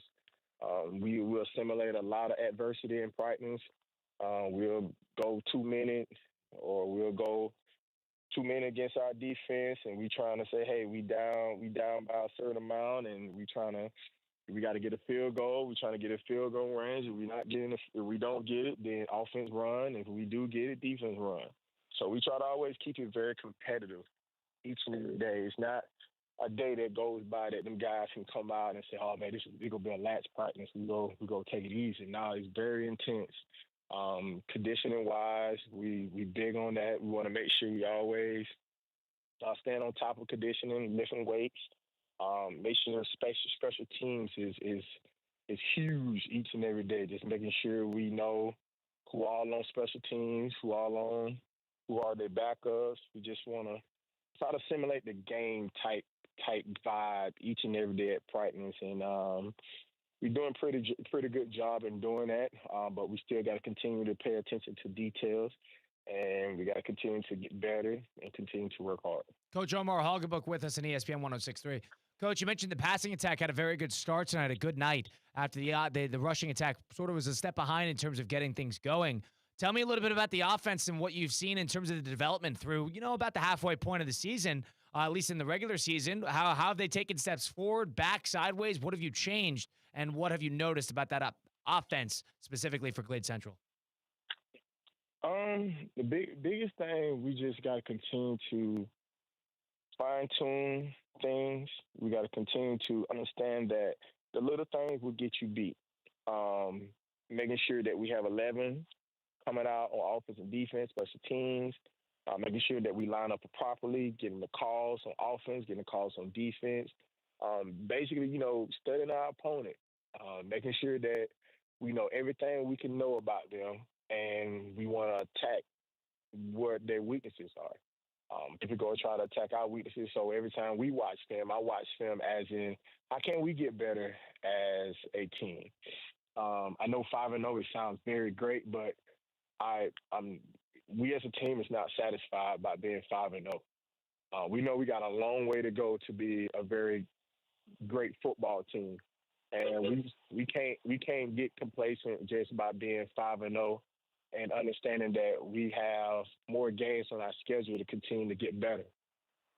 So for me, 5-0 is great on the record books, but we're not satisfied. We are very hungry, and we understand that the schedule will only get harder from here, and we got to continue to be ready, because everybody going to give their best each and every game here on out, and we have to be on point as a team.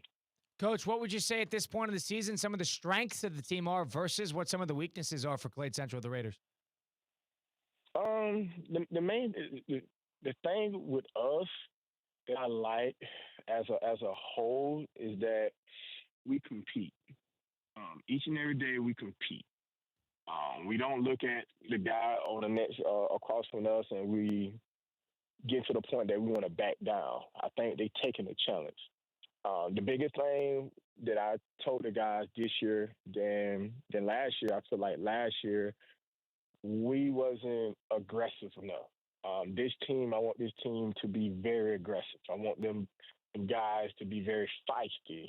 I don't want them guys to be lax. I don't want them guys to be just complacent. I want them to work hard and understand that we got to continue to get better. And I keep preaching that, continue to get better, because we know it's a long season.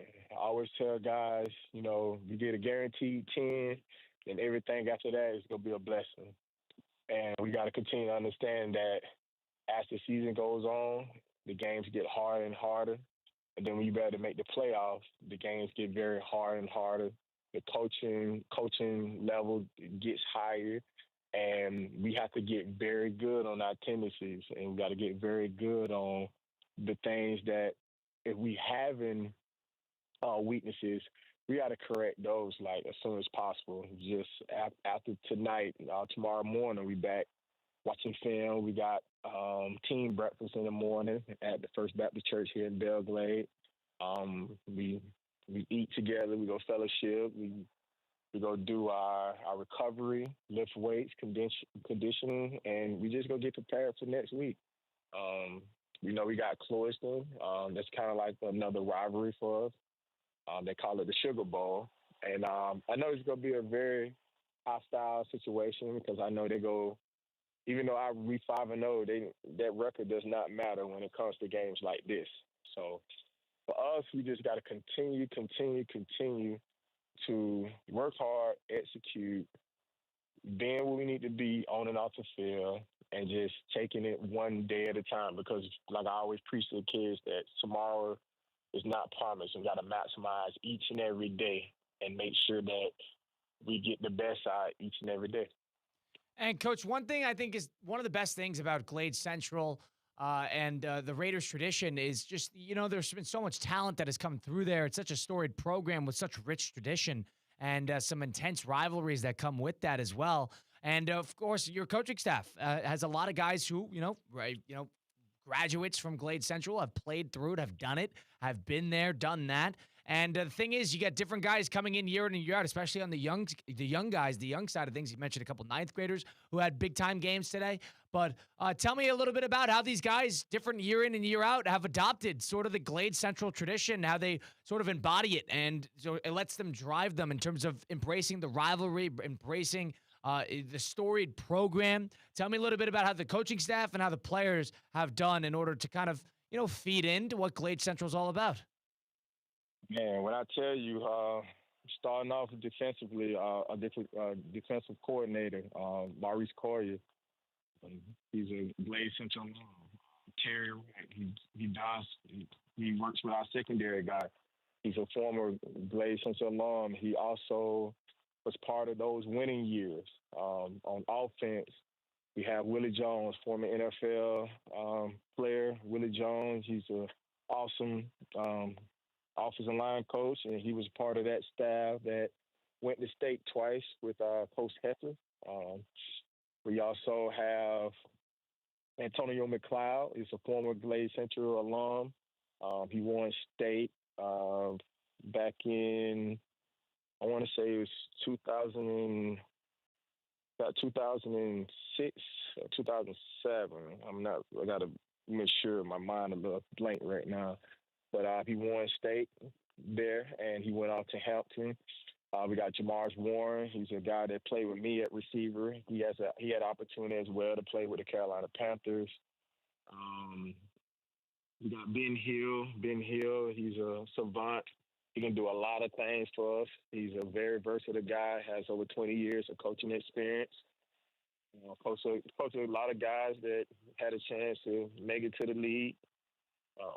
Also, we have Curtis Brown, another former Glade Central alum, who's had a chance to play in Division I football.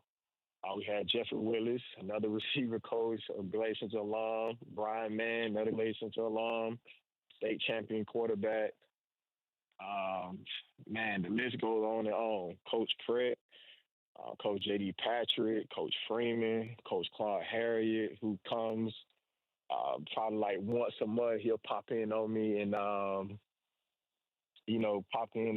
just, be there for us. He's a former Glade Central alum, played at Pitt, played in the NFL, and played in the CFL.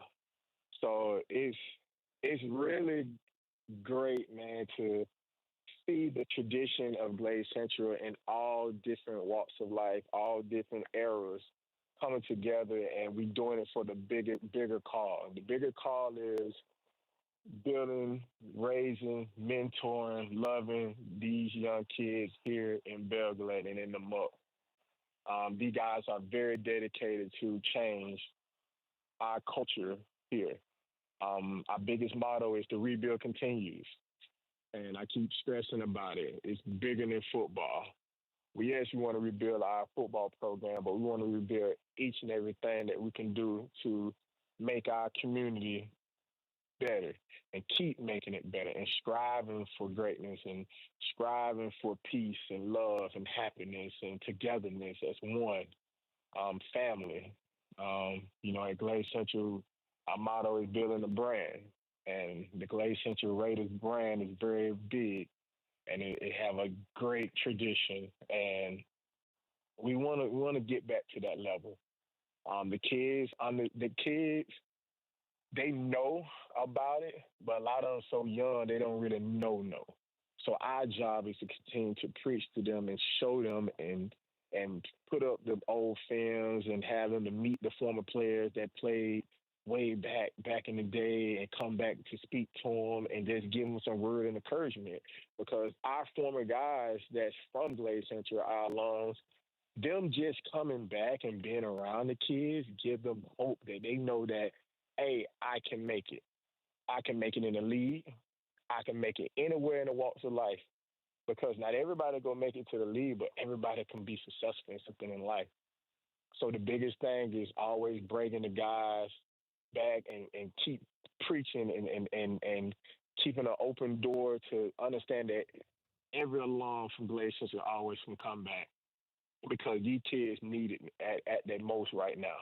They need to see them. They need to feel them. They need to be able to ask them questions, to get mentoring for them, because that goes spark something in those kids that we don't even know, because they know if I can get out of here, if I can get out of Belgrade, make it to college, make it a pro, or be successful in some type of facets for life, that I have a chance to do very great things. And I preach to these guys, whenever you get a chance, when you make it, wherever you make it, always know to come back home and give back. And it never takes a lot to give back, but we want to always come back and give back and teach the younger guys the tradition of Raider football.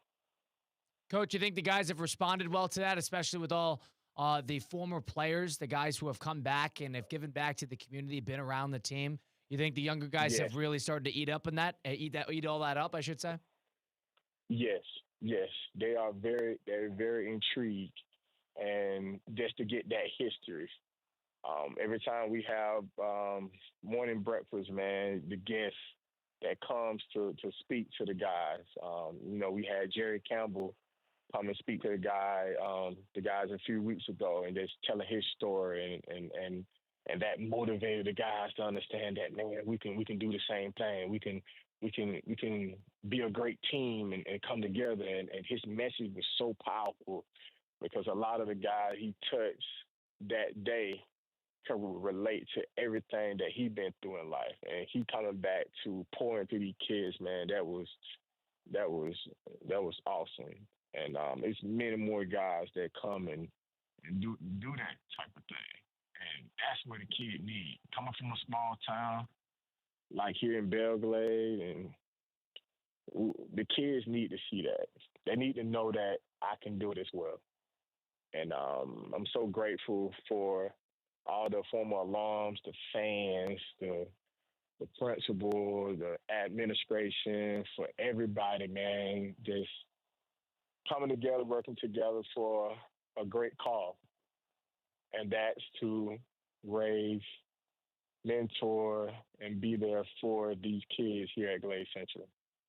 Coach, I love hearing that. I love hearing about the total camaraderie that the team is building. Now at 5-0, you guys have had a terrific start to the year. You got to continue to build on that. I appreciate giving us a little bit of a rundown of what happened tonight on the win over Dwyer. I look forward to talking again soon, all right? Thank you, man, so much for having me. God bless you. You got it. That's Coach Omar Hogabug of Glade Central, now moved to 5-0 after a win against Dwyer, 40-0. Appreciate Coach Hogabug, as always, joining us and giving us a little bit of a pulse of the town over in Belglade with the Glade Central alum and all those great players that have come through there, and the current great players that are there now. ESPN West Palm High School Game Day. If you missed any of these interviews, you missed any of these podcasts, you want to listen back, again, Apple, Spotify, wherever you get your podcasts, just each ESPN West Palm High School game day. You can catch our full catalog of coach interviews there. Big thanks to Coach Omar Hogebook once again. We also talked to Coach Colin O'Neal of Boca Raton. We talked to Coach Nick LaSala of Spanish River, and a lot more up to come. Jacob Teray will be joining us in just a few short moments as well, and maybe we'll talk to Coach Dan Burak, who had another big-time win over American Heritage Delray, 15-14, Levi champion. A big interception to close it. That's all to come right here on ESPN West Palm High School Game Day. Taking the time out here on ESPN 106.3. Experience the power and prestige of the new 2025 Range Rover Sport P530 Dynamic SE. Now available for lease at just $15.29 a month for 36 months. With $89.95 due at signing, you'll be behind the wheel of true luxury and performance. But hurry, offers like this don't last forever. Visit Land Rover Palm Beach today and drive the future of sophistication. Land Rover, above and beyond. Hey, Steph Prince here, General Manager of ESPN West Palm, to tell you about a team that has meant a lot to me and this community for a long time. Bob and the team at Bradley Heating and Air Conditioning have been helping me stay cool for years, whether at home or in the office. And living in South Florida with 3 kids, I don't know what I'd do without them. Family owned and operated, serving Royal Palm Beach and beyond since 1980. Let the knowledgeable and trained team at Bradley help you with your residential and commercial needs, installation, repair, seasonal maintenance, upgrades of all makes and styles and models of HVAC equipment, and so much more. Bradley Heating and Air Conditioning does things right the first time and makes the process smooth, stress-free, and most importantly, keeps you cool. Give them a call at 561-793-7497. That's 561-793-7497 or BradleyAir.com. Any need, big or small, trust the amazing team at Bradley Heating and Air Conditioning. It's UFC Fight Night this Saturday on the 27th. Carlos Olberg, Dominic Reyes, 2 light heavyweight bruisers looking to prove they deserve a title shot against Magomed Ankalaev. These guys are nearly identical across the board in height, weight, and reach. So will the up-and-coming New Zealander get his first crack at gold? Or will the savvy vet Reyes finally return to the top of the mountain? Twin Peaks is your ultimate UFC headquarters for all the big pay-per-view cards and every fight night in between. Enjoy an ice-cold 29-degree draft beer and made-from-scratch favorites from the kitchen as you watch all the fights on one of the big-screen HD TVs. With Twin Peaks as your fight night headquarters, there's never a bad seat in the house. And you get to enjoy all of the fights without a cover. Check out the Twin Peaks locker room of rare bourbons, whiskeys, and tequilas crafted for true champions. From scratch-made favorites to ice-cold 29-degree draft beers, Twin Peaks is your go-to for eats, drinks, and scenic views. Hey, it's Theo Dorsey. My favorite time of year is here, football season. And if you're a fan of football, you need to be playing Prize Picks. It's simple to play. Just pick more or less on 2 to 6 player stat projections. Will Saquon Barkley have more or less than 1 rushing touchdown? Will Joe Burrow throw more or less than 2.5 passing touchdowns? If your picks are right, you can cash in. Prize Picks also puts their users first, so all withdrawals are fast and safe and secure. They offer Venmo, Apple Pay, MasterCard, and more for quick and easy deposits into your account all football season. We make decisions every day, but on Prize Picks, being right can get you paid. Download the app today and use code THEOD to get $50 in lineups after you play your first $5 lineup. That's code THEOD to get $50 in lineups after you play your first $5 lineup. Prize Picks. It's good to be right. In sports and in life, how you move matters. So when injuries or pain get in the way, the orthopedic specialists at HSS Florida provide world-class care to get you moving again. From non-surgical and surgical care to personalized rehabilitation, HSS Florida offers the same quality and expertise you expect from HSS, the world's #1 in orthopedic care. With 2 convenient locations in West Palm Beach and Wellington. Learn more at hss.edu/Florida. Choose better, move better. ESPN West Palm is on the move.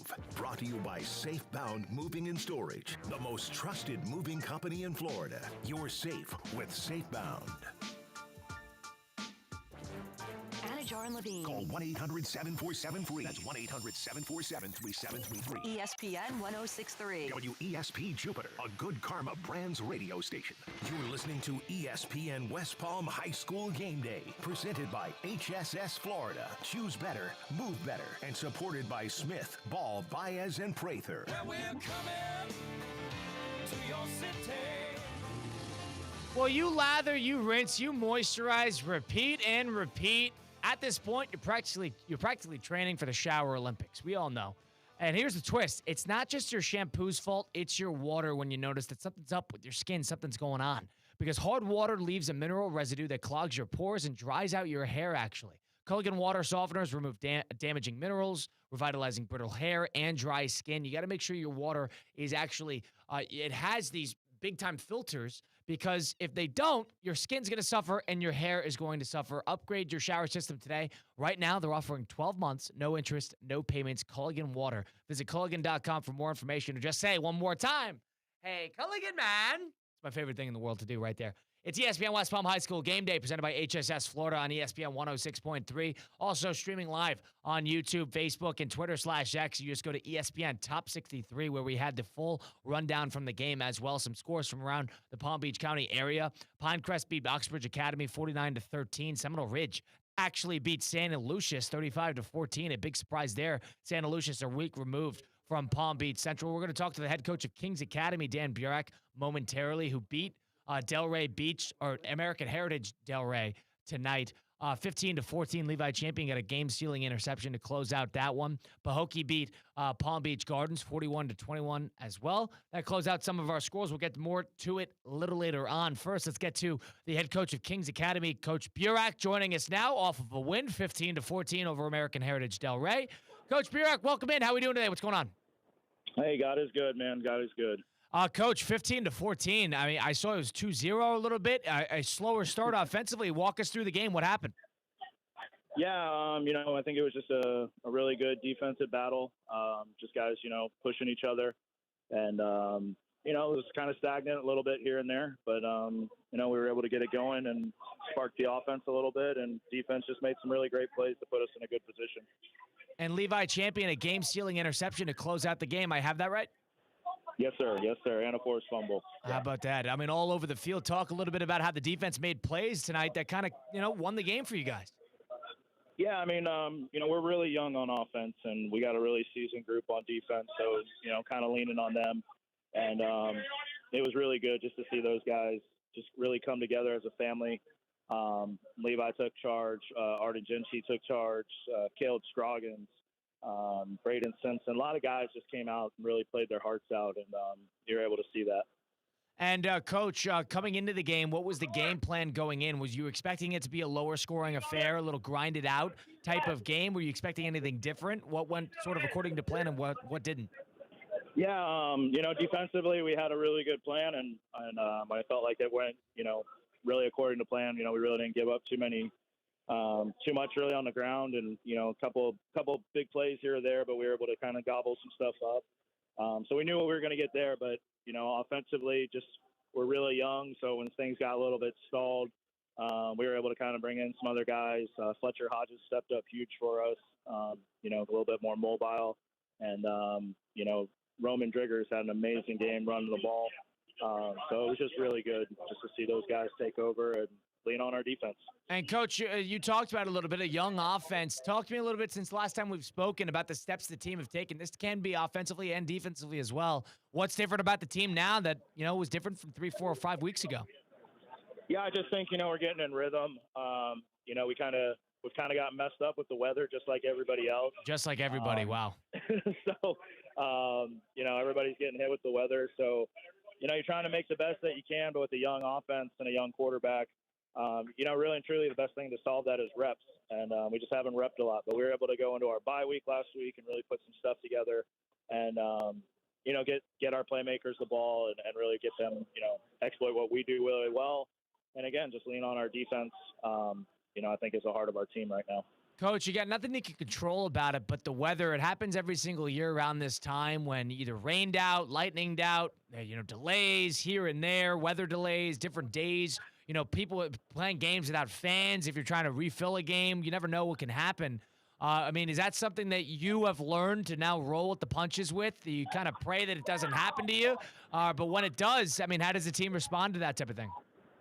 Yeah, I mean, listen, if God wants it to rain, he's going to make it rain. And, we tell our guys every single day, we can control the controllables. We might be able not to control the weather, but we can control our attitude when we're watching film or, going through installs or breaking up into position meetings and really just kind of working those things. So it's kind of become second nature to us. You're really blessed the days you can get out, but we've kind of come accustomed to rolling in, rolling out, rolling in, rolling out, depending on the lightning alarm. So, which I think translates good because it's sudden change and you don't get to get comfortable during the week. And I think that was one of the reasons why we were pretty successful this evening was because we are used to sudden change so much. And, I mean, like that's I didn't even think about that. That's practices as well. So, I mean, there's days where, especially the last month where you could get unlucky and all of a sudden, you get 2-3 practices that are just getting impeded upon. How do you guys adjust to that? Is there an indoor way that you do it? Do you just try to do film work study, recovery? How has the Kings Academy been able to handle these weather delays? Yeah, the greatest thing about it is really and truly, even though we don't get to get out on the field and bond, what we're gaining in the locker room, these guys making relationships and just, we do a little bit of a devotional, visit certain books in the Bible about how to handle adversity, how to be a faithful person and put God first. And so when you add that with film study and you add that with breaking position groups down and you get a lot more technical. And I think that was pretty evident in our game so far. We don't really make a lot of big mistakes. We're just trying to clean up those few that we make. Like I said, I think our offense is going to come around. I have all the faith in the world in my offensive coaches to get it going. They had a really great game plan going in and made our halftime adjustments and came out and, lit up the scoreboard for us when we needed to. So, those moments where you're sitting inside, it allows you to get some really fine detail work in. Yeah, I imagine the team gets smarter. The team gets a little bit more refined from a mental perspective with all that time off the field. And you also the recovery, keeping guys healthy on top of that. But talk to me a little bit. This is sort of like the halftime report of the regular season, a little before the halfway point. But what would you say is that halftime report for you guys? Obviously, you wanted to see the offense take steps. What's going to be the next thing now towards the second half of the regular season that you really want to dial in? What is going to be the keys to the practice, the aspects of the practice that are going to be super important for the Kings Academy to continue to grow? Yeah, just, like I said, we're more of a blue-collar team, so, we're not going to be super electrifying when we need to be on offense, so that's fine. But we just got to take advantage of our big shots that we took. We had a couple missed shots tonight that I think would have made the game a little bit, further out of reach for Heritage. So just, really connecting on those and really just dialing in on getting better at the small things. And just, again, just keep trusting the process, keep trusting in each other. These guys are a great brotherhood. The locker room chemistry is amazing. And I think that's been why, even the close games that we did lose, we were able to kind of shrug that off and get back to work. And I think that was pretty evident tonight. Coach, do you rely on your leaders when it comes? I want to circle it back to the weather really quick. Whenever you have these games rained out or coming off of a loss, have you seen good progression in terms of from your leaders to kind of, you guys can do what you can as a coaching staff, and but it's something else to come from a players. Have the players done a good job in terms of the leadership department and making sure guys are centered in, understanding what's going on from not only hearing it from the coaches, but from their peers? Yeah, no, they've so last week and this week, every day before practice, our senior leadership council, they took 10, 15 minutes to really just get in and give a devotional and talk about what the season means to them, what it looks like to be a man of God. And I think that alone takes a lot of maturity, especially for a man to be vulnerable and open up and really just talk about, hey, what does this senior year mean to you? And expressing that to the younger classmen and then them seeing, hey, what these seniors are laying out on the table. And I think that allows these guys to play for them. And, when you see seniors dialed in film and you see seniors paying attention to the little details, the younger guys want to follow suit. And we got great leaders on our team, great senior leadership, and some young guys that are taking over. And that chemistry is something that's really just remarkable, and I'm really proud of our team's maturity. Coach Dan Burek of the Kings Academy football team joining us now on ESPN West Palm High School Game Day presented by HSS Florida. Coach, has anything surprised you about this team to this point? We going in, we kind of knew, where our strengths were, where our weaknesses were. We're pretty on par with, we're a little bit behind on some things that we thought we'd be better at. But the one big surprising thing that I really wasn't surprised at, because I saw during the summer how well we worked and handled adversity. But I really wanted to see what was that going to be like when real adversity struck, right? And I've been very, very surprised on how just resilient these guys are and how loving and caring they are.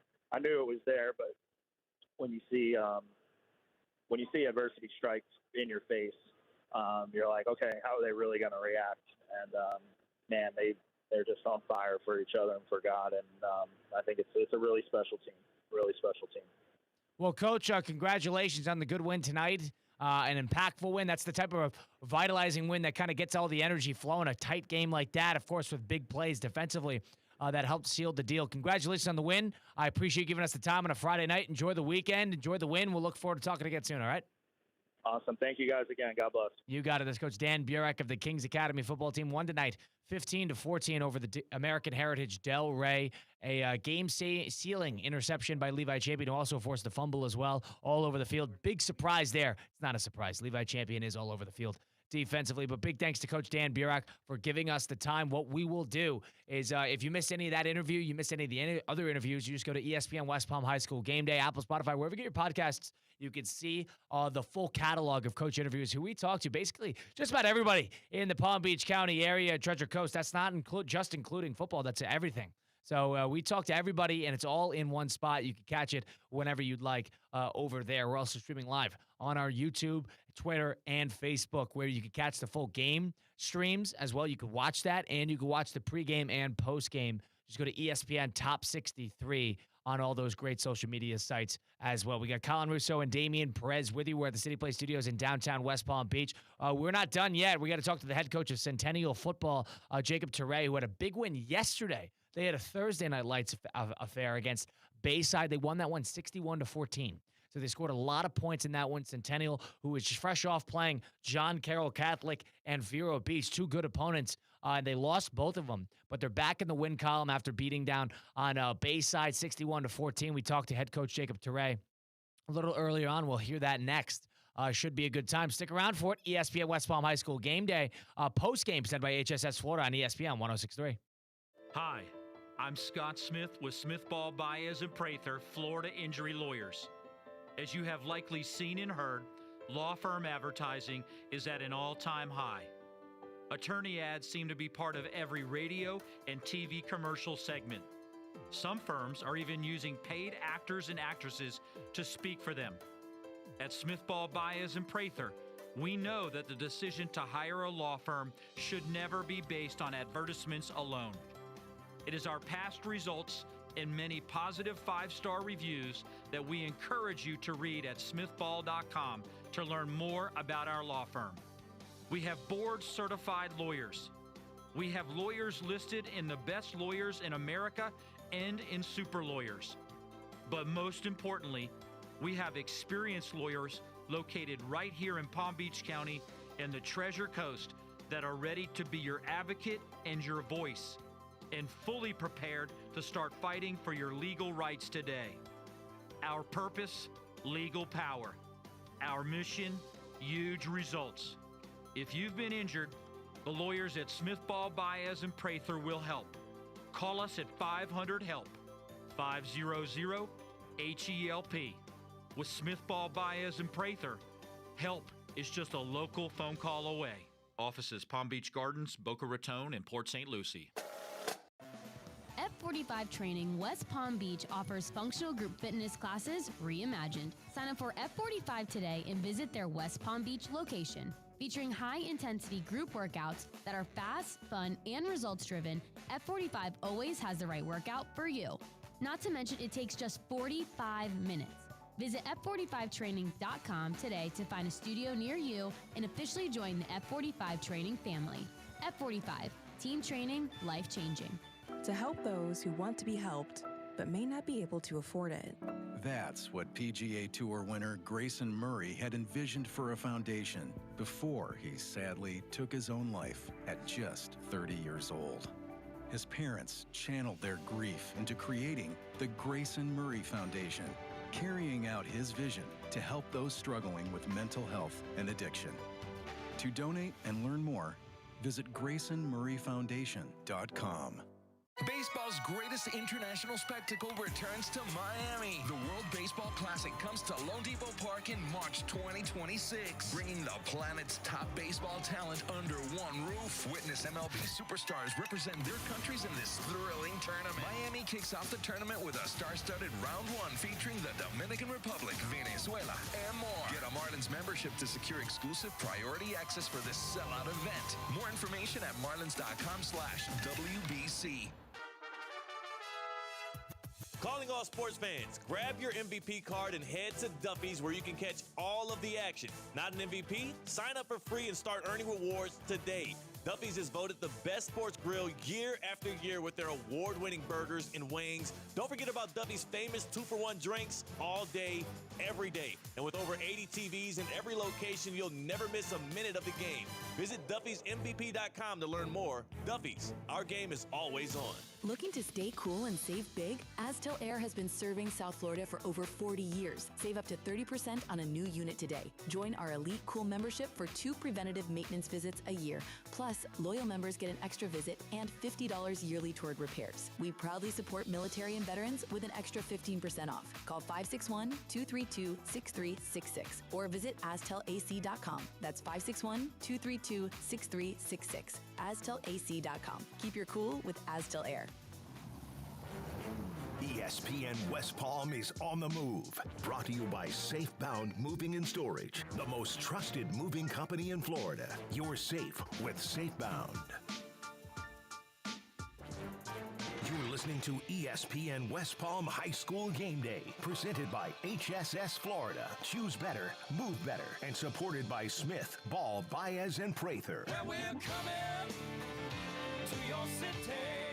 You know, the best thing about our ESPN West Palm High School football coverage in the Palm Beach County Treasure Coast area is you can listen on the app. The ESPN South Florida app is available. It's free to download on the App Store. You can listen to our coverage from throughout Palm Beach County and the Treasure Coast just from your phone. It's that easy, and that includes the Inter Miami English and Spanish broadcasts for our soccer fans and also our local programming. You get Theoretically Speaking 2 to 4 weekdays with Theo Dorsey, and you get myself and Mike Russo and Rizzo 4 to 6 p.m.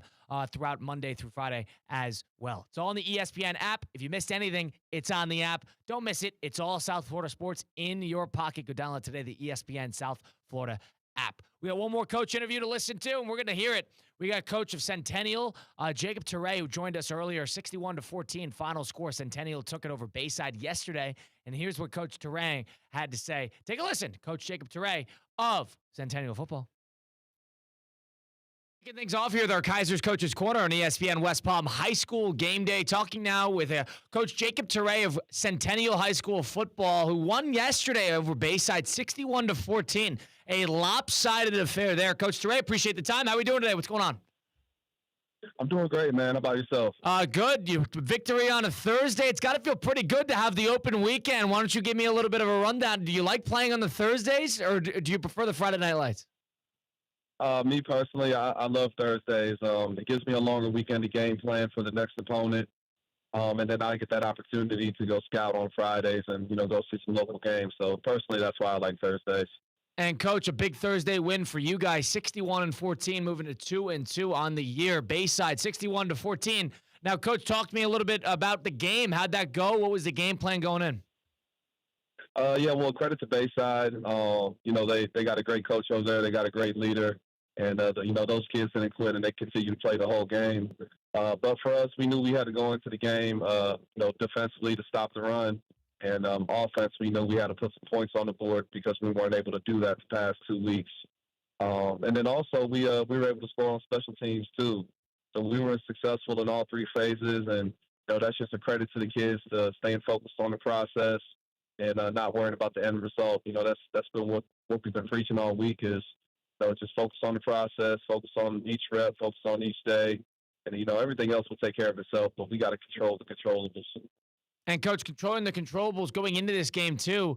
The team looked really sharp. I was actually at the game for the first half. I was able to bounce in. And 61-14 is nothing to flaunt at. And coming off 2 straight losses against 2 very good teams in John Carroll and Vero Beach, what does it mean for the guys to be back in the win column? It's nice for the kids to get that losing taste out their mouth. And like you said, we played two good opponents, and we just didn't execute at a high level.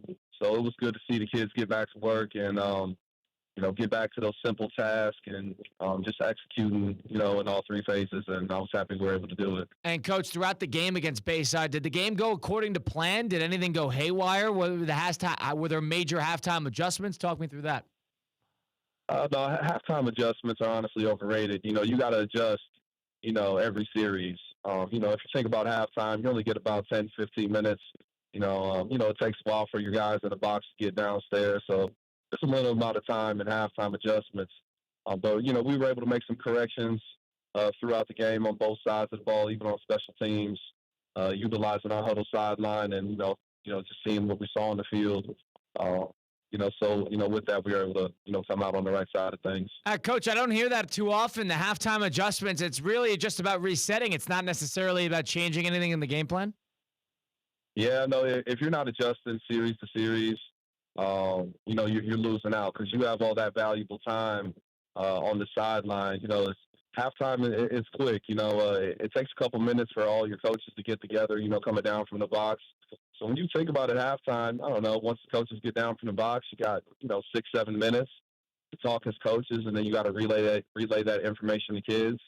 Yeah, so in my eyes, halftime adjustments is overrated. You need to be doing that, by series. And, Coach, a little under halfway through the season, talk to me a little bit about the development of the team. What was the sort of the feel of the team, let's say 4 or 5 weeks ago coming into the season versus where they are now? What have you noticed? We're very confident in the group of kids that we have as a staff at Centennial. Our focus was tested early in the season, having to deal with some rain delay and lightning issues. We competed against Jensen Beach in the KOC. We ended up losing 17-12. Our week 1 game, Wellington, was cut short at half, and then we missed our entire week 2 opponent against American Heritage Delray. So I think that time off in between, made us rusty, if you will. And, John Carroll and Vero were able to take advantage of that. But, playing those 2 tough opponents, getting back in the swing of things. As far as the simple things of football, blocking, tackling, catching, you got to be able to do that competitively. So, that's why I think Bayside got the best version of us because we were able to practice competitively on game night for the past 2 weeks. Yeah, and, Coach, a little pseudo bye week doesn't necessarily do anybody good after the first week of the season. Is that something you've come to expect with, like, the Florida weather, just how things kind of come about here, or is that just something you got to take in stride the best you can? Yeah, it's that time of year. You got to take it in stride. You can't control the weather. But one thing we preach at Centennial is, we can control our effort, our attitude, our focus, and our discipline. And as long as we control those things and love the process, everything else will fall into place. You can't get worried about end results. And, Coach, it's got to be a pretty good thing, playing good opponents. You said you're a little rusty going into the John Carroll Vero game, but now you've got 2 good opponents to play against. You see good film of the guys, and more importantly, how they deal with adversity and how they've dealt with adversity, whether through practice, in the middle of the game. What are some things that you've noticed about your guys in terms of that? You're testing them a little bit in terms of these opponents and how they've sort of responded to that. What have you noticed about the guys? Yeah, well, it all started by going to a paddy camp at Weber International University. The kids were able to compete against some great schools like Lake Gibson, Tampa Bay Jesuit, Barsham Trail, Palm Bay Heritage. All those schools are winning programs, and I want my kids to have that experience so there's no shell shock, when we play good football teams, because inevitably in our district, we got Vero Beach, we got Treasure Coast, we got Fort Pierce Central. Those are all great football teams. They're physical. They always show relentless effort every year. You got to be able to match that, and the only way to match it is to expose your team to it, and see how other programs get it done. And, it's one thing to talk about it with the kids, everything that we talk about, but for them to actually see it against another opponent, that's where that learning curve really kicks in. And Coach Jacob Toure joining us now of Centennial Football. Coach, how do you kind of treat adversity with the guys? Are you sort of like kind of drill it into them? Do you sort of let them try to figure it out for themselves, let them see it for themselves? How do you sort of balance that learning process that comes after major adversity, whether it be a loss or mid-game? How does Coach Toure handle that? Well, we just got to go back to our core principles, which is effort, attitude, focus, and discipline. We got to live, it's one thing to say it, but we got to live it every day in practice. And another big thing for us is execution of simple tasks. That's one thing I always say to my guys. You got to execute the simple things, and we give them real simple things to execute throughout the week that some people may overlook or think is silly. Even myself when I got started, I used to think certain things were silly, but wearing all the same color at a practice, it matters. Having our shirt tails tucked in at practice, it matters. Being behind the white line, it matters. And the more you overlook those things, it shows up on the field. The offside calls, the face mask, or a crackback block on a big play. All those things I mentioned, they don't really require talent. They just require spatial awareness, great decision making, and controlling all the things that you can control. So as long as we practice execution of simple tasks every day, whether that may be showing up on time or whatever simple thing we give them, make sure they do it at a high level, and if they don't, make the kids understand there's repercussions and consequences. Coach, you said a couple things, interesting things there about things that you've learned in terms of what matters when building a program, when building a team. I believe this is, year 4 for you at Centennial, Coach? Yeah, yes, sir, it is. It's my 3rd year as the head coach, and it's my 4th year in the program. Yeah, so 4th year in the program, you're starting to get a full field, seeing guys fully through high school. But tell me a little bit about the stuff that you've learned, whether being a head coach now at Centennial. I mean, coaches learn just as much as the players do. And how would you say that you are today versus how you were, 3 years ago, 4 years ago? I've had a big learning curve myself. Like I was saying before, all the little things I used to overlook or, I didn't think were so, necessarily important. Being able to, be behind the white line will always be more important than, running cover 3 or, running a drop back concept. If the kids can't get lined up the right way, you can't get a playoff. So, just learning that all the small things matter as much as the big things. Well, really the big things don't even matter because all the small things add up to it. And then also, just making sure you utilize, everybody on the roster. Make sure you're constantly evaluating talent every week. And then supporting the players mentally as well. Football's a mental game. One kid might feel a certain way one week, but, you got to keep those kids mentally stable. Criticism is going to come at them in every direction. They get criticism from us as coaches. They get criticism from their peers. They get criticism from the social media. So, making sure the team is, maintaining a balance mentally and, keeping the main thing. I feel like those are, a couple quick things off the top of my head that I feel like I've gotten better at, and I realize how important they are. And Coach, with Centennial now at 2-2, 61 points you guys scored against Bayside yesterday. That's got to be as good of an offensive output that you guys have seen in years. I mean, to pile it on like that, to get the offense and get the point scoring humming the way it was, got to feel pretty good, right? Yeah. Credit to the offense. It was a full team effort, though, between offense, defense, and special teams. But, offense executed at a high level last night. All 3 quarterbacks got a chance to play. And, there was some great decision-making going on between Mason Brown, Clifton Nunnally, 2 seniors, and then we got a freshman, that's very talented, and Chan Sullivan. So it was good to see those guys execute, what they've been practicing for so long. And, get a chance to put it on display in front of their friends, their family, and, anybody who's watching. Coach, tell me about some of the position groups on the field that you have been really pleased with their development and your reliance upon them in order for the team to succeed. What position groups, what areas of the team have you been really pleased with through 4 or 5 weeks, their development to this point? A couple groups I would like to highlight. We got a great linebacking group. David Beasley, Vance Brandeis, Terry O'Harmon. Those guys have progressed, night and day from, that paddy camp I talked about. We were at that on July 29th. And, just to see the kids get better at understanding the defense, but, also perfecting their craft every day. Their block destruction, reading pulling guards and, being able to, read the screen game and redirect. It's been nice to see those kids, progress through that. And also the defensive line as well. We're young up front, but we're talented. We got Caden Huggins. We got Terrence O'Neal, Brandon Freeman. All those guys are returning, and they're sophomores and freshmen. So they're young, but they listen, and they try to get better every day. So I'm really impressed with those two position groups on defense. And then on the offensive side, we got a great running back room. Terry O'Harmon helps out at running back as well. Dylan Edwards, Jordan Tolbert.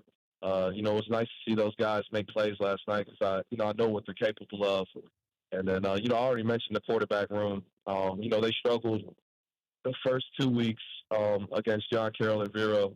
But it was nice to see them, light up the scoreboard and, show everybody that they're capable of playing at a high level. Well, all those position groups are progressing well for me, and I'm not taking away from anything else on the team as far as other position groups. The defensive backs had 3 or 4 interceptions, last night, Thursday night. So everybody's progressing along the right way, but off the top of my head, those are groups that stick out to me. And Coach, you mentioned you got some young guys, especially on that defensive line that you're relying upon. But I wanted to ask you a little bit about the leadership side of things. One interesting thing about leaders, especially with you being in year 3 as the head coach, year 4 in the program, is you're starting to see the development of whether it be the older guys or even the younger guys stepping into big shoes early.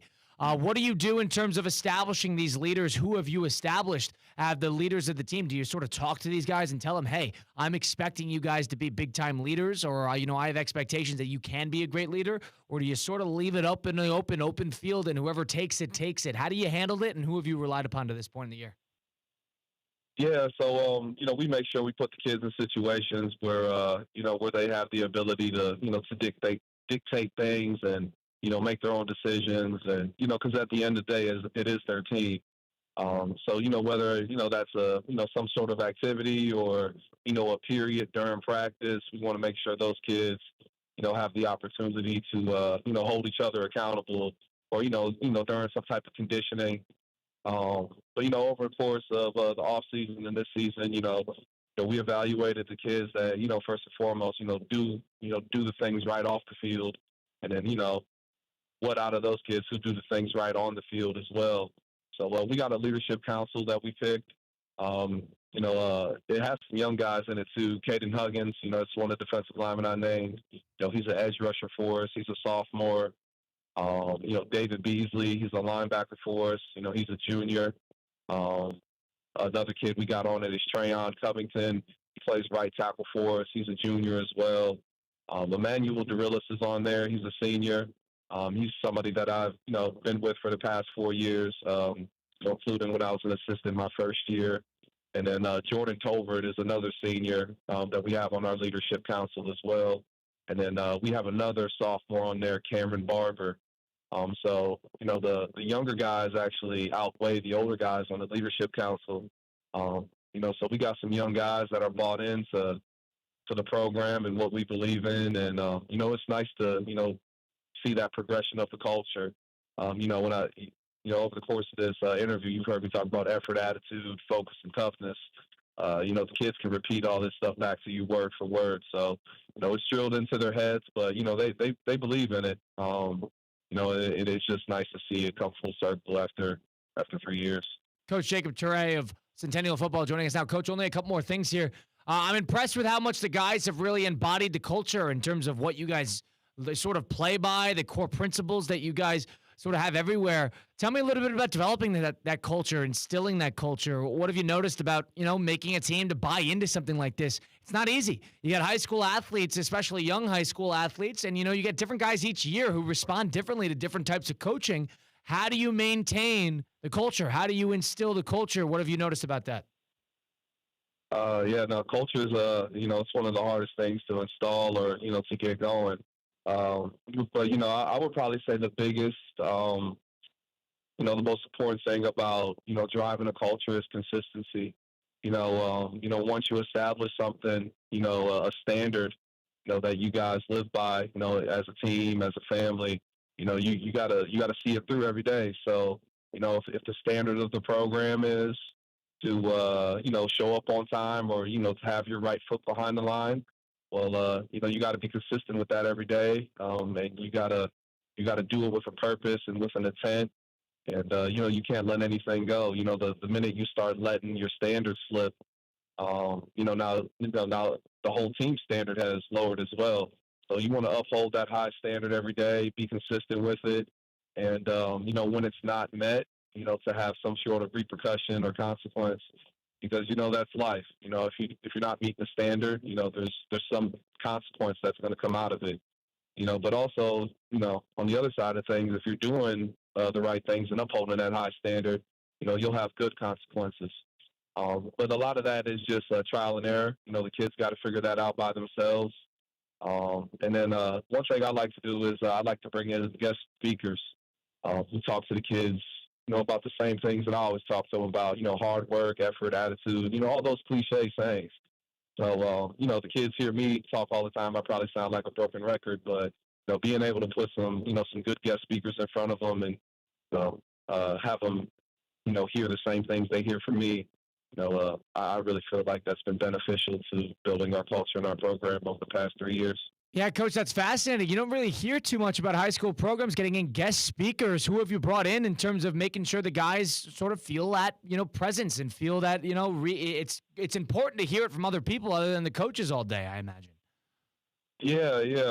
So we have we got some people in our administration that have talked to the kids. Probably the biggest guest speaker we had was Brian Mass, the politician. Wow. Yeah, he came in and talked to the team last year. We've had some pro players come in and talk as well. But also, like I have a fireman coming in and talk to the team, trying to give kids other careers other than football. But it's all about perspective.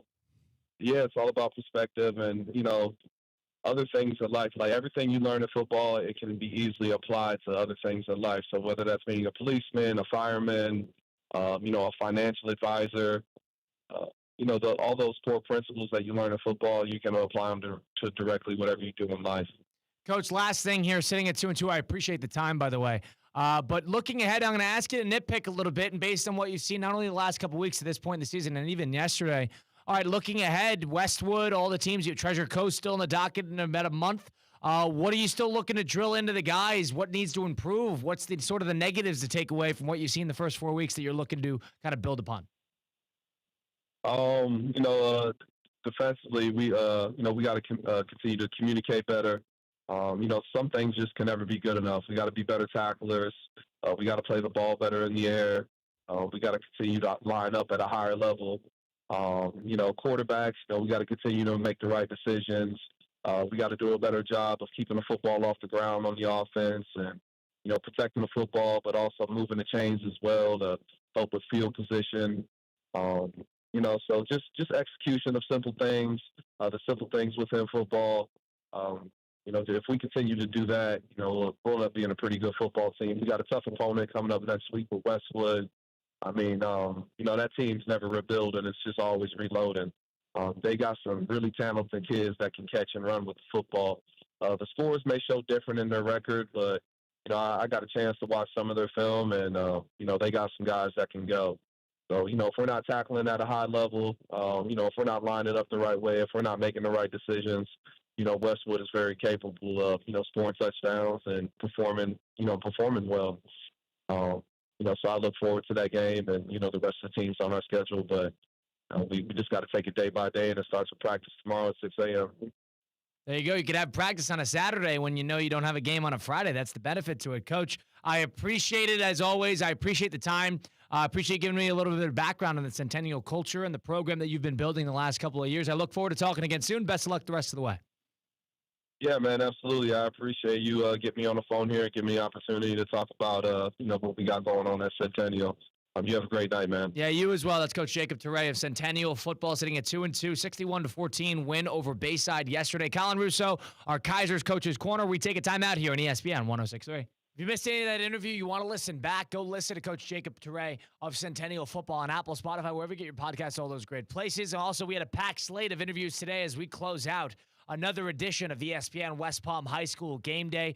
Martin County took it over Joaquin Garcia. The score was 21-10 there. So congratulations to Martin County for having a big-time win with Coach Rod Harris.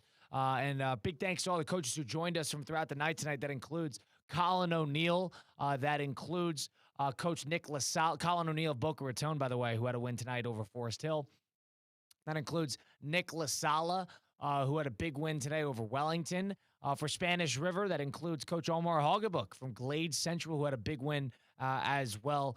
For them, they moved to 5-0. Big thanks to Coach Dan Burek, who had a big close win over American Heritage Del Rey. Final score 15-14 there. And again, big thanks to Coach Jacob Touré for giving us the time. So it was a great night of high school football coverage. Big thanks to Mike Rizzo and Coach Al Shipman for taking on the coverage and for dealing with that over at Martin County. Big thanks to Damian Perez keeping us up over the airwaves today. This has been Colin Russo. I'm saying so long, and we will see you next time on ESPN West Palm High School Game Day. Of course, you can catch us on our socials, ESPN Top 63, ESPN West Palm, Instagram, Facebook, and all those great spots. But I'll see you next week right here on ESPN 106.3.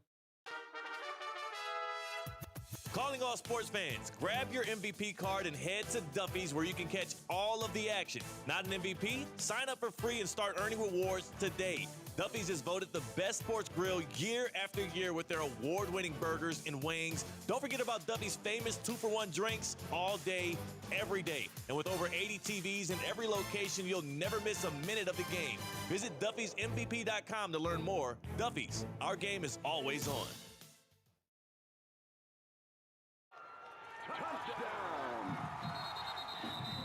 Racetrack is proud to support our local high school football teams. Whether it's Friday night lights or tailgate parties, Racetrack has whatever gets you going to fuel all the gridiron excitement this fall. Grab your favorite snacks, crispy chips, delicious Nathan's hot dogs, sweet treats, or our house-made pizza slices. Don't forget to quench your thirst with a variety of ice-cold drinks. Racetrack, your one-stop shop to fuel your football Fridays.